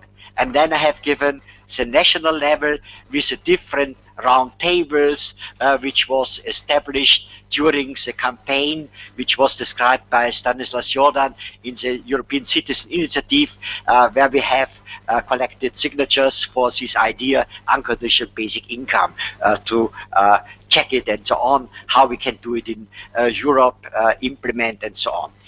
And in this picture, you see certainly the structure of national groups must not be called a round table as it was called in Austria. It could be in any other kind of platform. But what I want to show with this picture is what we want to achieve.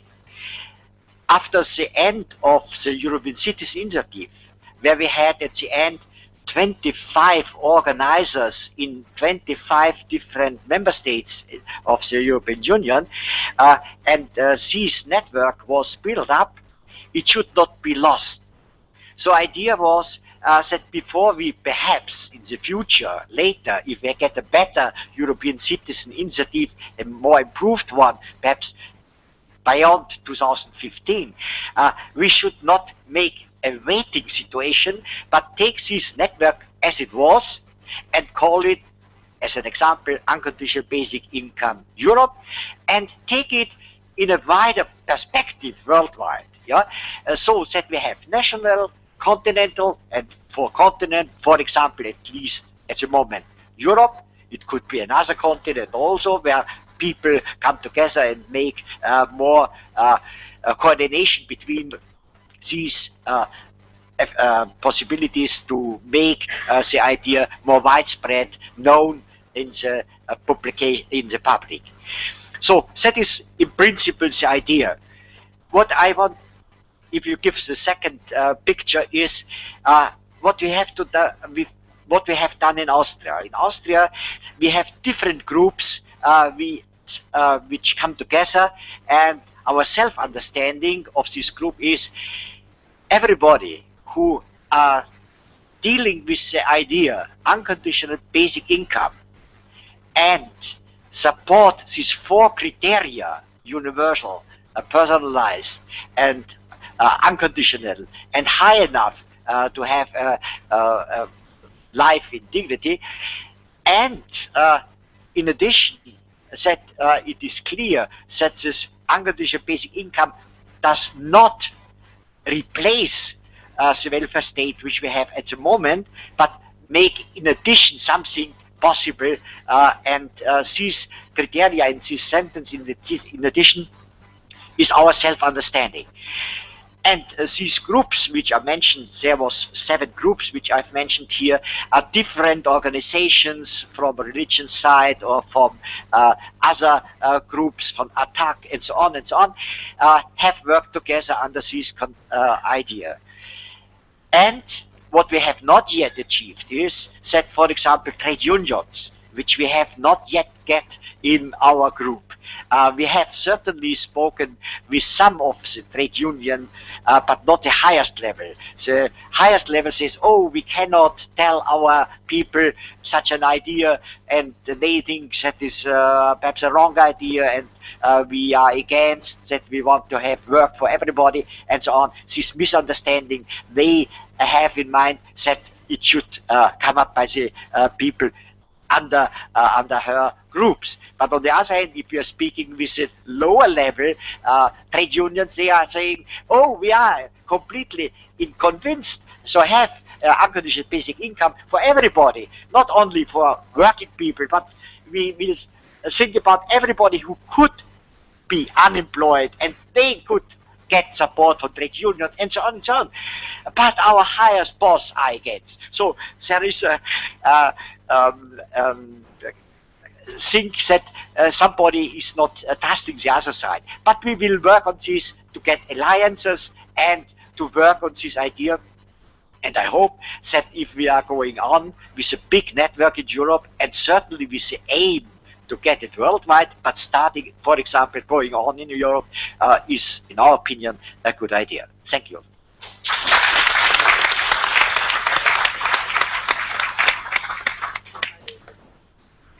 Thank you very much. Now, on to our representative from Romania, Mahalia Marisi. Thank you. Good evening. My speaking notes are about innovation in politics and in social fields, but I feel the need to explain a little bit about the campaign we ran last year. Romanian Open Society Abroad, being abroad, had not many resources to run the campaign in Romania itself, but our main target was Romanian citizens living abroad, which you may already know they consist in considerable numbers in Italy, in Spain, not so many in the northern countries, but we hoped that with this target we will reach our threshold of 25,000. unfortunately, we managed just 16% of this, but from this process, we learned that the Romanians, most of them take it as a joke. The idea itself seems, initially they ask you if you joke with them. Then the main two questions arising from our efforts to convince our target group, the questions were how you finance it and why should we work for the poor people to get some money, for the lazy people to get the basic income. So the fear of working class maintaining the lazy class, and the fear of utopic ideal about some finances that don't actually exist. From our perspective, we did understand the attitudes because the collective mind is set up in a different way than the Eastern Europe is. Collective mind is set up in a completely different way than Western Europe.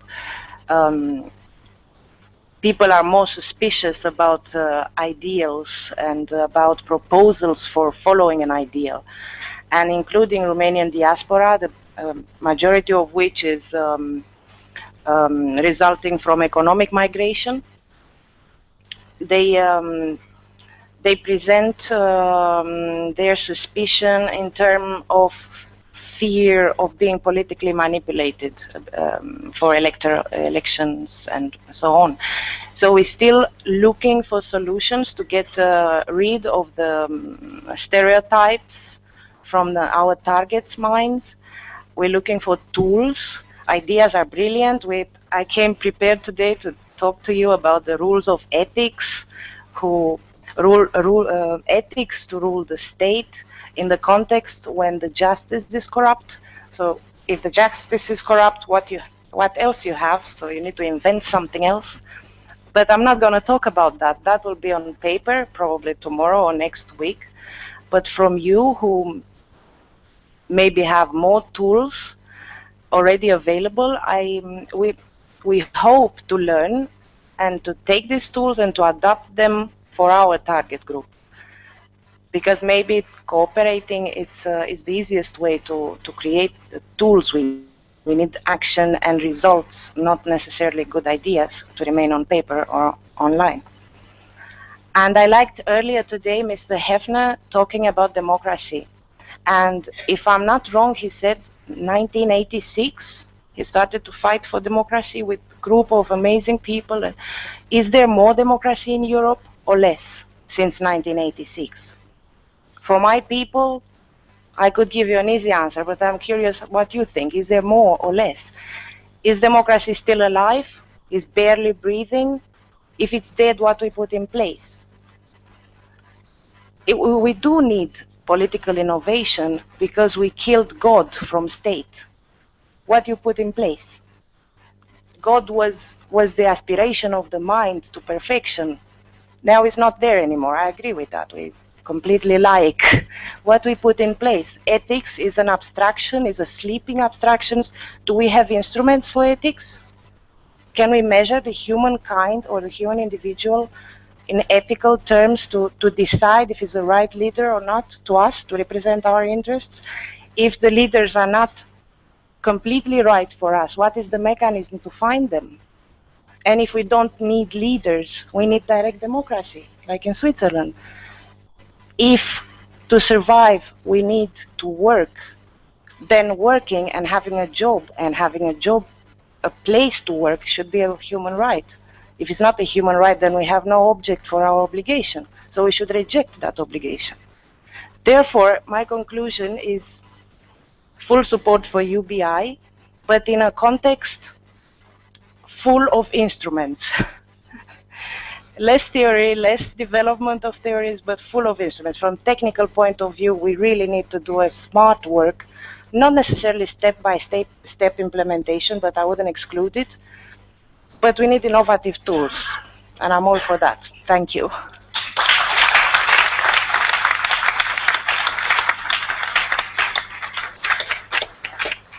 Okay, we have one more speaker on the panel who we didn't get confirmation soon enough to include in the program.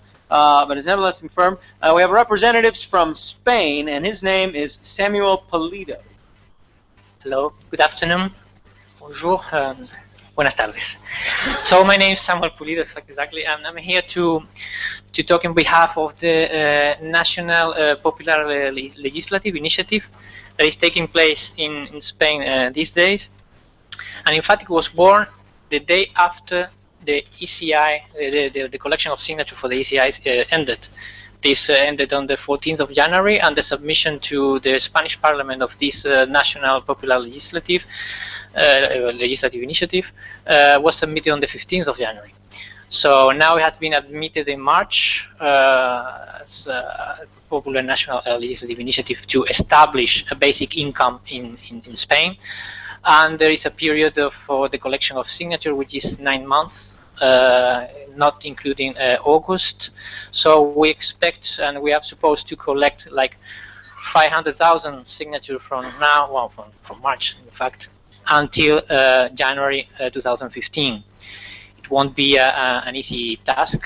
We're still pending that we are given the right to for digital signature for the collection of signatures, and we know that it will be very complicated. We have the experience of the ECI last year. We didn't manage to get the support of big traditional institutions. I'm talking about political parties or traditional trade unions in the country, but the movement and the interest for basic income increased significantly during the last year. And in fact, it has something to do with two things. First of all, the economic situation in Spain that has worsened since the outbreak of the economic crisis, and the imposition of austerity measures and structural reform measures. Now we are in a situation where more than 25% of the workforce is unemployed, where we have more than 2.3 million unemployed people who lost their job more than 2 years before, long-term unemployed, more 2.3 million people in Spain. We also have 1.8 million households with no income at all, where their members doesn't receive income at all. So, well, no, I'm going to correct. Where 1.8 million households where nobody has a job, of which 700,000 households where all the members don't receive any kind of income. So these are the correct figures. So this is the context where this initiative is taking place. A significant worsening of the economic situation, and also what Guy Standing commented before, and that was very interesting when he spoke about the precariat and the political struggle of the precariat, because this is the case in Spain. In fact, apart from the academia, the work of people like Daniel Raventós, or I think David Casas spoke this morning as well.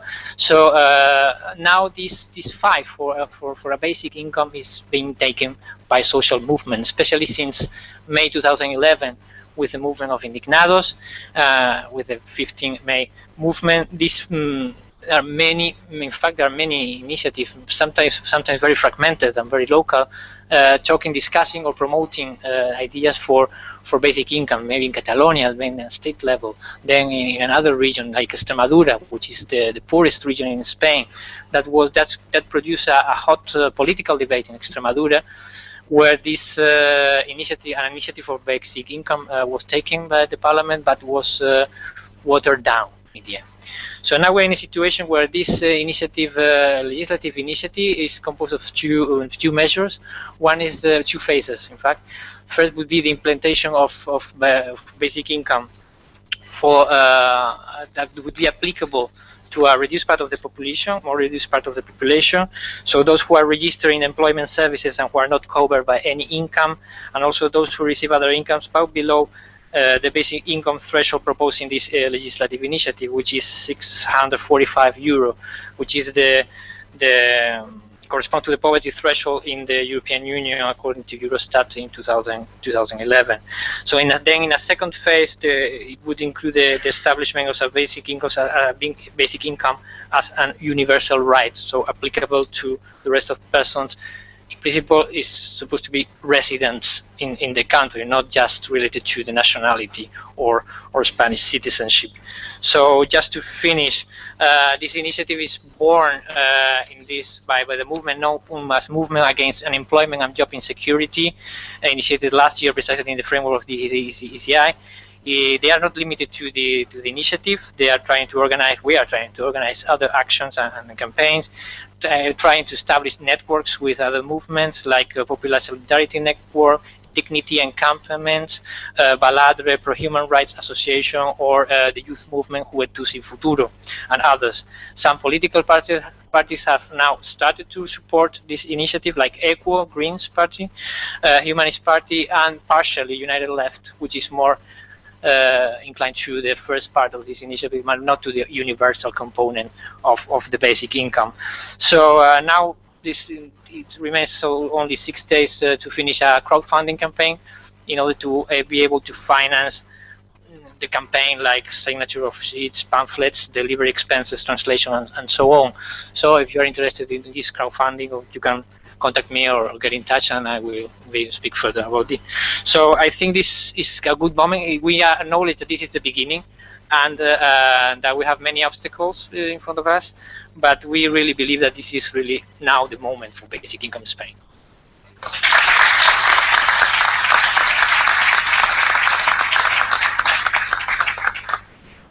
All right, thank you very much. Now we have a good hour or so for discussion. I'd like to get some good discussion going. So I'll ask people to raise their hand. I think what I'm going to do is I will take them in groups of 3. But first, I want to get a big queue of people who want to speak. If you meet the description of someone who was waiting to speak last time that I managed to take, I will try to favor you. But also, I'd ask. The men have been sort of dominating the discussion, so if women would like to raise your hands, I especially encourage you. I will maybe okay. Now, okay. So while the first person is speaking, the woman in green, let me get everybody else's hands up so that I can so that I can build a queue while she's talking. Woman in green. Yes. Hands up so I can. I'm a citizen from France, Angelica Gross. I just want to reply to Michaela, and I think it's very interesting that you talked about God. I was just thinking about this also. I think it represents a vertical principle. So, and this is a very traditional principle, and I think this principle makes that there is always a kind of surenchère, I don't know how do you say, and I think if you, and it organizes a kind of society, a kind of thinking, and I think if we want to promote UBIE, we need to think in horizontal terms, and we should make it clear. I think we should not go into religious discussions and like saying stuff like that, but make it clear. Well, that's all what I want to say. Okay. Okay. Next up, I have this person with the red hair in the back row.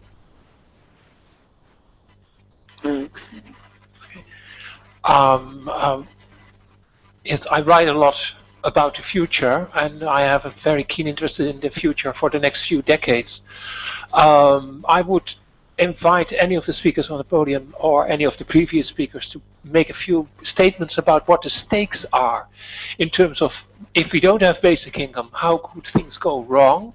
And if we do have basic income, if we get some sort of traction towards basic income in the next, well, years, decade, what would be the benefits? What would really go right compared to how things are going right now?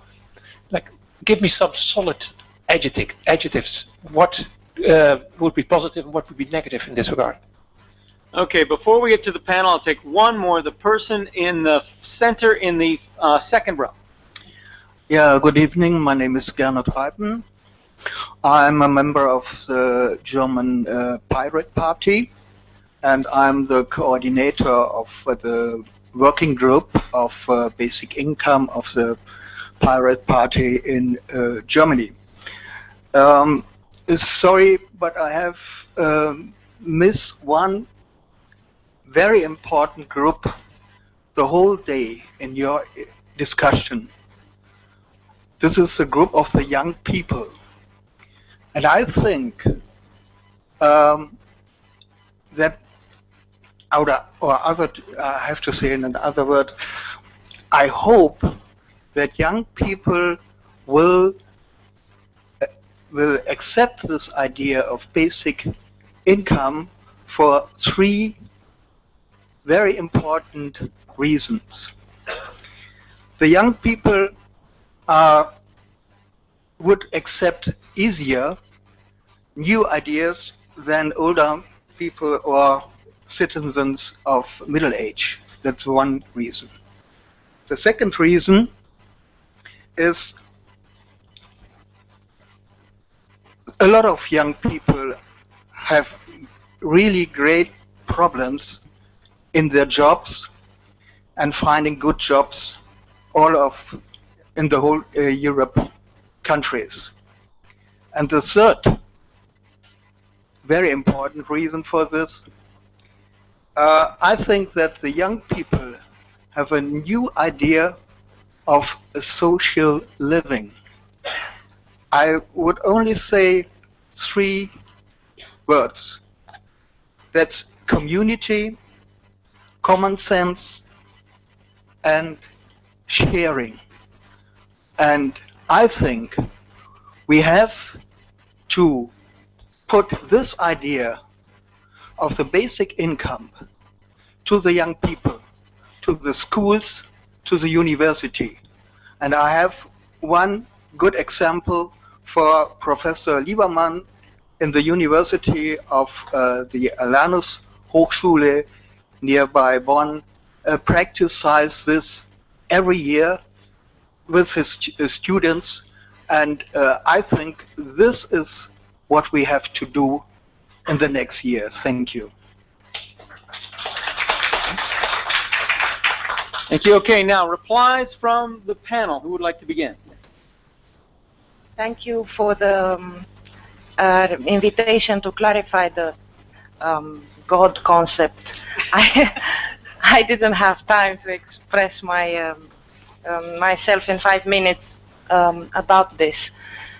The idea was about, the main idea was about the accepted term of ethics. And now that you brought it to more religious, I didn't even have in mind religion, but bringing it in, religion has ritual and instruments, ethics don't. And my invitation was to build tools and instruments for ethical ritual in the state, in a new structure of the state, in political practice, in social practice, in economic practice. Since the human mind should enjoy freedom of thinking and freedom of creation in the absence of corruption and poverty, poverty is more technical, but we depend on it, more or less.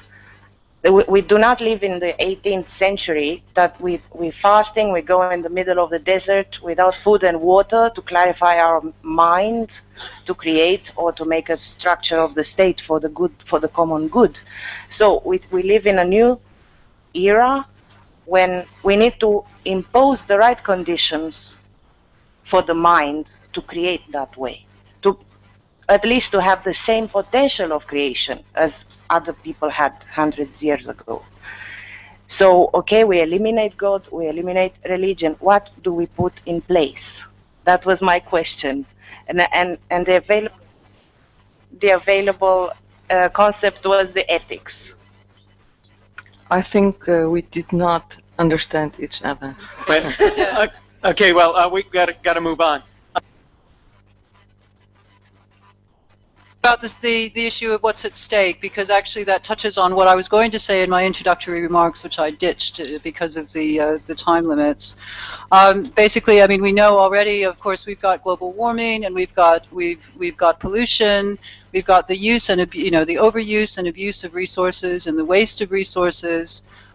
We have poverty. We have rape and domestic violence happening on a absolutely phenomenal scale. I mean, as somebody who came from the feminist movement, to see things happening the way they are at the moment, and young women having to deal with what they're dealing with I'm just shocked, basically.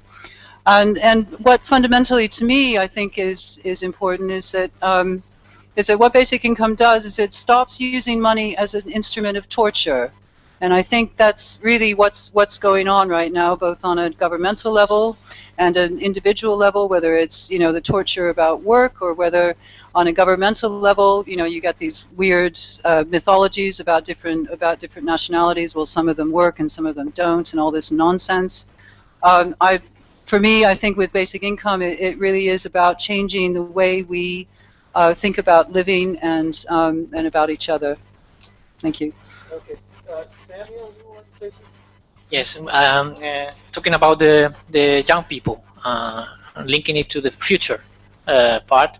In fact, as I have mentioned, in Spain, the debate on basic income right now is strongly linked to social movements, which are basically mostly composed by young people. In fact, most activists are very young, and in fact, or many of them at least.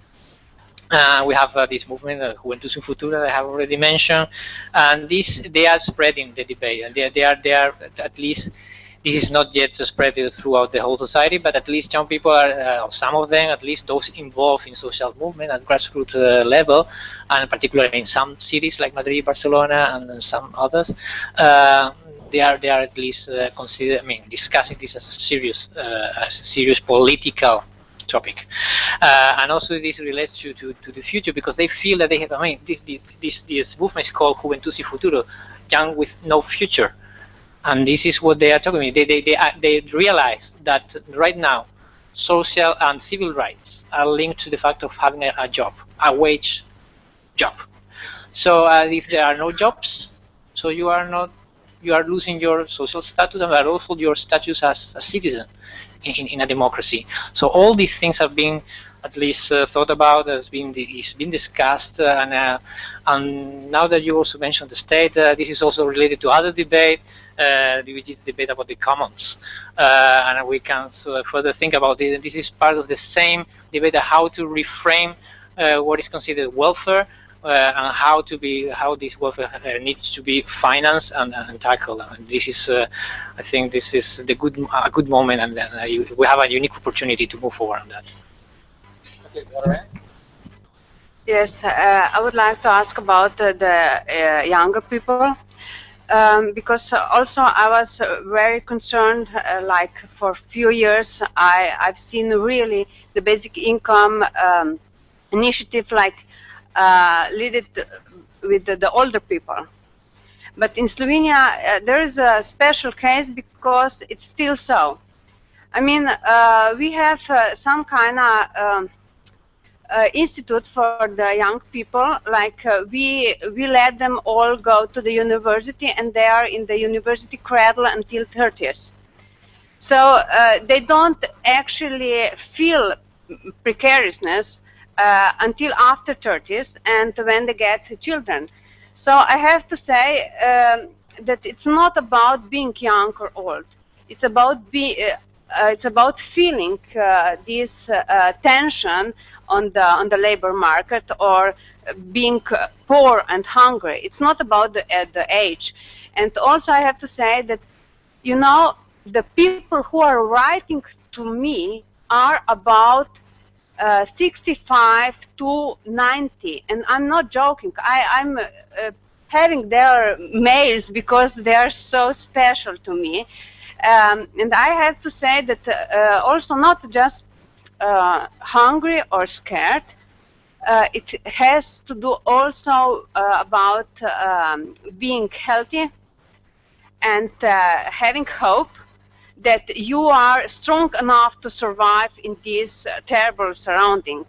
And I have to say also, I don't like to sound feminist, but you see, the men are usually longer, healthier than women, so they change their mind about basic income later in life. So that's my point as well. Thank you. Okay, Lena, and then let's go back to the floor. Yes, it was this question about the good things, the positive things with basic income. And of course it's positive that we're all going to live a better life and security, but I think it's really interesting to think what will happen to us as people when we have this security, how we will grow and how we can do things we don't have time to do now. And I think that's a lot of people politicians are scared for that, because then we have time to get involved in politics and changes. And I think amazing things can happen when we are free to do good things. So, and we don't know yet, and I think that's really exciting. What can be there? Okay. Okay, back to the floor. I have a question here for the man with the black shirt. Bonjour, micro. Goeiedag. Hello, I'm Andalus here. So 14 years ago, I spread the idea to do something else in the world, and I did start many initiatives. And the unconditional basic income is one of them, and I'm very happy to see such powerful group of people working for this idea. So yes, I was also in the Indianados, that's why I have long hair, and I have almost the same face. Okay, one of our these anyway. But we have writers here, and we have militants, we have people who are very strong in all kinds of things. There are people who are specialized to gather signatures, there are people specialized in organizing people together. And so you need a strategy. You need a strategy, and you have to bind all your informations into a site. And I'm sure if you bind all forces, you will find a solution, because humanity needs a solution, and I will explain why. The next future, in 10 years, I see a very terrible future for Earth if we do not take in hands the social values of our society. And one of them is, when you see the labor done by machines and robots, and soon by artificial intelligence and deep learning techniques, they try to mimic the brain of a human being, and sooner or later factories, companies will replace humans by robots. And yes, you see those movies like The Matrix. Yes, you do see movies like THX 1136. You have to see that movie, very good one of George Lucas. And there are many other movies like Avatar, also inspired from people who do have concerns about Earth, and they want a change. And the change will not come from the people who are in force or who are in the place, because very often the leaders are those who have the money, who are the most shiny ones, who can talk very well, you know. But the real leaders of society are those who are making books, inspiring people, pushing people forward, and then you have organizations. So you cannot defend the system without a strategy, you cannot defend it without organization, and you cannot defend it without the people. So you need to go to the people and first of all inform them about the basic income. They will not accept this because everyone is full of fear. They are fear about their future, they have fear about their children, and everyone has fear. So you have to tackle the fear. And you know, in the East-European countries, they have fear about the communism, because the communism, you know, about belief, Jesus was a communist, but he was one of the biggest communists. I think God is even a bigger communist, and of course you can say, God, I don't like him, you know, but I know deep inside we all want the best for our children and the best for us and everyone actually.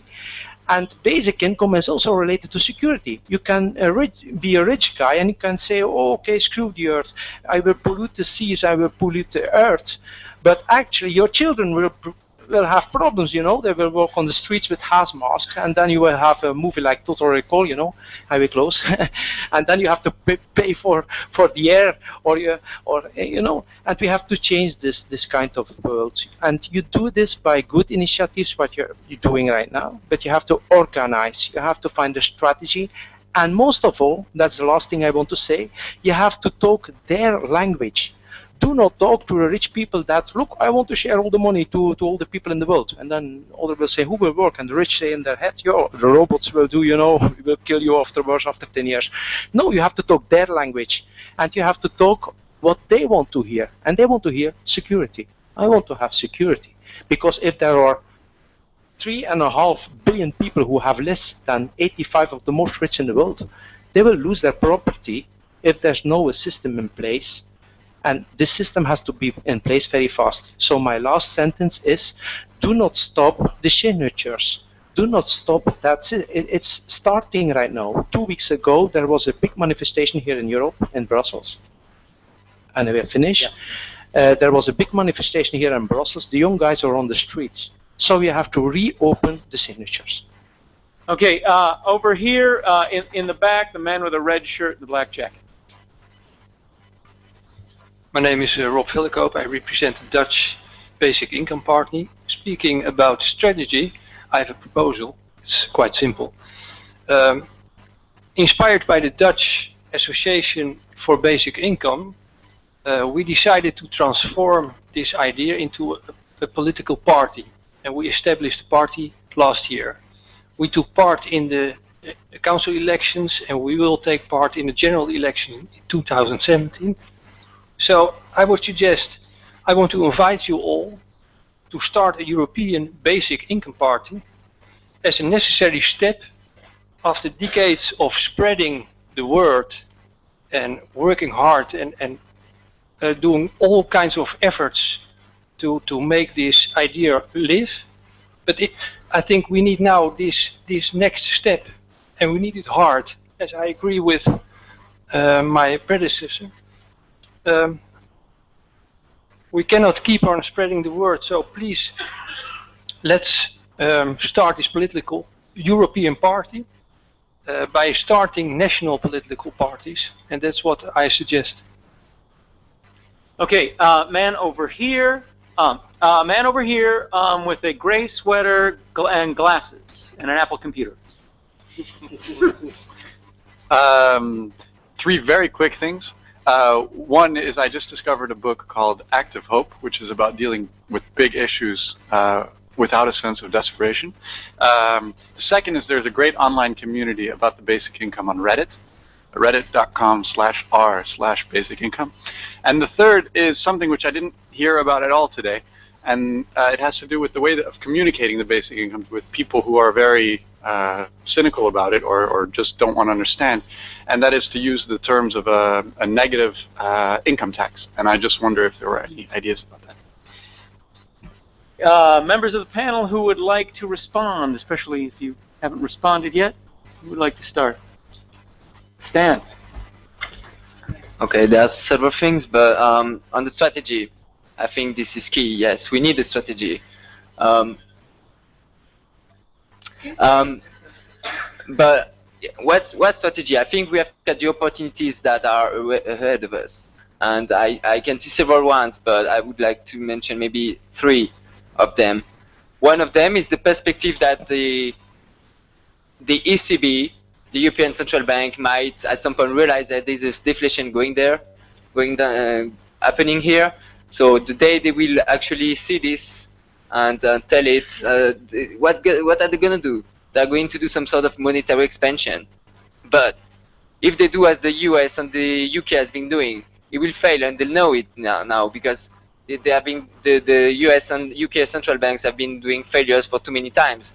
And I think the lessons are taken now that they must do something more creative. So in this debate about, okay, if the ECB has to do something in terms of quantitative easing, maybe we can hijack this debate and turn it in favor of a more direct approach towards the financing direct cash transfers to citizens. And I think this is a window of opportunity that is not nearly here yet, but it might open soon. And I think we must. It would be too sad that we don't take this debate and make good proposals about it. The second thing is related to the Eurozone crisis. It's similar to the previous point, but I think there's also a huge debate that is going to grow, especially among the new EU Parliament, that if we want to make the Eurozone survive, we need redistribution system across the borders of the EU countries.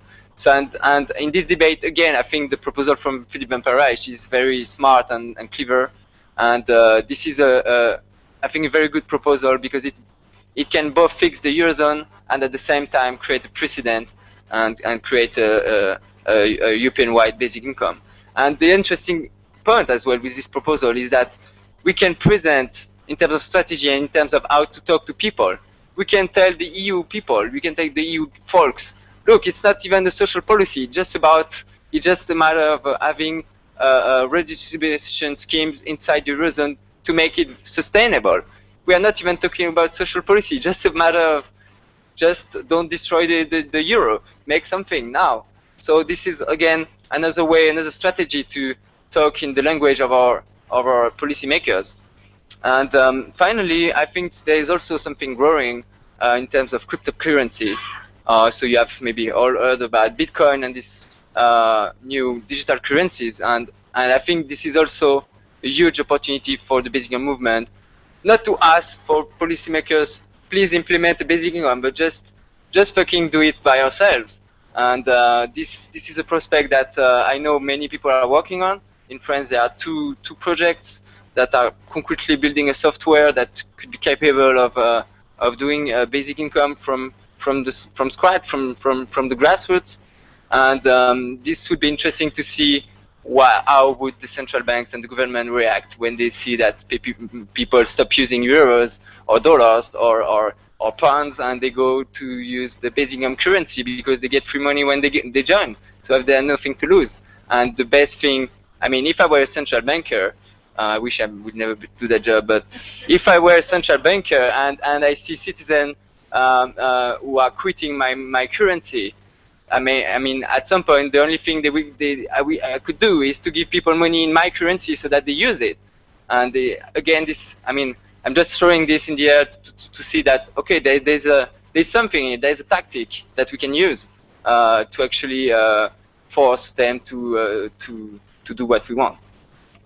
Thank you. I would like to warn the speakers. If you hear a cracking sound, that means you're overdriving our system. The system is apparently very delicate. I've been hearing that cracking sound all day. But what you can do if you hear that is back up a little bit from your microphone. That means you're either your voice is too booming or you're a little bit too close.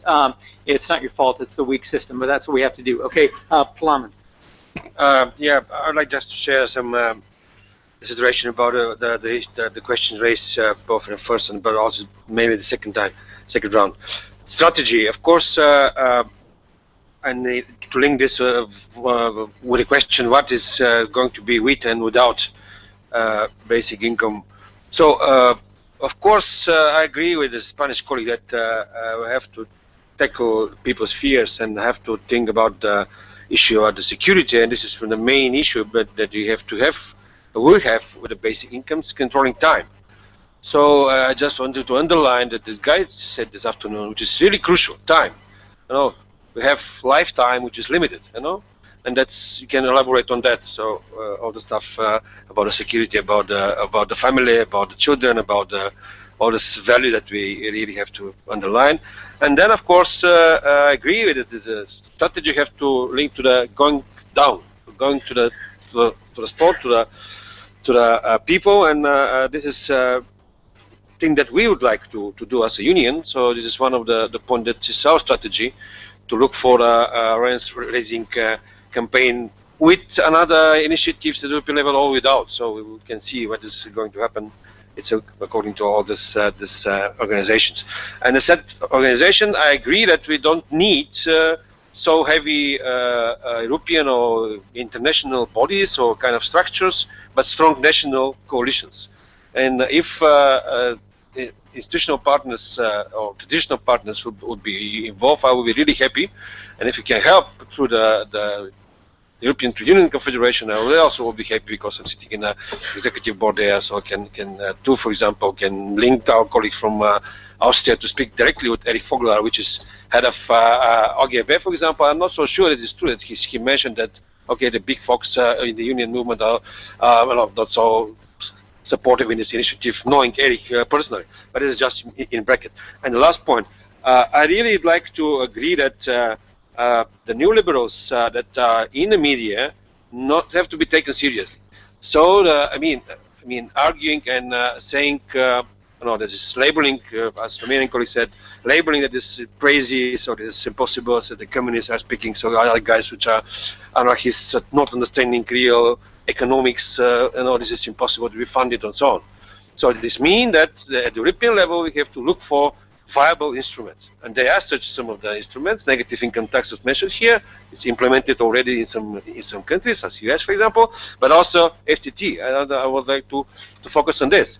Financial transaction tax, of course, is another big story about the funding industry, funding economics in general, but also funding such initiatives. So I think that we have to elaborate. I agree with the remaining colleagues that we have to elaborate specific tools that we have to put exactly in front of, okay, if you wanted to see how it's going to fund it, one of the things is like that at the European level, and to create really European special funds that this can start to run this basic initiative, basic income initiative, and of course to complement with the national welfare state. Thank you. I am going to be short, but I would like to talk about political parties and this idea. Well, I'm not sure if it's going to work or in the near future, but actually in Slovenia we talked about we would like to see European basic income party, but made out of people from all the Europe without the national parties. But right now in Slovenia we are opposing idea of political parties because we have such a system that at one you are political party, you have to become corrupted because our legislation is like that. So we are doing everything opposed to political party system. We are going to work through direct democracy as much as possible. We have already the legislation, I mean law on basic income prepared. It's in the public debate on the internet. And if we are going to proceed that, we are going to gather signature to get the legislation initiative again and again, and we are going everything to do through direct democracy. So that's all. That I will finish. Okay, let's go back to the. You want to say something? Okay. Yeah, I just wanted to add up with this party thing. My opinion is similar to what Valeria said in her first contribution, that it should go beyond or above the party system, and that it should be, I believe that basic income should be a basic right for people. I leave it to discussion, but at this moment I disapprove of creating national parties because it would create a new ideology, which would be the basic income ideology. But I believe that no matter what ideology will be leading the state, the basic income should stay as a right, as other rights that we have. So I believe it should be done on a different level, and I believe in the bottom line level that if you really convince the people, because it's for all the people, so really pushing the idea to society and let them decide if they agree or not on the party level. Okay, let's go back to the audience. We've got a very long queue of people, and I would like to get everybody in, so I would ask everyone to ask very short questions. The next person is the woman directly in the middle of the back, white shirt, red, purple scarf. A comment than a question, if that's all right. Sorry, I better put this on. It's on. I just wanted to reflect on what's happened today and to say that I find it very productive to hear so many different varieties of proposal for basic income, but at the same time to strike a note of caution, which is that we should not see these as problematic or as, in a problematic way, alternatives. And so to restate what I said earlier, I think we share a common principle, and there are many strategies towards that principle. And so in the case of the partial basic income, advocated at a European level, the case of perhaps a much more complex and more generous basic income advocated by many of those, specifically in Germany today, these do not need to be seen as alternative proposals. I think politics is a dynamic thing, and ideas are mutually constitutive. And once you have this principle established at a political level, be it at the global, or be it at the European, or be it at the national level, the idea and the argument takes on different forms at the other levels in a productive way.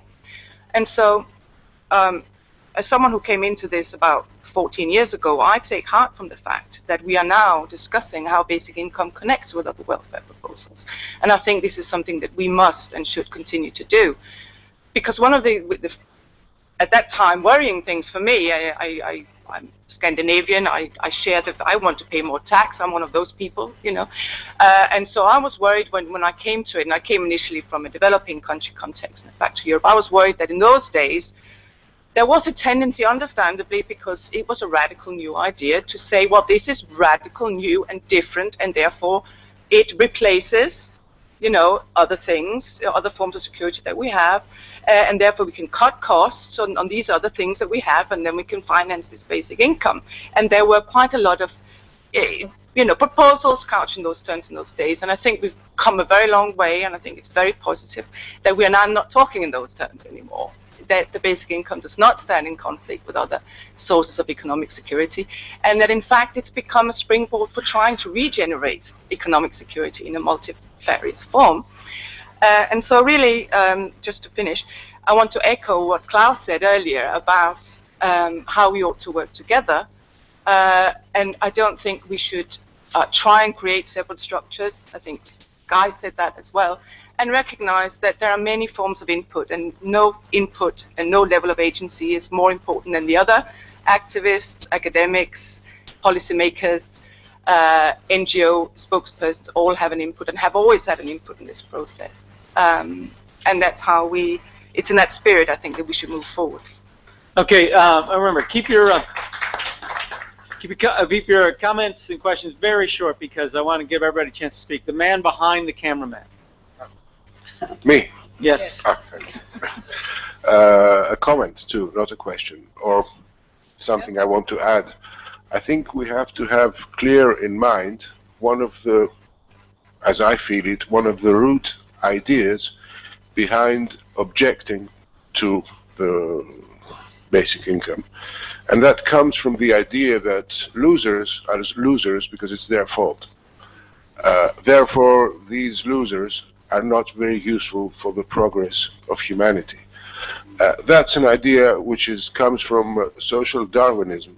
It's an old idea, and we have to focus on the ethical part of the solution we're giving, how we're going to give a, let's say, kill this idea, kill social Darwinism. Thank you. Okay.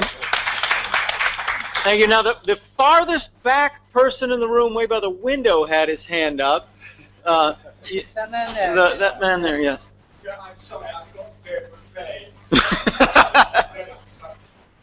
So hard. But now I go back to extremely realistically. That's starting. Nothing. 40 years ago, we developed all these ideas. Oh, it's very subtle. Thank you. I know who that is.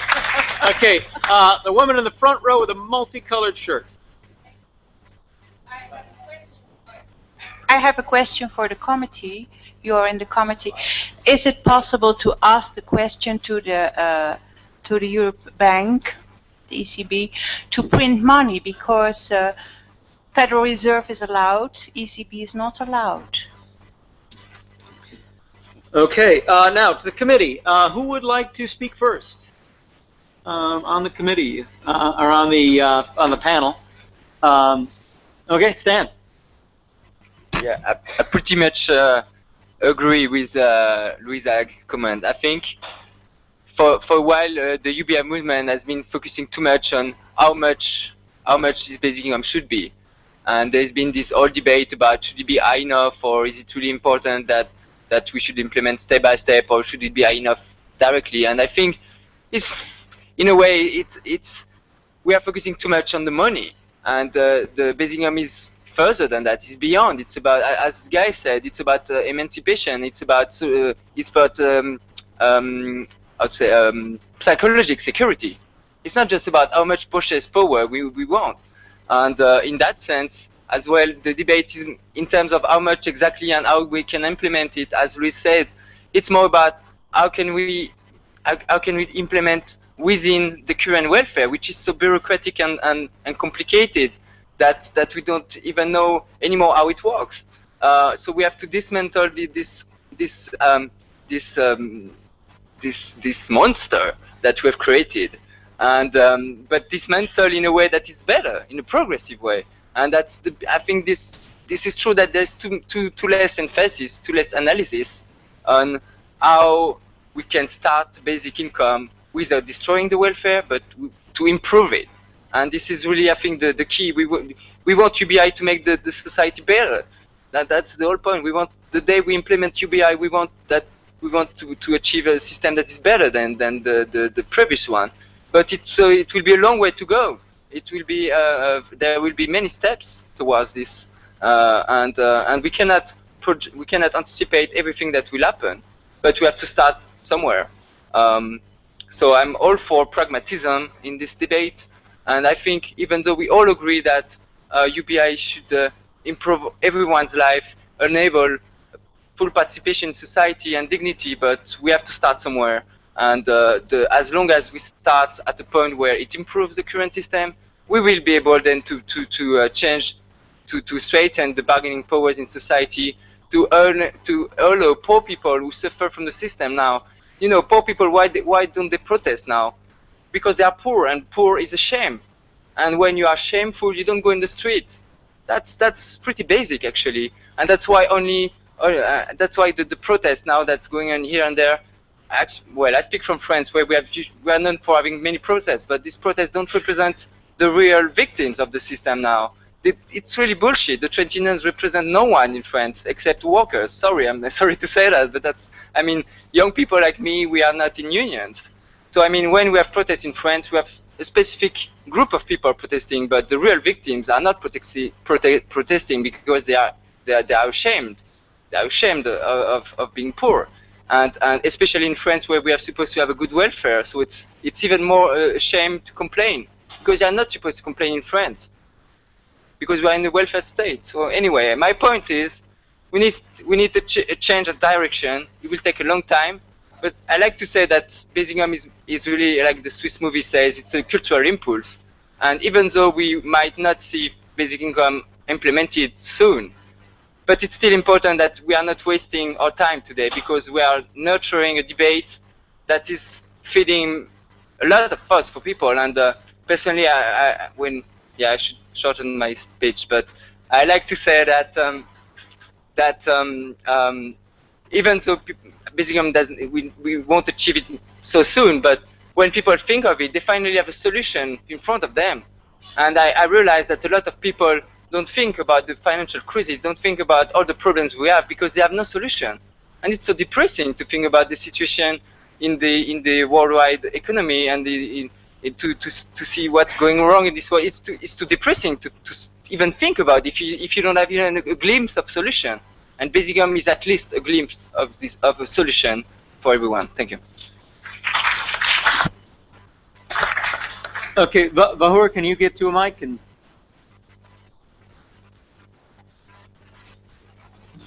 I would like to address one issue what was here earlier, that what happens if we don't address this issue soon enough, that as we see that our civilization has been like increasingly city-centered civilization, that more and more people are pouring from Eastern Europe to the wealthy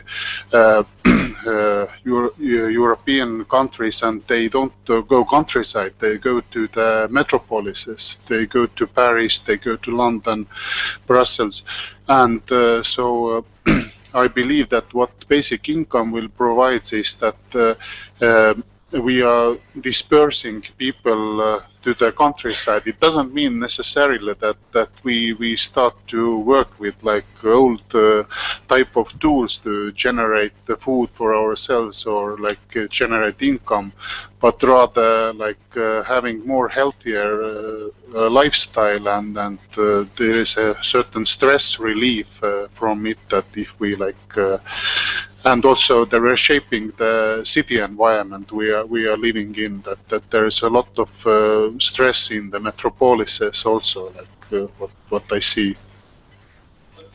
Samuel. Thanks. I'm referring to the question by the lady on the ECB, which is, I think, quite pertinent, because we have come from very different initiatives in different countries, but when we think at European level, or at least at the European Union level, we have to take into account that monetary context, which is quite restrictive in the European Union. So I think that a European basic income movement should also, I think, be part of a broader movement to change the European architecture, to do it more democratic. Talking from Spain, we are having these debates internally, in the sense that because there is really a constitutional crisis in Spain right now, so we're talking more in the context of constituent process to change the constitutional basis of our society. This is what is being discussed in the movement.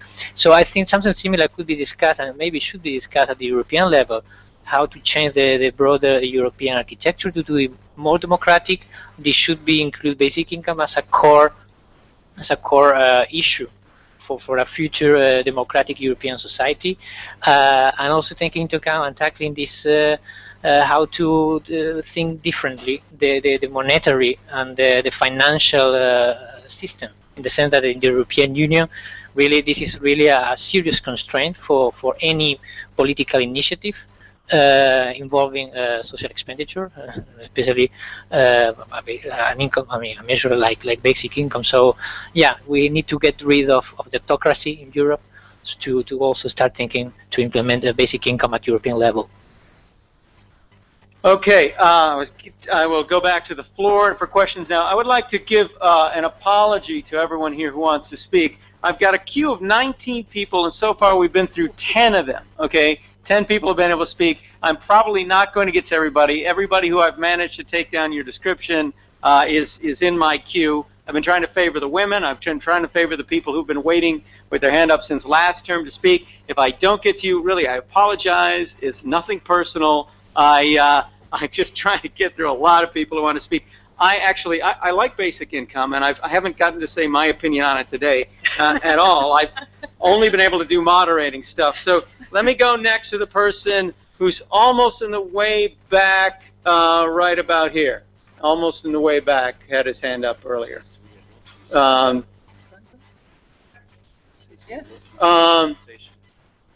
Okay, you. I apologize, it's long time and I have more things. First thing, don't expect that basic income will save everything. It's not a final solution. It's maybe just something which will help us to find final solutions. So don't mix ecology and sustainability, and basic income maybe become a way to find sustainability and ecology, to save ecology problems and so on. It's not the ultimate solution. That's one thing. The other things I want to say what Valeria said on the beginning. Don't undervalue the fact that some political parties in Europe, and especially the leading political party in Slovenia, wanted to take advantages speaking about basic income. It's the fact that we reached the point that basic income can't be politically ignored anymore. And this is something which we have to learn to use, how to get advantage from this fact. So, thank you.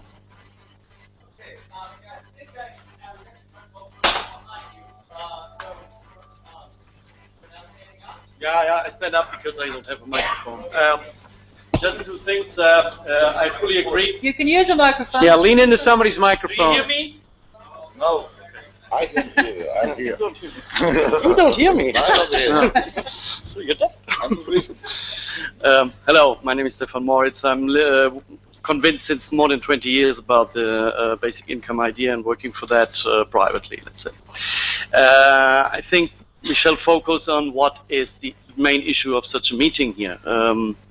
I fully agree, obviously, on the fact that we have to, first of all, focus on the paradigmatic change of ethics, from work ethics to sharing economy, from a global corporation, okay, to a global towards a global corporation. But in all the years that I have been talking about basic income with many people, I have understood that this is the most problematic point, and I don't believe that we can in any way imagine today to introduce basic income in a, let's say, technocratical or political way.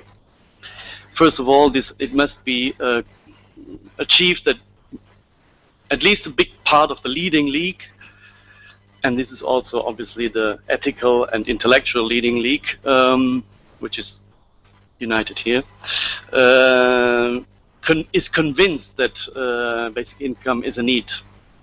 And this, from my understanding, leads also to think about that we don't need a further confederalization or a building up of a strategy, infrastructure, political spearhead that goes ahead and things that can in some way put conditions on the European Parliament or something like that.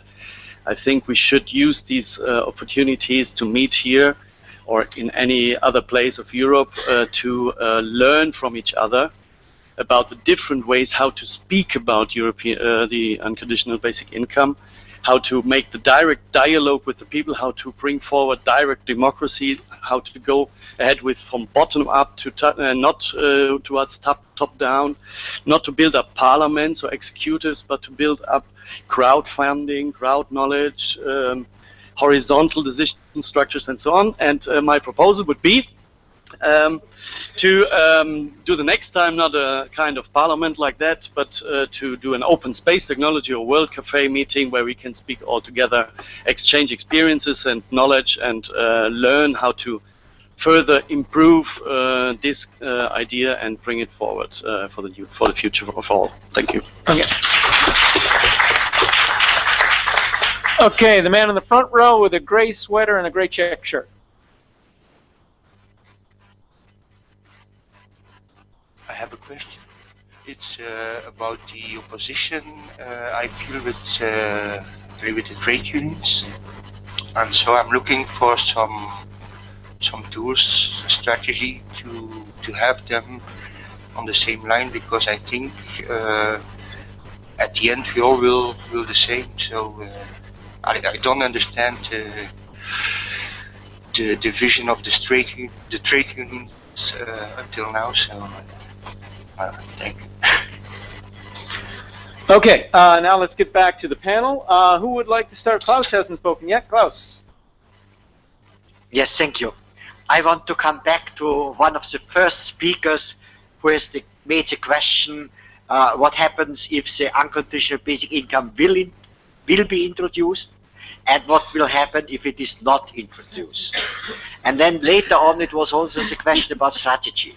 So I will combine these both statements and try to make an answer. I think if the unconditional basic income will be introduced, then like just Branko has mentioned, that is not a final solution. It is only the first element which we need, that we have time.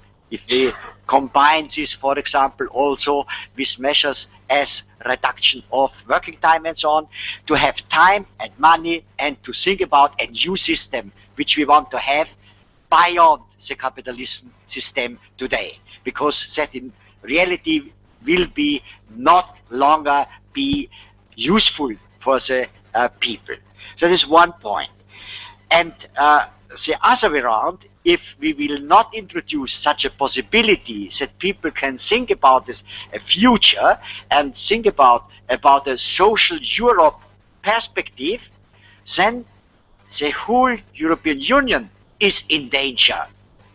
That it is not accepted anymore for those people which are on the side where they have only disadvantages from the neoliberal system and so on. And so I think from the strategy point of view, perhaps a kind of signal would be, which also was mentioned by Stanislas at the beginning already, and in the speech of Philip van Baarles, we should perhaps really try to introduce this euro dividend immediately as a signal that Europe is prepared to be a social union. If it is not yet an unconditional basic income with all 4 criteria, but with 3 criteria, that means universal, personal, and unconditional, but only not yet high enough, but give a socle for each country, the same for all 500 million European people at the moment for this step, and then say, that is a signal. We want to have a social Europe.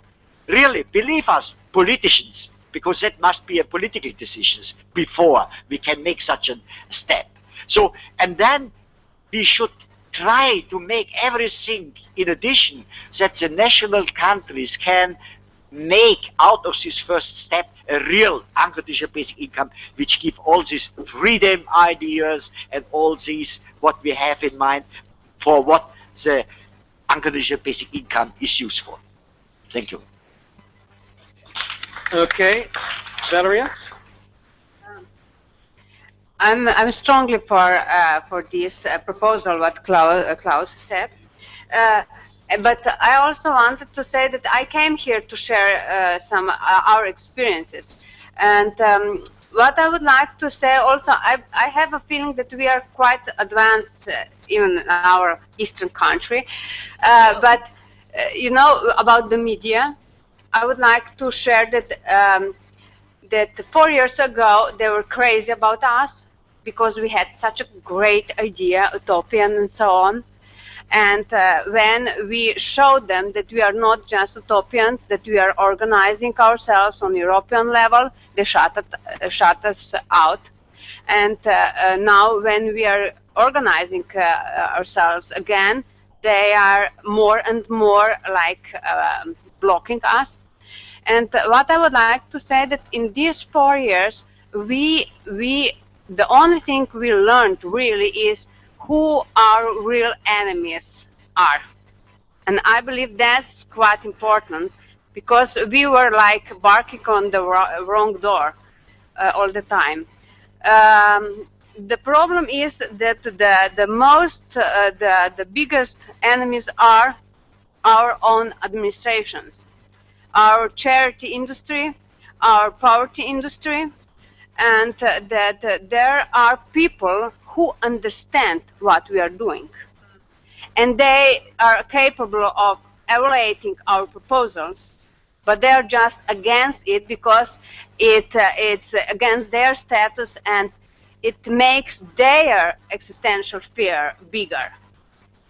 And so we are having some kind of catch-22.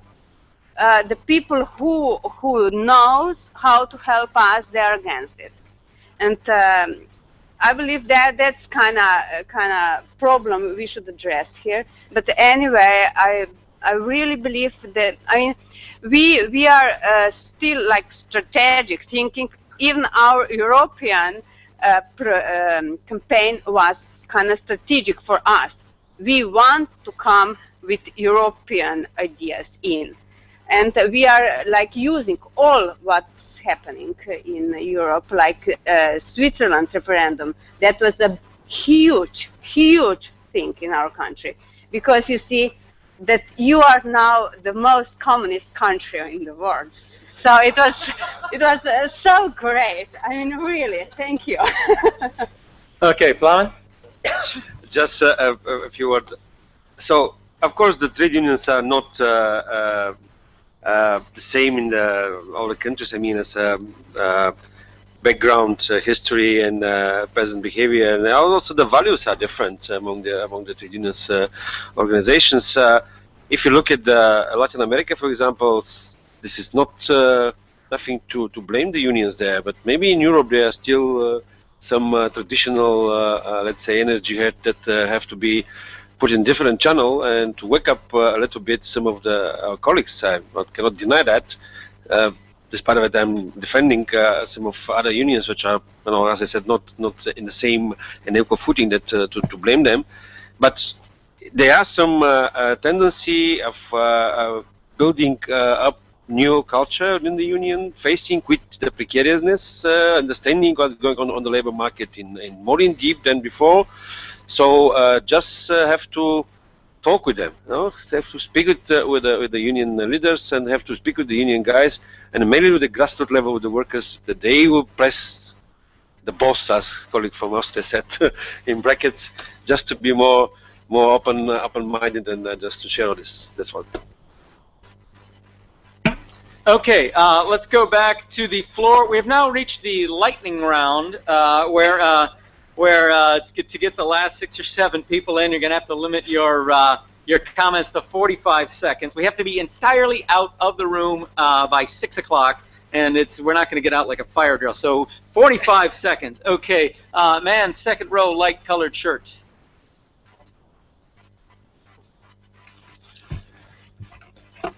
Yes, I would like to respond to Valeria, who said that there are some big enemies in the administrations. Maybe you are right, even certainly you are right.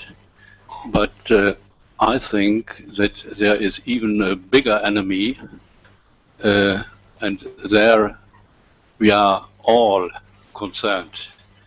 And this is what I would call, and it's not me who has invented it, it is a fear of freedom. We have spoken about fears. Somebody has differentiated different kinds of fear. For instance, fear of poverty, fear of insecurity, fear of bureaucracy. Maybe all this is right, but there is somebody who has named another kind of fear, which is just this kind of fear of freedom. It was Erich Fromm who has written a famous book about escape from freedom. In German it has been translated by fear of freedom. And I think the basic income is just the best message, because it gives a certain response on the level of security and another response on the level of responsibility and of just courage, the courage to accept the freedom. Okay, the person immediately to my left of you, a woman in black sweater.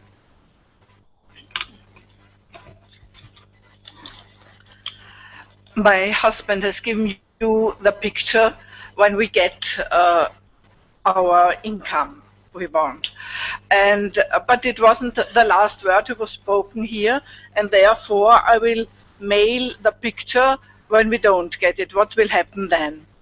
There will be resignation on the young people. There will be depression. It goes on. Werner Retz has mentioned health will go down by all the people. There will be more burnout, more illness. There will be a way that great enterprises will have the money and the power to say how we have to live. We can't decide anymore by ourselves if we don't take the alternatives which have been mentioned in the manifesto or something, some other alternatives.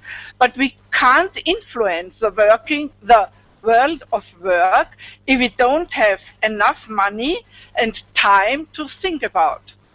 We have to think about what has to be changed, and we have to change it. We have to change society as it is now with concurrence instead of cooperation, and we have to change the whole system. And when we get our basic income and high enough, we have time, we have the power to influence the things. More democracy will be, and therefore I think it's very necessary to do so.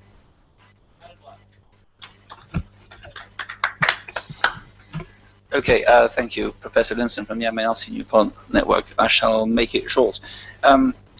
I'm here also, I guess, to give advice and offer solutions. During a high-level roundtable on smart grids, smart cities at the Berlin Mall, the European Commission publicly turned to us to tackle the complex challenge of interdisciplinary integration. How to integrate all the disconnected roadmaps, action plans, grids, and bubbles together. Well, this is a kind of situation we are in now.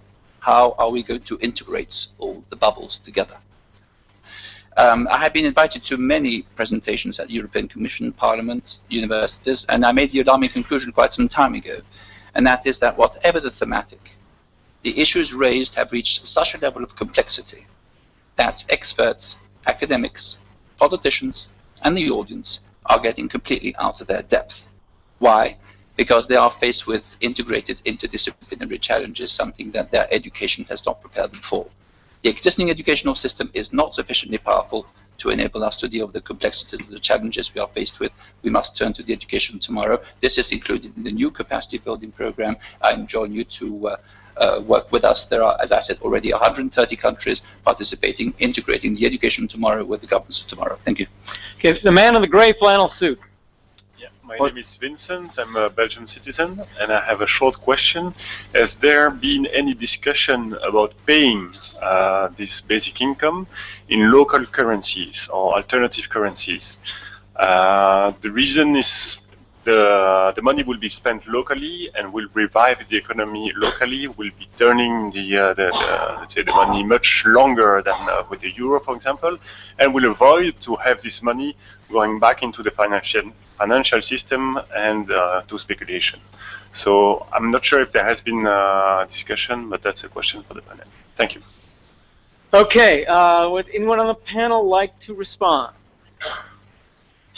Okay, Stan. Yes, maybe I can answer on the last question about local and alternative currencies, and I will focus on local currencies. In France, actually, one of the prominent founder of the new French movement that we created 2 years ago before the initiative, the ECI, is Frédéric Bosquet, and he's a prominent also expert on local currencies, and actually there are indeed many ways this could work. But I think the general idea here is that basically, I mean, the local currency could not be the main scheme. We could not even insure basically, I mean, the local currency to everyone in France, for instance, because there are places where there are no local currencies. So it will be difficult to imagine it in the first step.